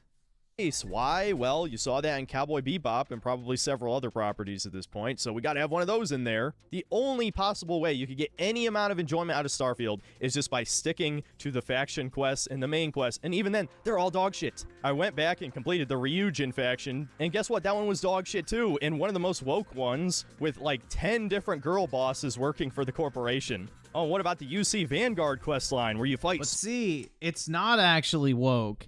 Because these girl bosses are completely incompetent to the point where they need to hire a man to come in and steal the property from other fucking companies and sabotage the other fucking companies because they're so inept at actually conducting business that they basically need an unfair advantage because they can't girl boss hard enough. Like, this is unironically the least woke quest line in fucking Starfield, inadvertently, because it basically is saying that women don't know how to run a company and rely on underhanded methods in order to get ahead in the business world. Girl bosses working for the corporation. Oh, what about the UC Vanguard questline where you fight space death claws and learn that the little worms that follow humans to every planet turns out to be the Deathclaw creatures that somehow end up on every planet. Whoa, what? And you don't encounter them on any planet other than what, 2? A fucking crazy twist, dude. Oh, and we can't forget about the whole Starborn thing. Despite this being NASA punk or hard sci-fi, as some people have claimed, you have space magic powers, which are literally just shouts from Skyrim. Yeah, so much for realism. You couldn't have anthropomorphic intelligent alien races, which I think are key to having any cool space. Yeah, that would have required too much effort on the part of Bethesda. They couldn't just reuse the same fucking dog shit, you know, character models over and over again. Sci-fi game, in my opinion. I know not all people share that opinion, but really, I don't give a fuck about your space sci-fi universe unless it's got intelligent aliens. And why wouldn't you want other intelligent races? Aren't Bethesda games famous for them at this point? Whether it's Elder Scrolls with the elves and the Khajiit and the Argonians, Fallout has ghouls and super mutants and even intelligent robots, but Starfield has nothing. And although I've seen like 3 or 4 other reviews of Starfield, I was one of the only people to mention that you can't kill anybody. Am I really the only guy who plays Bethesda games just testing out who's an essential NPC and who isn't? And yes, with each new release, Bethesda made more and more characters essential. I mean, probably for like the past 15 years, you haven't even been able to kill anyone related to the main quest. But to me, it just tells me how arrogant Bethesda employees are that they thought... Dude, I remember in one of my Skyrim playthroughs, I accidentally killed the fucking guy who runs the trading shop in Whiterun, and oh my god, that pissed me off so much. Because that was like the place I used to buy and sell everything in Skyrim. And I think it was during like a dragon attack, I accidentally killed him. So, it's kind of a shame. Yeah, Bellathor. That shit pissed me off because I didn't realize it until it was too late, and I had already saved over my file. So, R.I.P. Bellathor.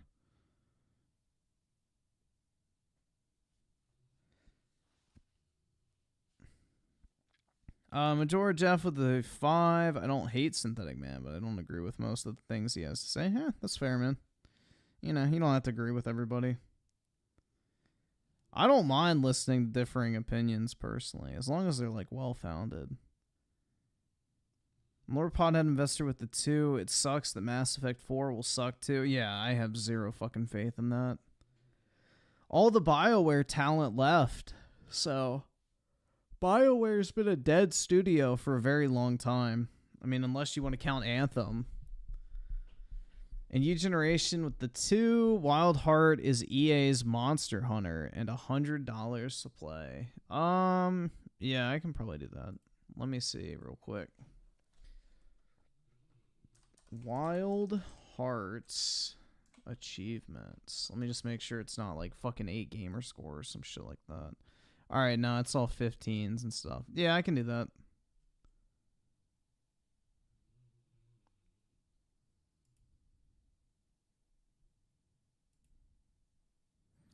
Daryl's in with a 2. I don't agree with you, and I hate you, Griff. Well, you know what? Please do me a gigantic favor and take a long walk off a short dock. Their shitty-ass, poorly written side quests were so important, so cool, that the player should not be able to fail a single one, even though the entire point of the game is another nihilistic multiverse where nothing actually matters. Exactly. Like, this game is literally prime for you to make mistakes and have to redo it. Like, how cool would Starfield have been if the New Game Plus mechanic allowed you to go back and correct the mistakes you made in your first playthrough that you didn't know about the first time around? Like, you could fail quests all the time. You could make decisions that would kill NPCs. Your actions would have consequences. And then you go through the fucking center of the universe again, and you get a second chance to redo it. But no! You do the exact same fucking thing every single time with zero fucking variety whatsoever. So why don't you at least play to one of the few benefits of that concept and allow you to kill whoever you want, at the very least in the New Game Plus runs? I argue you should be able to kill fucking anybody because you could basically kill every character and still be able to complete the main quest in this. All you're doing is finding fucking artifacts and then going to a planet, fighting the other starborn dickheads, and then you go to the next universe. Why is anyone even essential in this game? Again, because this is not a product made for the players. It's made for the devs and for BlackRock and for anybody but you, because they hate you. If we, the common man, are viewed as cattle by the elites, this is the type of entertainment that they want to feed us for the rest of time. And I'll admit, I did gain a tiny bit of faith in humanity when I noticed that I was far from being in the minority of people who hate this game. And I will say it one last time, this is not objectively the worst game I played this year, but it absolutely deserves to be here by being the epitome of everything I hate about modern AAA games. Now that we're done with the worst games, it's time for the best. This was by far the most difficult year for me to narrow it down to just 5 games, which you would think would be a great thing, except I realized that so many of these games were just good. Not very many of them were great, amazing, excellent, or even just memorable. There were a lot of 7 out of 10s, to put it that way. And so, as usual, you can think of this as a list of recommendations. All 5 games are in different genres, and I managed to also fit in 5 honorable mentions, so this is almost like a top 10 list. So without further ado, here are the best games of 2023.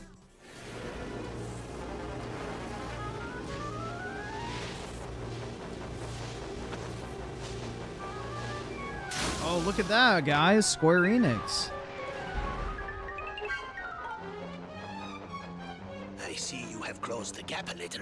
I can take no chances with you, it seems. You must face the full force of my wrath. This is the battle you've been waiting for. Nagiria has never known a greater Dude, I'm gonna grab that rose bitch by her ears demonstrate power that you can only dream of. and use that shit as handlebars. Starting off, we got a niche game that I doubt most of you even know exists. Dragon Quest Monsters: The Dark Prince. If you've been around this channel for a very long time, you'll know I actually used to really love Pokemon, and I enjoy a lot of the Pokemon clones. In the Dragon Quest When did this come out? I remember Dragon Quest Monster Joker on the fucking DS. I played that way back in the day. Dragon Quest Monster Joker, I think is what it was called. Bro, what was the Disney Pokemon clone? What was that shit? Hold on. Disney Pokemon clone DS. What game was that? Spectrobes. Fuck, man. That was another game that was pretty good. Fucking Spectrobes. Did you guys ever play that?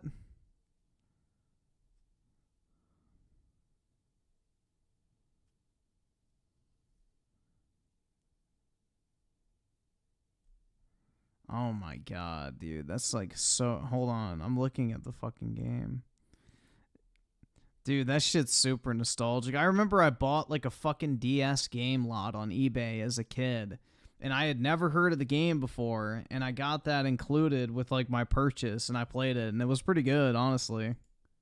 Monsters series is my favorite off-brand Pokemon series. It's much more similar to Shin Megami Tensei or Persona if you played those games, in the sense that the focus is not so much on capturing monsters, but on fusing them. The monsters that you recruit throughout the game with a display of strength individually are not very powerful, but you're supposed to fuse them together to make a stronger monster, and as you continue to do so, you accumulate skill points, invest those into skill trees to get more powerful skills or boost your stats, and as you fuse more and more, your monsters will rank up and have higher base stats across the board, and often higher rank monsters will come with a skill set that has better skills than the lower rank monsters. Yeah, I'll probably pick this and shit so, up when in it a goes on sense, sale. the game is kind of just a grind fest, and that's going to put off a shit ton of people. I understand that. Me, I kind of like riding that treadmill, constantly getting more and more powerful, and eventually fusing the end game super monsters, which are final bosses from other games in the main series. Now, there are multiple huge problems with these games. First of all, the combat system is not very complex. In fact, I'd say Dragon Quest probably has the most basic JRPG combat out of every popular series. Thankfully, there's no random battles. You actually do interact with the monsters on the map, so you can just avoid battle if you want. But most of the basic fights just come down to spamming your nuclear bombs over and over again on the field, because you actually get endgame spells very early on in this game. And then the boss fights, unfortunately, are challenging in the worst way imaginable, in the sense that all of your cool debuff skills like stunning, putting them to sleep, blinding them, most bosses are completely immune to all of those status ailments, and so it comes down to just buffing your attack and debuffing their defense. And the other major problem is that the monster fusion becomes incredibly autistic by the end game. Some could say that this is actually a positive, and I'll admit, in past games in the series, I actually like this quite a bit. But it absolutely requires playing the game with a guide, because it isn't just about fusing two specific monsters to make a stronger monster. No, there's a grandfathering system in this game. You know, instead of just having quad fusion, like the Shin Megami Tensei games have, you actually have to fuse two sets of two monsters together to make unrelated monsters, and then fuse those monsters into the new super powerful monster. And you have no way of knowing this unless you use a guide. And so you may be wondering, why the hell did I put this as my 5th best game when there were plenty of great games that came out this year? Well, I'll be honest, this series is a bit of a guilty pleasure for me. I actually really like games where your numbers go up consistently, and this is one of those games. You are rewarded for the grind. It is more apparent how powerful you become by the end game than arguably any other RPG. And I'm a huge fan of Akira Toriyama's art style. A lot of people think the monsters in Dragon Quest look really goofy. I actually really like the monster designs. They range between cartoon characters drawn in a Japanese art style and straight-up Dragon Ball. Another thing going for this game that I didn't expect was the story. This is an alternate timeline version of Dragon Quest IV, where you're playing as the villain Pizarro, who, just like Sephiroth, is an obvious homage to Griffin from Berserk. But you actually get to be the good guy of the story. You choose good in the end, and you fight to overthrow your demon lord father and become the master of monsters. And throughout the game, you're traveling through various circles of hell that have all sorts of unique... I don't understand why games don't take a fucking cue from Pokemon. Like, just make monsters that you catch and evolve. Like, I don't understand why they need to make it complicated. It makes no sense. Like, Pokemon has set the fucking gold standard for how to do this shit. unique visual designs. And as someone who actually did play Dragon Quest IV, specifically the remake on DS, I appreciated all the throwbacks and the nods to the original game. Although I called this a list of game recommendations, I would really only recommend this to people who want to play another Pokemon-like game and are willing to put up with a never-ending grind. I mean, you legitimately have to enjoy the grind to enjoy this game. So if that sounds interesting to you, I'd recommend giving it a shot.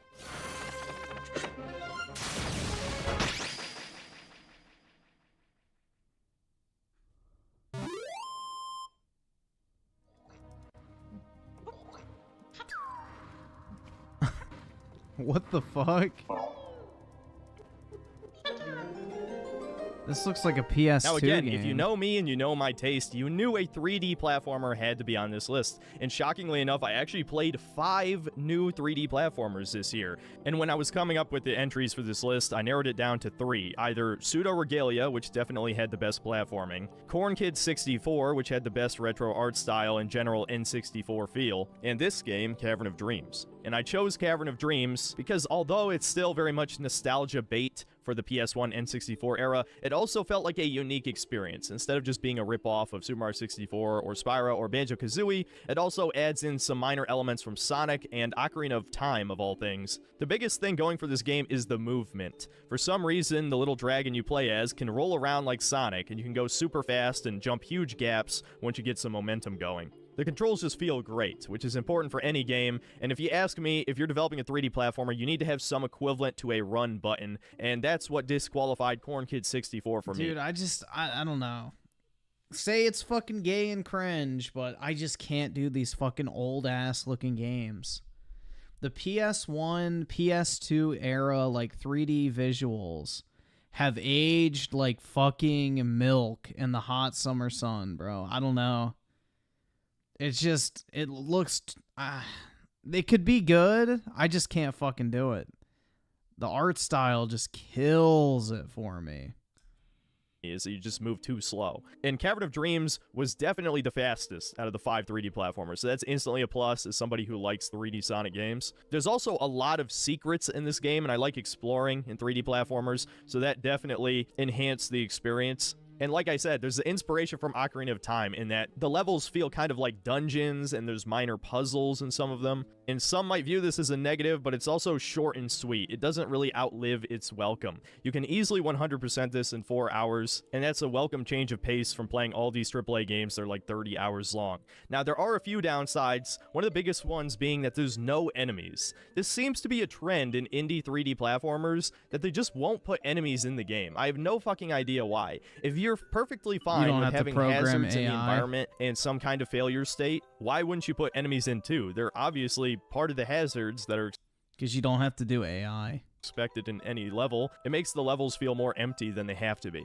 And my final complaint's a little bit more nebulous, but this game just kind of feels incomplete. I know I said it's short but sweet, but it also feels like only half a game in a way. And this has been the case for every indie 3D platformer I've played except Hat in Time, and even that game only felt complete after the first 2 DLCs released. It seems that 3D platformers require too much manpower to create, and the genre itself is too niche, that the vast majority of indie studios would never attempt making one, and the few that do end up feeling a lot like Pseudo Regalia or Cavern of Dreams, where they're just a couple steps above a tech demo. Not one of the 5 games I played met my expectations. I would still highly recommend checking out Cavern of Dreams, Pseudo Regalia, or Kontent 64, but just be aware that if you're a huge fan of 3D platformers like I am, all 3 of them will feel like they're missing something.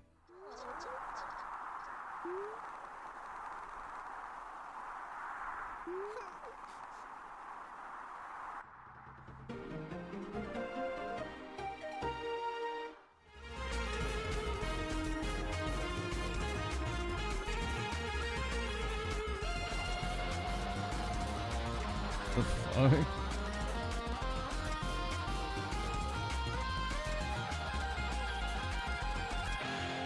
Oh, okay. Now for number 3, we've got a game I know every single one of you has heard of, the indie darling of this year, Pizza Tower. And I gotta say, unlike most really popular indie games, this game absolutely deserves its hype and its success. If somehow you don't know what this game is, it's a 2D platformer inspired by Wario Land 4, except you move faster than Sonic. And this game is just incredibly well designed. for the specific niche that it's trying to hit. Now, keep in mind that last part, because that's the only reason this game is not #1, is because that niche is not for me. You guys already know I don't like speedrunning. Unfortunately, this is a speedrunning game. Now, I can give all the praise in the world to things other people have already mentioned, like the controls feel pretty much fucking perfect, the art style is amazing, the soundtrack is probably one of the best I've ever heard in any game. I'm not exaggerating. This is probably in my top 20 video game soundtracks of all time. There's a reason why I played several tracks throughout this video already. And the level design, again, for the niche it's trying to hit, is really great. But the ultimate problem with this game is that if you don't care to 100% it, meaning P ranking all of the levels, it's really not a very challenging or fulfilling game, I would argue. Which, to explain how to get a P rank, essentially every time you beat up an enemy, it starts a combo, and when you pick up collectibles and knock out other enemies, it keeps the combo going and builds it up, right? So to get the P rank, the ultimate rank for the level, you have to keep the combo going the entire time, and during the escape sequence that you get to at the end of the level and have to loop back to the beginning, you can choose to take a second lap, and this whole time a timer is going during the escape, and so likely on the second lap you're going to run out of time, and Pizza Face is going to try and kill you, and he's the only thing that can make you restart the level. So it's this really super high risk, high reward in the sense that, you know, getting the best rank is always rewarding in any game. And this game has a really high skill ceiling and is all about memorizing levels, which, again, as someone who likes 3D Sonic games, you would think that's sort of in my niche, but honestly, this game is maybe a little too hard. Maybe my reflexes are just too slow. Either way, it is incredibly stressful. And again, as I've heard some other people say, that's when this game's gameplay loop really starts to click, is by getting those P ranks, because on its own, the levels don't have any challenge without the speed run. Like I said, Pizza Face is the only thing that can kill you, with the exception of the very last level, which has a timer going the entire time. And so if you only plan to play this game and don't care about 100%ing it, the only real challenge are the boss fights, and the boss fights are quite good as well. They're obviously inspired by Mega Man. So obviously this game still has quite a few things going for it, even if... I would just play Mega Man at that point. I don't know. George F with a 2, does graphics really matter to you? And yeah, graphics do matter. I have to like the art style they're going for. I don't care if a game is necessarily photorealistic, but it needs to be visually pleasing for me to look at. Like, playing the original Final Fantasy VII would be like torture to me, because that game looks absolutely fucking horrible by today's standards. A lot of PlayStation 1 games look terrible. Like, I loved Spyro as a kid, but I would never want to go back and play the original versions of those games, because by today's standards, it's just those like rough polygon, like graphical styles just did not age well. Also, I hate the generic 16-bit retro nostalgia boner art style. I don't mind when games like Octopath do it, where they do it like hyper stylized with modern like lighting techniques and things like that. I think that's fine, but yeah, no, I do care about graphics in a video game. I don't care if they're photorealistic. I just want them to look like crisp, if that makes sense. I don't like looking at games that are really fucking janky looking or have not aged well. If you don't care... Oh, Daryl's on with the 2. Sony Pony Griffin prefers movie graphic game. Absolutely.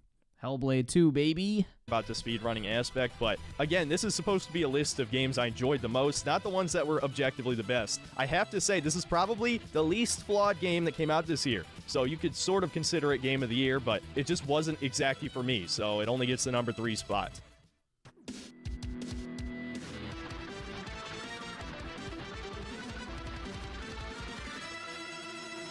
He's gonna give me a gay scene when I haven't talked to him the whole game. That's not true. I talked to him like 4 or 5 times, but still. That's what you get.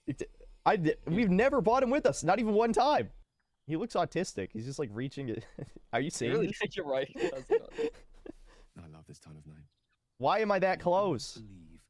Scooch away. All right, I'll try to avoid being gay. The impossible challenge: avoid being gay in Baldur's Gate 3. It really is. I know some of you guys are not going to be happy to see Baldur's Gate 3 on this list, but as I've said several times since its release, this is still a good game. Yes, all of the woke shit, degenerate sexual stuff, whatever, all of that's bad. I've talked about it in detail already in the past. I wouldn't be surprised if there's a video out there that's just a compilation of all the degeneracy in the game.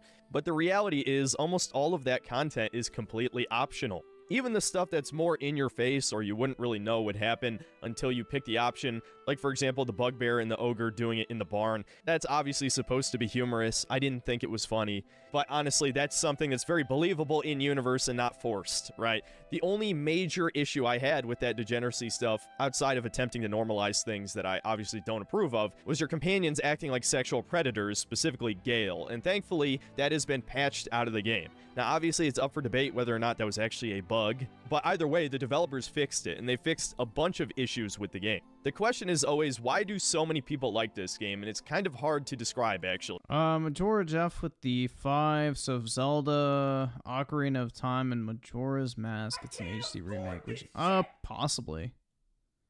It would just depend. I don't know. I've never, like, really given those games a fair shot just because they are so dated, so possibly. I'd say it's one of those few games that is greater than the sum of its parts. The combat might not be the best in the world, but it's also better than the vast majority of JRPGs, if we're being honest. It's just a little too fucking slow, and you can break it if you know what you're doing. But I don't even think trivializing a game through exploiting bad 5th edition mechanics is a bad thing. This shit I'm just perfectly looks fine way with single-player too boring games that to you can me. break if you know what you're doing. That can be enjoyable in and of itself. The combat has a lot of unique interactivity in it that Larian is known for at this point, whether it's electrifying puddles of water, or throwing a barrel full of heavy items in it to do a shit ton of damage, or turning into an owlbear and just jumping on top of somebody and killing them with your sheer mass. Pushing people off of cliffs is funny as shit, and everybody's gonna do it at least once. There's all sorts of other things, but again, the combat's just one element. One of the biggest things in this game's favor is player choice. I feel like people don't talk about this enough, but this is one of the few games where quest lines that are started in Act 1 actually have consequences all the way in Act 3, and it's consistent. Even if it's just a little nod or a reference near the end of the game, it really makes it feel like your choices actually matter. This is on top of the quite impressive character customizability, and I'm not talking about the shitty character creator, but about the character classes and subclasses. I mean, how many games can you name that have like 30 character class options to choose from at the beginning of the game? Probably just other D&D-like games. So yes, if you're like a CRPG nerd and used to a lot of this stuff, it might not seem that impressive, but again, for like a high-budget game, in this day and age, I'm shocked they didn't cut more corners here. And the sheer amount of flavor text for the class and race options throughout the game, it's crazy how many extra dialogue options they added just for roleplay purposes, even if they don't actually do anything a lot of the time, but sometimes they do act as a sort of skill check and just let you bypass one for free. Another thing is, I just like fantasy. Yes, this fantasy universe doesn't make any fucking sense. It's so pandering with all the diverse, multicultural people all living in the same area. Not even just humans of every ethnicity, but also elves, gnomes, dwarves, all being all sorts of different skin tones. It wasn't enough to have underdark versions of these races. We also have straight up African versions, which makes no fucking sense. But discounting all of that, this definitely feels like a genuine Dungeons & Dragons experience. I mean, you'll fight a baby beholder, mimic chests, illithids, a dragon, you know, etc., etc. There's all sorts of unique combat encounters, and there's no grinding either. I have RPG nothing with no to say grinding about in it this is game. extremely rare. Now, of course, It is there are not a for number of me. legitimate reasons why I wouldn't give this number 1. First of all, the game is clearly unfinished. They talked about there being an upper city of Baldur's Gate to explore less than 3 months before the game's release, so obviously it was cut late in development. Karlach's questline has a lot of cut content. just looks Minthara's had a lot of cut miserable, content, dude. though apparently some of that has been patched back in. The gameplay looks boring as fuck. It looks like a dialogue simulator. Like, this is not for me. The third act in general feels rushed, and a lot of the combat encounters there are extremely annoying. It's like the developers forgot how to actually make the game challenging, and so every fight was either brain dead easy, because again, you're just exploiting game mechanics, or is very annoying because they decided to throw 30 goddamn ghosts in a house at you. And I know this is complete nerd shit, but the power scaling is completely fucked. I hate when video games fuck up power scaling. I might just be autistic growing up with DBZ, but when thieves are as powerful as an adult red dragon, that pisses me off. You're telling me you couldn't figure out a way to have a Thieves Guild be challenging other than giving them comically high player levels and classes? In fact, that's probably one of the laziest elements of the game, is that almost all the humanoid enemies you fight have character classes. It makes no sense, and it makes the player character feel less special, in my eyes. But again, I have to emphasize, especially for a high-budget game, yes, technically it's not AAA, Larian is a middleware studio, but this had an insanely high budget, especially for a CRPG. And it's been in early access for however many years, so they've been getting, you know, continuous funding to develop it. Probably the highest budget any game in that genre has ever received. This game has a lot of love poured into it. It's just that people like me and my audience obviously are repulsed by a lot of that love, if you know what I'm saying. My issue, again, at the end of the day, is it seems like the vast majority of reviewers only played Act 1, which is by far the best part of the game. It only went downhill from there. It's a shame that Act 2 was basically dedicated to reuniting two lesbians, and then the third act, the villains felt like complete cartoon characters. And to me, the climax is way too over the top and simultaneously too easy by that point in the game. So, I don't know. This is one of those games I still have incredibly mixed feelings about. It's very obvious to me that this is a quality game. It could have been a masterpiece. This is one of those few times where I'll say the potential was there for this to be a 10 out of 10 game. But unfortunately, whether it's because Tencent owns part of Larian and so pushed a lot of this degenerate shit, or just the developers themselves are all fucking coomers, including the women working there, they just couldn't help but put their disgusting fetishes into the game. And again, the project was just too ambitious to the point where they couldn't properly finish and polish it all the way to the end. If they fixed those things, this would easily be Game of the Year and arguably one of the best RPGs of all time, but it's just not. So I didn't want to give it Game of the Year on this list, but it's certainly a strong second place. Die, bitch. Smite. One more so smite. Is he gonna give it to Resident Evil? That's my guess. Yes! Yes! Numbers! Now, since I have 5 honorable mentions, I'm just going to rapid fire through them. First, we got Armored Core 6. I know a lot of people don't like my review on this game, and frankly, I do think it's a bit overrated. But as far as mech games go, I haven't played a lot, and this one was a lot of fun, incredibly fast-paced, good combat mechanics. The issue is the incredibly inconsistent difficulty, with the game being brain dead easy 90% of the time, and then the other 10%, it is incredibly difficult. Also, tank builds for the win. I will always use noob tactics to beat From Software games, and you can't stop me. Next up is Pikmin 4. I was waiting for this game for like 20 years. Yes, I know Pikmin 3 is the thing. That game doesn't count. Pikmin 4, unfortunately, was not what I wanted. It was advertised as a sequel to Pikmin 2 because it brought back treasures and dungeons with challenging monsters, except it turned out to be brain dead easy, and the real challenge was the Dandori challenges, which are glorified autistic time management simulators, all about efficiency. Well, I don't find that fun or interesting in any way. And so the game was far, far too easy unless you're trying to 100% it, but I'd be lying to you if I didn't say it was still a pretty fun game. I certainly liked it more than Pikmin 3. I probably like it about on par with the first Pikmin, but to me it just comes nowhere close to Pikmin 2. Next up, we got... I own Pikmin 1, 2, and 4. I don't have 3, but I haven't played any of them. Lunacid, a Kingsfield-like game developed by a non-binary male, which is very unfortunate, but I gotta say, I actually had a lot of fun playing this game. It's just a classic first-person dungeon crawler type of thing, where you explore all sorts of different themed levels in this massive well. It's obviously incredibly inspired by Berserk and the Souls games, and other properties as well, almost to the point of being derivative. But the main thing going for this game is the RPG mechanics, where if you pump points into speed, you run faster. That means if you want to go fast as Sonic, it is very easy. And magic spells are actually quite varied and definitely change up your playstyle, though magic was way too overpowered and completely trivialized the difficulty of this game. It's probably the main complaint that Kingsfield fans had with this, is that it is far too easy. But I do still think the game has some things going for it, namely the horror element. There are a few areas in this game that are pretty spooky, and if you know the devs' other works, you'll know they're a big fan of horror. And another thing I really liked about this game was the secret endings and unlocking them. It just feels like it's missing something that would make it a complete package. And so I would still actually recommend this, as long as you're okay with an easy, kind of chill, kind of spooky game with some creative secrets and a pretty solid soundtrack as well. Next up, we got another game that very nearly made the top 5, RoboCop Rogue City. I actually ended up enjoying this quite a bit. For fans of the movies, this is absolutely a recommendation because it is clearly a love letter to the source material. My issue with this game is it's just a very basic shooter at the end of the day. There are some minor RPG mechanics. You can turn RoboCop into a fucking tank, which is fun, but the shooting is just so fucking basic. Luckily, there's gore, which does carry the satisfying gunplay, but that's pretty much all it's got going for it. It just feels too generic. I feel like I've played this game 100 times before, and it does drag out a bit too long, and RoboCop is a bit too slow, which I know he is slow as fuck, but I absolutely have a pet peeve for games where you move too fucking slow, so I couldn't quite give it a top 5 spot. In the final honorable mention, Legend of Zelda Tears of the Kingdom, because fuck you, attendees, this is a glorified $70 DLC. Was it a fun game? Absolutely. but it was the same fucking game I played 6 years ago. This is the most lazy sequel Nintendo has made since Super Mario Galaxy 2.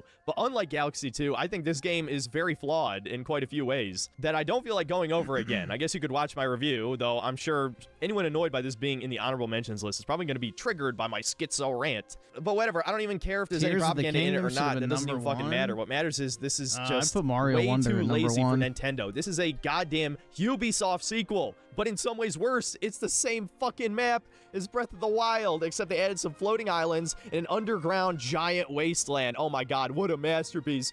10 out of 10. No. Yeah, it gets but an Mario honorable mention, Galaxy, and he's you're not saying lucky Mario that it Galaxy even gets 2 is mentioned bad. at all. He's saying that it was And like the glorified 2023 DLC, Game which of it the was. Year is... You know, I could put in a word with my dad. Have you assigned to my detail, if you're interested? No way, fam. Yes, it's going to the Resident Evil 4 remake, a game that is nearly 20 years old and inferior to the original game. Why? Because Resident Evil 4 is one of the greatest games ever made, and even a remake that is inferior is still better than any goddamn modern release. Resident Evil 4 is one of my favorite games of all time, and even though they changed a lot of stuff and they cut out some of the goofy elements and they changed the humor and the tone of the story and they ruined Salazar and Sadler's barely even in the fucking game, it still has a more fun gameplay loop than basically any game that's come out in the past 5 years. The simple satisfaction of shooting a guy in the head and then fucking roundhouse kicking him and 3 other dudes around him, or shotgunning a dude's head off, and now in this remake being able to fucking deflect thrown hatchets with your knife and then counter with a melee attack, all that shit is fun as hell. It is still fun. Now, unfortunately, I did play on hard, which gives the enemies super armor, which does make the game less fun, but it does require you to get good with the knife, which I eventually came to appreciate the more I played the game. It was frustrating at first, but I think I do agree that making the game more difficult was a good move because Resident Evil 4 is very easy.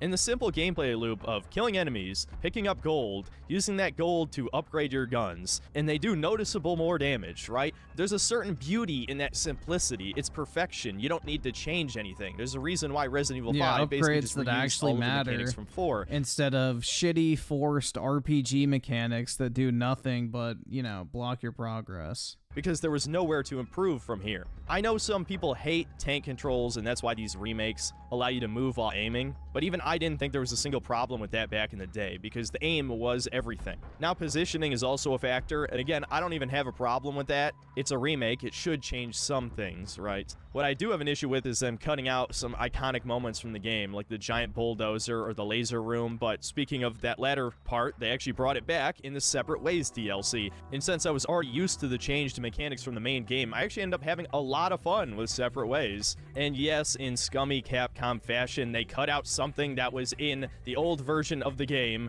and sold it to you for money. But this version of Separate Ways actually has more content than the original. They didn't cut out things, they actually added back in cut content from the main game, like the laser room. So honestly, I think if you haven't even played the original Resident Evil 4, this game is awesome on its own. It's unfortunate that if you're a huge fan of the original like I am, it's hard to look past all of the little changes that didn't really make much sense, but they're not all downgrades. There are some legitimate improvements. Krauser is an improvement over the original version of the character. I even think Ashley is kind of an improvement over the original, maybe not visually, and yes, so you can't look up her skirt anymore, I know, but I definitely think she's less obnoxious in this version. At least half of the boss fights are actually better than the original game. They take more skill, they're a little less gimmicky, some of them have more interesting cinematic attacks, and in general, they cut out all these QuickTime events and cutscenes that would kill you, which were a major issue people had with the original game. And one of the trademarks of Resident Evil 4 is the sheer variety in encounter design and the basically unmatched pacing. The game is never boring for even a second. Now, the remake does slow some things down in certain areas. Some of the cutscenes are longer, and like I said,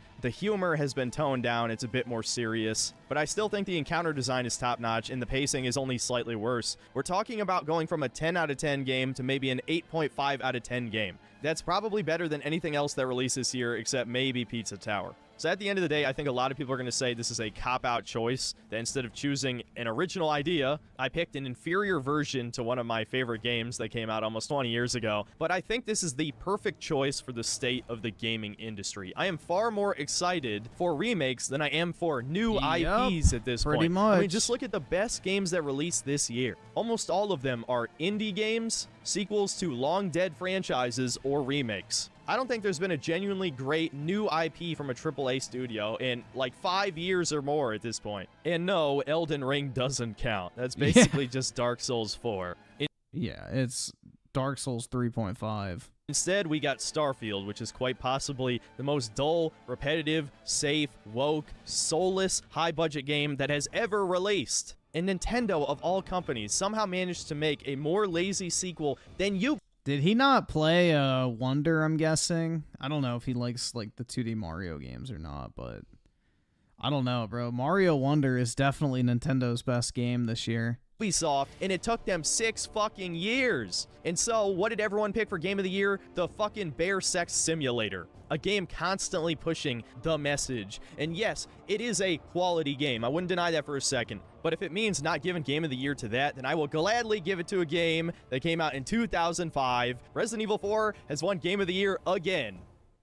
And that was my best and worst games of 2023. I get the feeling that most of you will agree with my worst list. I'm sure plenty of you are going to have issues with the best list, though. How the hell I came to that top 5 games when probably half of the honorable mentions seem better. Well, again, it's just meant to be my taste in games, okay? I picked the 5 games that appealed to me the most. I still think all 5 of those honorable mentions are also good games. Yes, that means I'm saying Tears of the Kingdom is a good game. I did end up liking it at the end. I feel like most people didn't watch that whole video. But it is pretty sad that before this year began, it was looking like this was going to be the best year in gaming since like 2015. But unfortunately, basically every AAA release ended up being a disappointment. Now me, I don't really get hyped for any games anymore, so I wasn't exactly disappointed. But it was shocking how many of those games didn't even manage to meet my basic expectations, the worst of which being Starfield, obviously. And yet somehow people are saying that this is like the greatest year in gaming history. I don't know how you could possibly believe that. So I'm not going to end this video on like an ultra doomer note. I really do think, by today's standards, this was a pretty good year. I did play more than 10 good games, which is crazy. But I honestly think I still had more fun streaming old games I'd never played before. Exactly. Yo, same. Or at least going back to playing old games that I played previously. But no, I 100% feel that sentiment. I mean, fuck, dude, that's why I bought that 360. Nah, that's 100% accurate. As for next year, there's only one game I'm truly looking forward to, Dragon's Dogma 2. And so if that ends up disappointing me, look forward to the biggest doomer video you've ever fucking seen on this channel. Here's hope. I'm looking forward to, what, Dragon's Dogma 2 as well, Space Marine 2, Final Fantasy VII Rebirth, and I think that's it. I think that's everything, right?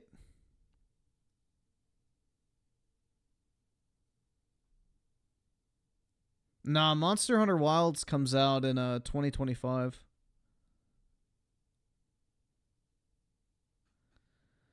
Monster Hunter Wilds is the year, or I guess next year now, so. Stellar Blade doesn't have a release date, so I don't know if that's actually coming out this year or not.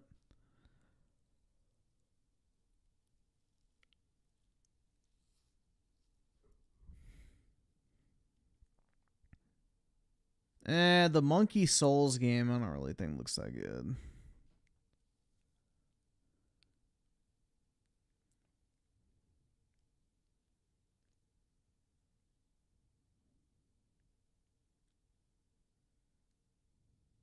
Dude, I just love Final Fantasy games, bro. It's like a guilty pleasure, I guess. I don't know.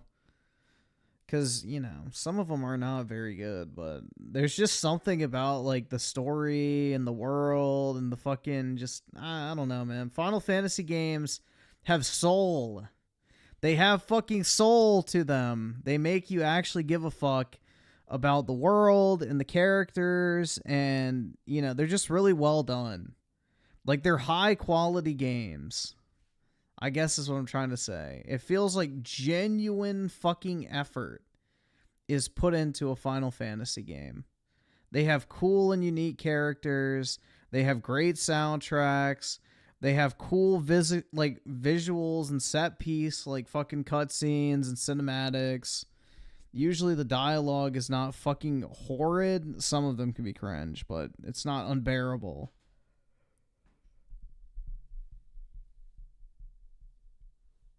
I don't know, man. I feel like Final Fantasy VII is gonna be pretty good.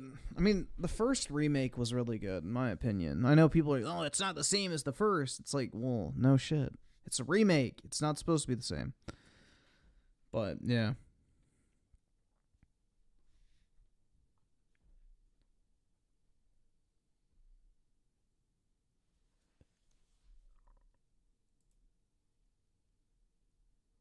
I'm not a big Final fan. Yeah, that's all good, man.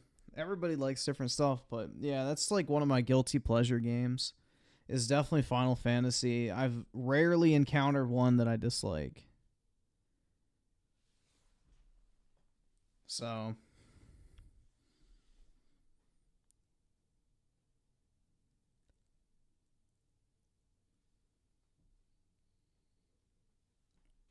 I've played 8. Final Fantasy 7 and 8 were literally the 2 first video games I played in my entire life. My dad had a PlayStation 1, and I played Final Fantasy 7 and 8 on his PS1.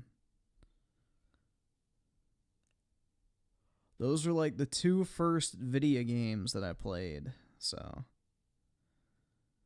Yeah, well, my dad was in the military, so when he was, like, stationed overseas and shit, in, like, fucking Afghanistan and Iraq and all those places, there wasn't really much to fucking do, so he would, like, play video games and stuff.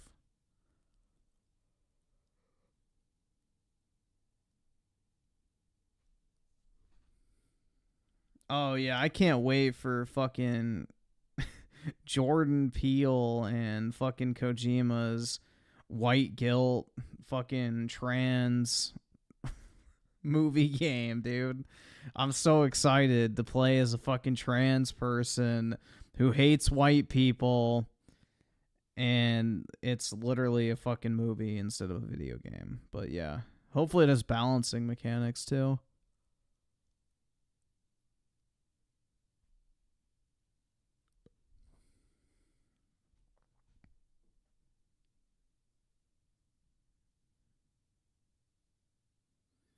Explains your love for Final...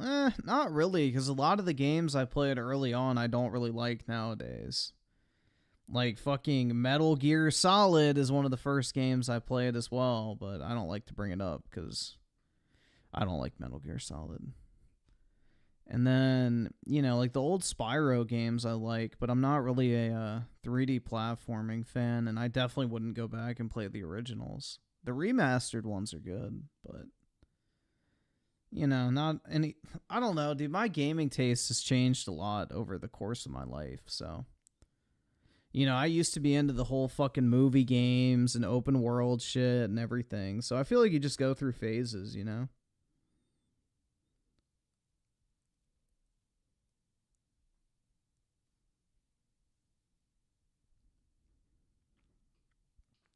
Oh, dude, I remember that fucking dog shit Yong Yeah video where he was so upset over Warner Brothers copywriting the Nemesis system from the Shadow of Mordor games. And, you know, radio fucking silence on Kojima patenting balancing mechanics. Yeah. Selective fucking outrage.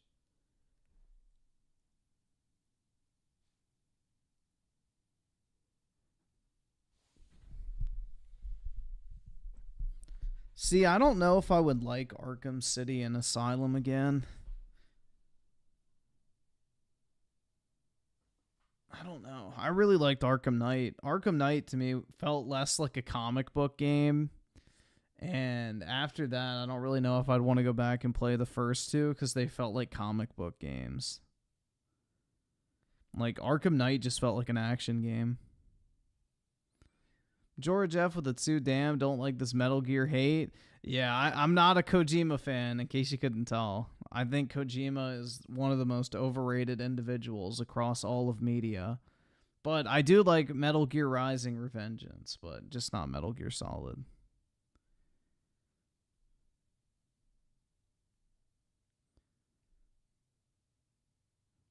I've played through the BioShock franchise multiple times, man. I love those games. BioShock is great.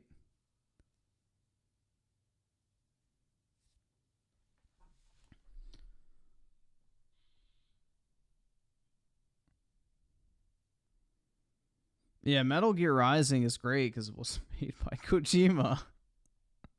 But yeah.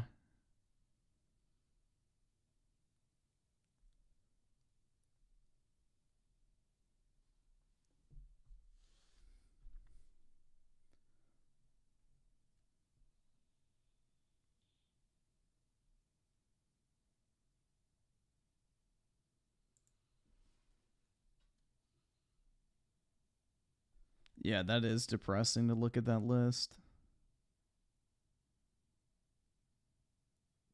Holy shit, man.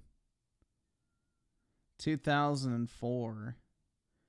Half-Life 2, GTA San Andreas, Halo 2, Counter-Strike Source, Unreal Tournament, Red Dead Revolver, Doom 3, Need for Speed Underground, Silent Hill 4, Star Wars Battlefront, KOTOR 2, World of Warcraft, Total War, Far Cry, Tony Hawk. Dude, it's just like wild how the fucking quantity of games we get has just plummeted to just like fucking slop. Like, we get nothing now. We get maybe like 4 games when we used to get like 20. And most of the games that come out are just fucking slop. All of these games have one thing in common. They're actual fucking gameplay experiences. You actually fucking played them.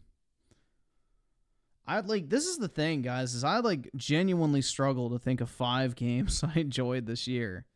Like, I'm trying to think.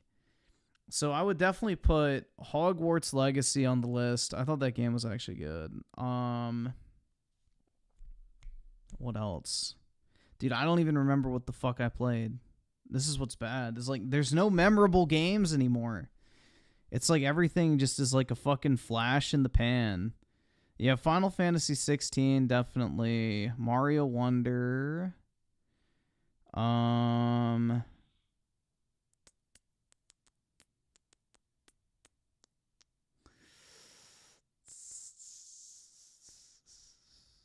don't count Dead Space. That's just a remaster.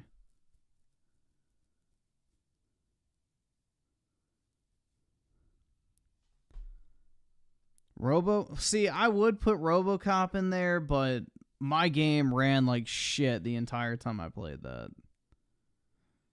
Like, that game was borderline unplayable for me.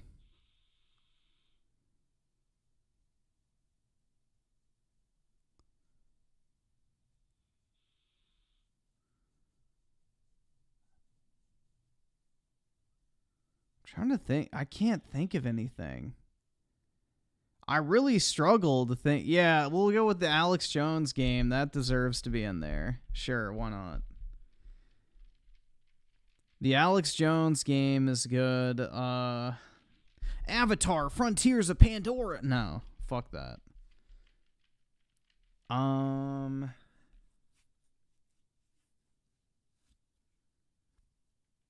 trying to think. Dude, I really can't think of anything. Oh, yeah, Redfall, 100%. I'd have to look at all the fucking games I played, but... Nah, I don't really like Armored Core 6 that much.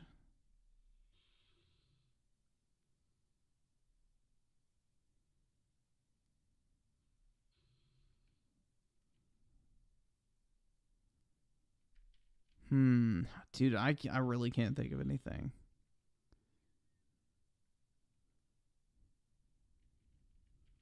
Max Payne? Well, that came out in 2011, so that doesn't really count. Yeah, that's the thing. Dude, the games I enjoyed most this year are pretty much all old games I replayed or tried out, which is pretty sad to think about.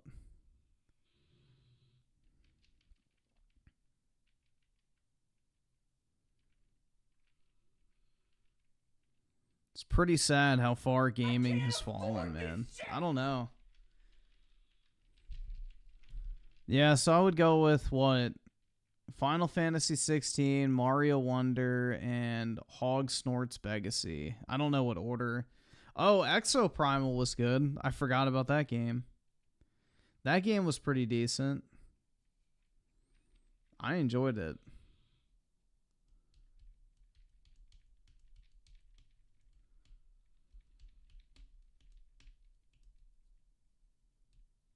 I did not go out of my way to play a lot of bad games. People paid me to play bad games.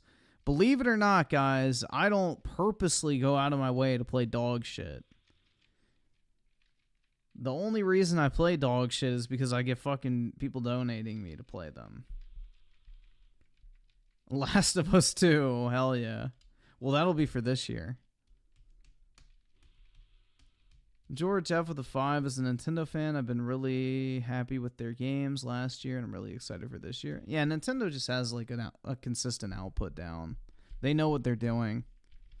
Nintendo is in a very unique position where they just have quantity and quality, and they know exactly what people want. Griffin hopes I donate. Oh, yeah, absolutely. What game was it you donated for and I broke even on it because I wasn't being a fucking dick? What was that shit? Because that definitely was not worthwhile. I forgot what game that was.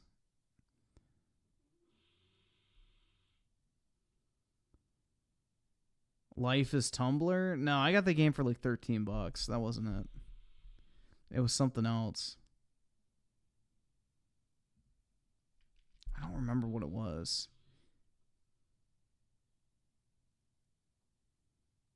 I am not playing Hellblade 2. I do not want to touch that fucking dog shit game. Kingdom. No, it was something U Generations. Hold on, let's see.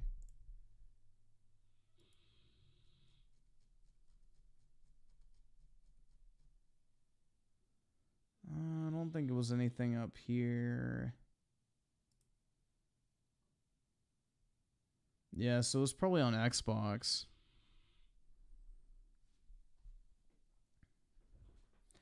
If Hellblade is actually good, it's not going to be good. Stop lying to yourself.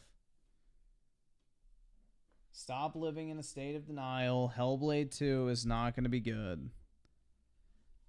Stop. Just stop coping. You're doing yourself a disservice. I can't afford this shit!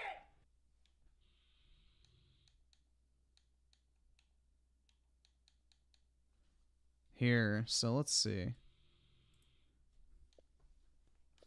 These are the games I played.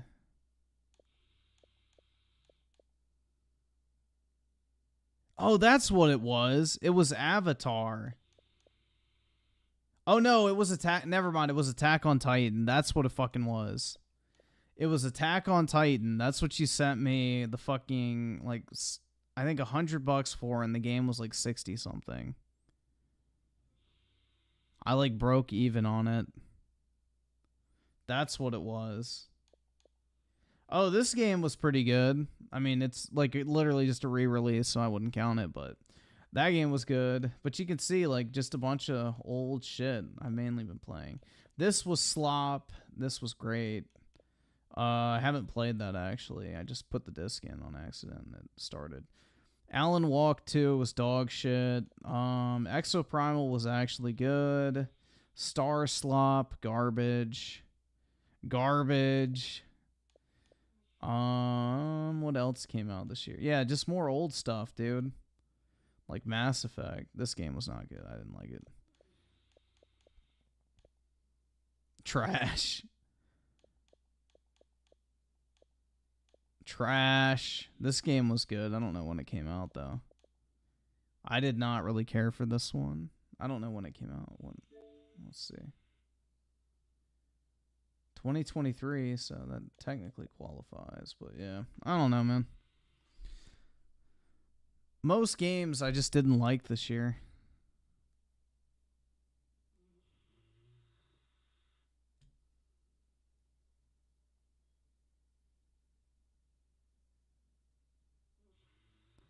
Oh, I am never playing fucking Alan Walk again, dude. That game was absolutely terrible.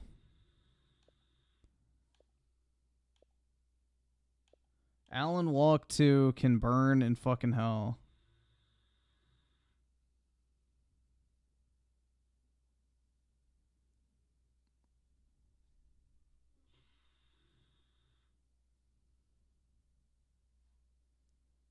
But yeah, honestly, Nier is better than most games that came out this year.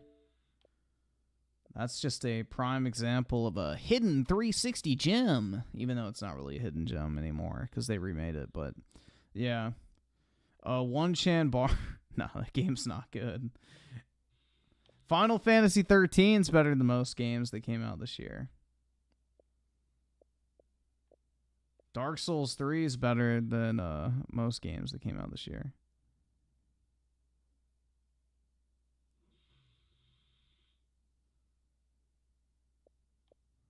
But, yeah.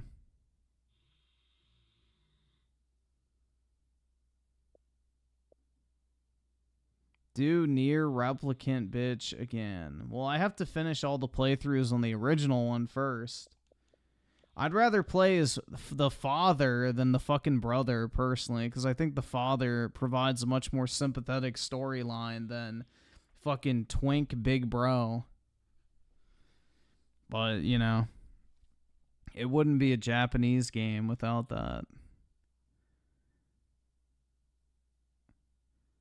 Let's see. Vendetta with the 5. Tried out Uncharted 4 yesterday. So boring. Yeah, dude, you don't see... I think it's, what, 20 enemies in the first 4 hours of Uncharted 4. It's horrible. Never playing The Last of Us 2. If it's worse than that, RoboCop sound... RoboCop sound... I don't know what that means. I don't have anything from that. Major Jeff with the 2. Damn, don't... Oh, wait, no, I read that. We're good. Pothead Investor with the 2. Red Dead Revolver was a good game. Yup, back when Rockstar actually released shit.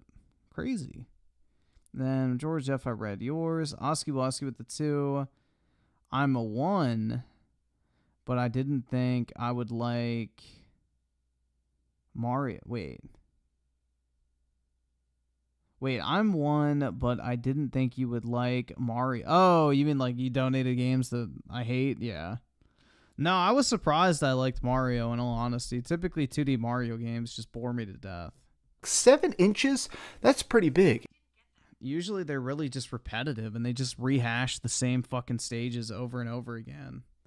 So, no, Mario Wonder was really good.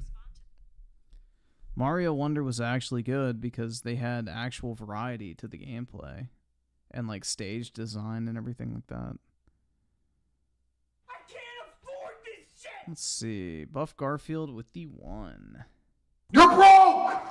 You're fucking poor! Majora Jeff with the 2. Will you do that video? I requested. Yeah, we can do that now. And Vendetta with the... Oh, God. You're broke! Go get a job at fucking McDonald's, because that's where you fucking belong! Foul. Alright, yeah, we can watch that now. That should do it. There we go. Know me as low tier God. Look how he towers above all of them. Truly a Chad. Tell us a little bit about what the hell is going on here, man. First off, I played this has-been online with his dad jeans, Charles Manson, anything you could think of. This dude looks like a zombie out of The Walking Dead. Then he comes here dressed like he got his outfit out of Target. This dude looks like he lives in his basement. He looks like he never gets sun. He could possibly be a vampire. You could call me a online all you want, but in real life, this isn't a fucking game. As simple as that. You say it to my face right now. All right. 1 minute later. I'm getting a little too high. And that's it. That's it. And Jay is popping off. He is popping off right now. Dog, what the fuck is he wearing? It looks like he just got out of fucking Catholic school. Look, I got one more. Bro, I had a friend who went to Catholic school who had to wear a green shirt and khaki pants with a belt every single day. I got one more thing to say. So, there's going to come a point when you forget about what happened, and you're going to want to come back at me. and you're gonna want to wash the taste of my dick out of your mouth. The FGC, or otherwise known as the fighting game community, can be absolutely chaotic. As shown in the clip, it can get hostile very quickly. Within a drop of a dime, you can go from throwing hands on Mortal Kombat to throwing hands in real life. And the very unfortunate reason for that is some people just don't know how to take a loss. And then you add on the potential chance to win thousands of dollars, and watch as the emotions get amplified real quick. In the video I have for you today, this kid looks like he I was never went to a Catholic school. My school had a dress code, but it was like you just had to wear like pants or shorts and a fucking collared shirt. Like you just had to wear like a polo shirt. There wasn't like an actual like school polo or some shit like that. But one of my friends, he was Italian. So yeah, Catholic. And he went to like a Catholic school and they were super fucking strict. You had to buy like the school branded shirts. They were all green and they had like the school like crest on the fucking, you know, left chest. And you had to have like these special colored khaki pants. They couldn't be like the darker khaki or the like white khaki. It had to be the one in between. And you had to wear brown shoes. You couldn't wear fucking like white shoes, black shoes, colored shoes. They had to be brown. So it was like really fucking weird, man. But yeah, he would always have to like wear that shit. But my school was never that strict. They were just like, yeah, you have to wear pants and like a fucking like button, like not a button shirt, a fucking like polo shirt with buttons, I guess. So that was like our fucking dress code. But you could get around that if you wore a t-shirt and then put like a fucking like sweater or some shit on. So that's what I did. I went to like fucking American Eagle back in the day. And basically they had like these plain black sweaters that were basically just, you know, simple as shit. And I would just put an undershirt on and wear that. And it was like wearing a fucking t-shirt all day. So, I don't know, dude. In a fighting game tournament, and shit just did not go the way he planned. I'm going to cue the video for you to watch, and then as always, we'll analyze the buffoonery and then review it. Let's check it out. Exactly. Careful. Sample. Should've known.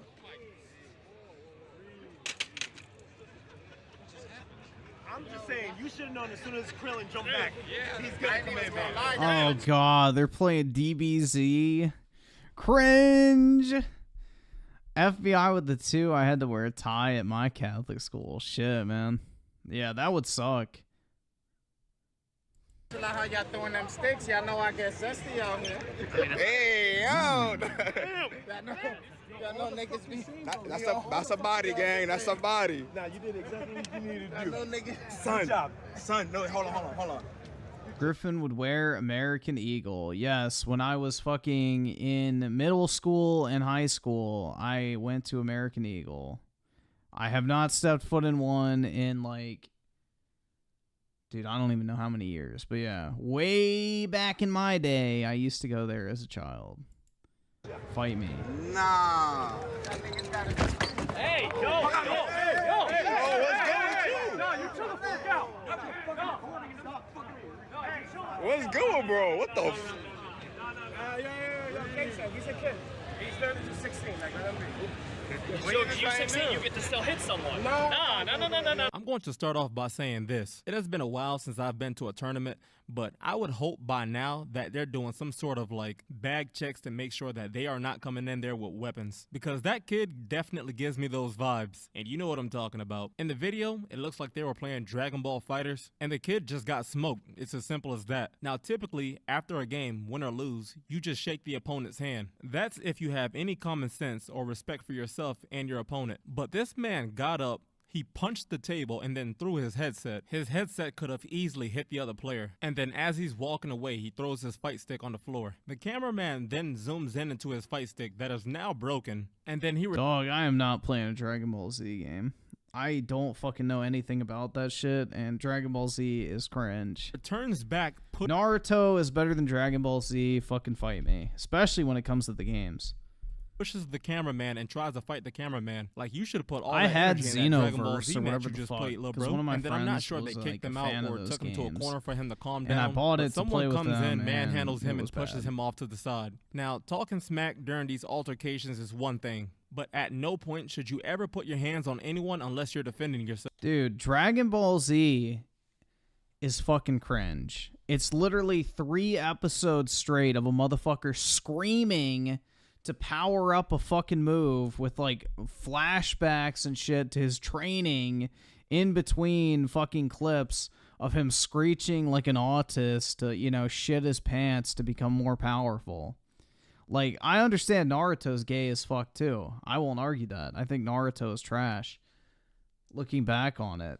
But the games are actually fun. Like, the Ninja Storm games are fun fighting games. The Dragon Ball games that I've played are not very fun. They mentioned that he was 16 years old, but typically, your parents teach you to keep your hands to yourself when you're a kid. If he cannot handle his anger while playing these video games, then he should not be in a tournament in a public setting. He could have easily hurt someone, or someone could have hurt Did him. Naruto scream when he charged up? Yes, and Naruto is the worst character in Naruto. But all the good characters that, you know, didn't screech when they were powering up were cool. Like, Itachi never screamed like an autist. The person who beat him had this to say: "For all the people asking about the situation, he swung twice, tossed his bag and chair at me.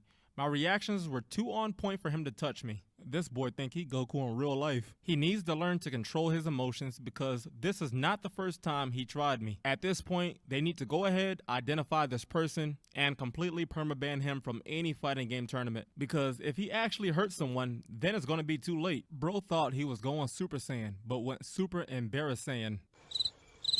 I don't know you, but you can do better than this. I remember a few years back, an incident very similar to this one happened. I'm going to cover this very briefly because I don't want my video to be taken down. It was a very big tournament being hosted for Madden, and 2 people were competing. One person lost, got very salty, and came back with a... I've seen clips of the Madden tournaments. Those are fucking horrific. Like, bruh, you have some certified land whales in those. Vendetta with the 2, thought you had the RoboCop Beaches sound. No, I don't have that. I have it somewhere, I just haven't ever put it on the board. A weapon. He did end up taking the lives of 2 innocent people and then injured a few others. And this was all over a game of Madden. I bring this up because while in any venue, you need to be fully aware of your surroundings, and to be on the safe side, always assume the worst. I hope moving forward, a lot of people who organize these tournaments really consider incorporating some source of security. I know it'll probably be hard to not allow people to bring bags because some of those fight sticks can get Dude, very you can see her heavy, ass but security jiggle in at these certain venues fucking is a poses. must. That's Based based. off of what he said in his tweet, this was not even his first time doing this. He's done it before in the past. So I think it's slightly irresponsible for them to see that he's done this before and just to allow him to compete again. I understand that these altercations gets views, but the second someone actually gets physical is when they need to be completely blacklisted from these events. But anyways, that pretty much wraps up this video. Let me know your thoughts down in the comment section below. Be sure to check out my last video. This girl was graduating from high school, but apparently they did not give her enough time to speak and introduce herself. So she pulled the race card and it didn't really go well for her. So I will see you over there. I appreciate all of the support, and until some more goofy shit needs to be covered, I'm out. Peace!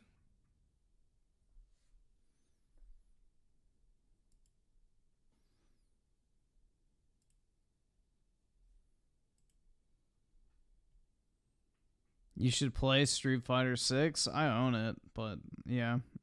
It's sitting on my pseudo wall of virginity right now, pending my actual acquisition of shelves.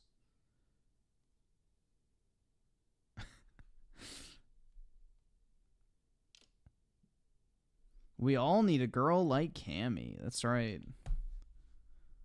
The athletic build is superior than that fucking pseudo obesity shit.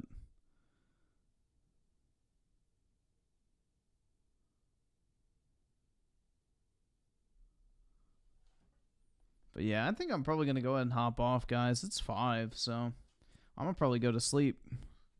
I had a long day at work today, dude, so I need my shut-eye. Like a good boomer, right? But yeah, I'll be back tomorrow, everyone. Hope you all have a great weekend. Big ups to everybody in the chat, and I will talk to all of y'all later. Peace out, everyone.